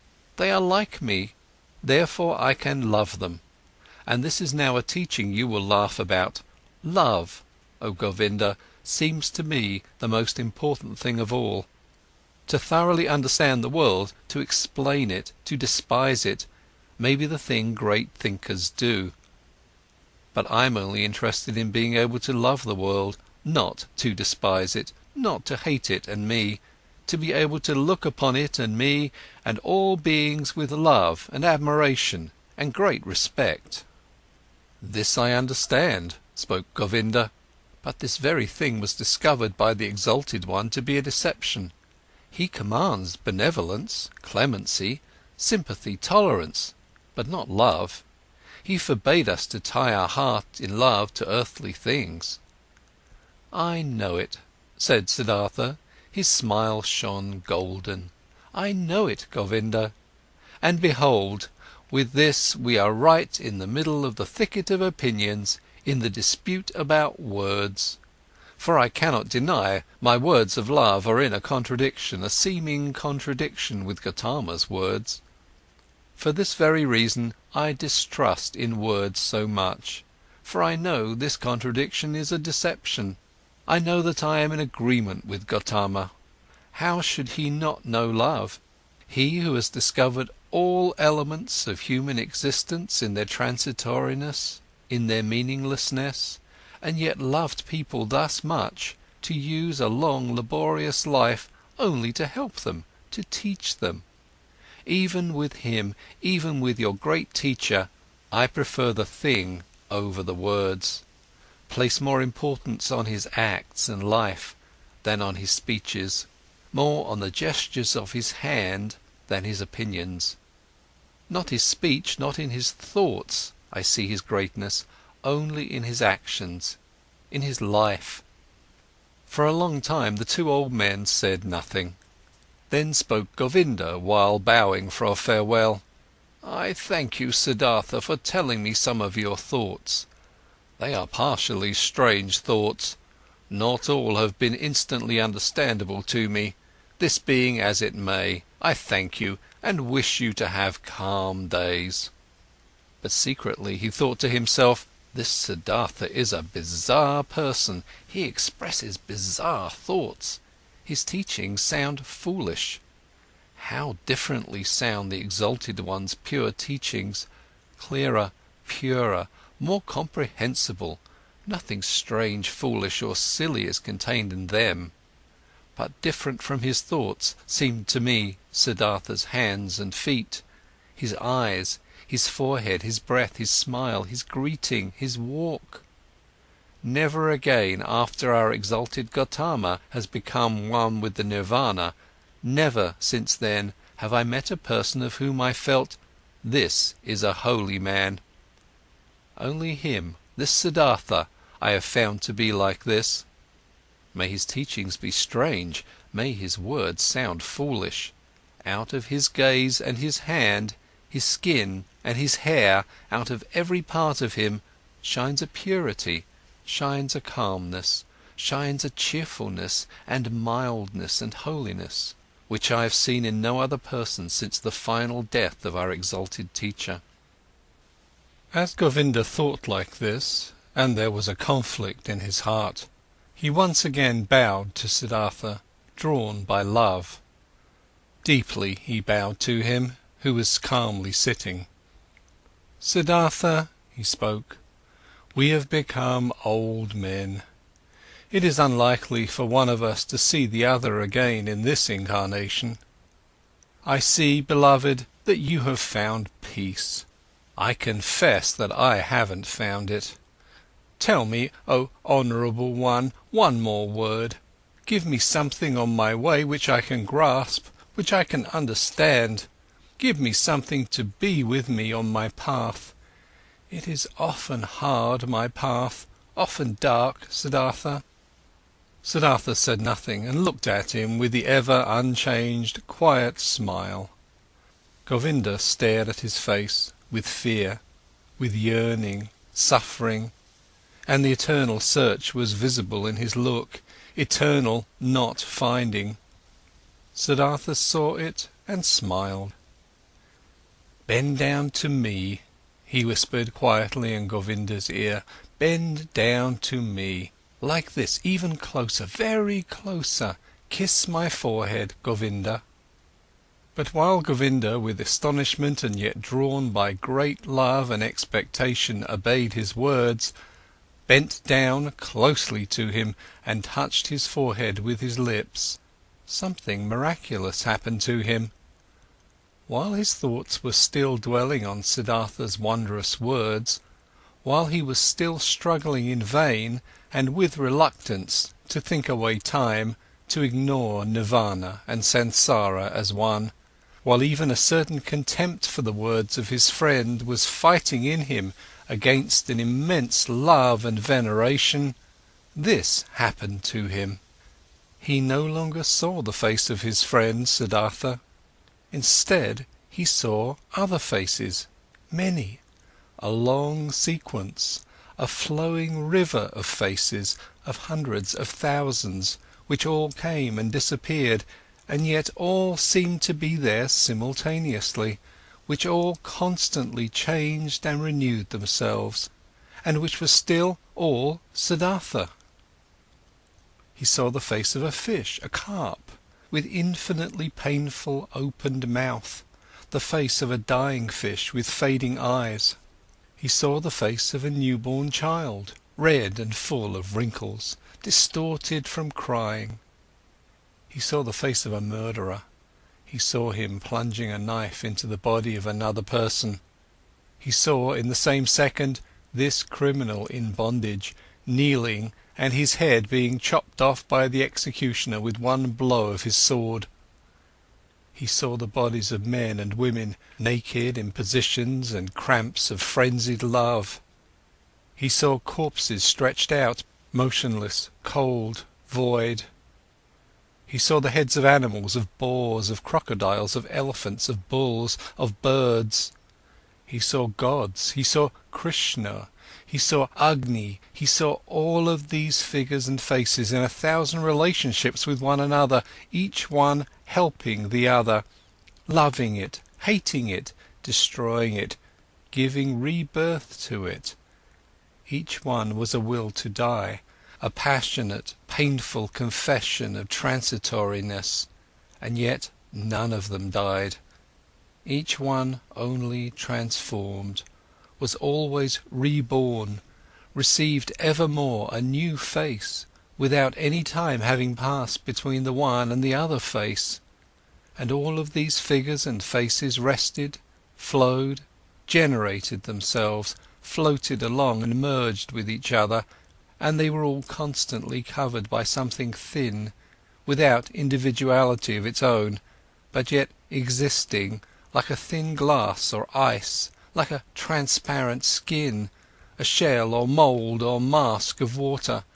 And this mask was smiling. And this mask was Siddhartha's smiling face, which he, Govinda, in this very same moment touched with his lips. And Govinda saw it like this smile of the mask, this smile of oneness above the flowing forms, this smile of simultaneousness above the 1,000 births and deaths. This smile of Siddhartha was precisely the same, was precisely of the same kind as the quiet, delicate, impenetrable, perhaps benevolent, perhaps mocking, wise, 1,000-fold smile of Gautama the Buddha, as he had seen it himself with great respect 100 times. Like this, Govinda knew, the perfected ones are smiling. Not knowing any more whether time existed, whether the vision had lasted a second or 100 years, not knowing any more whether there existed a Siddhartha, a Gotama, a me and a you, feeling in his innermost self as if he had been wounded by a divine arrow, the injury of which tasted sweet, being enchanted and dissolved in his innermost self, Govinda stood still for a little while, bent over Siddhartha's quiet face, which he had just kissed, which had just been the scene of all manifestations, all transformations, all existence. The face was unchanged, after under its surface the depth of the 1,000-foldness had closed up again. He smiled sweetly, smiled quietly and softly, perhaps benevolently, perhaps very mockingly, precisely as he used to smile, the exalted one. Deeply Govinda bowed. Tears he knew nothing of ran down his old face, like a fire burnt the feeling of the most intimate love, the humblest veneration in his heart. Deeply he bowed, touching the ground before him who was sitting motionlessly, whose smile reminded him of everything he had ever loved in his life, what had ever been valuable and holy to him in his life.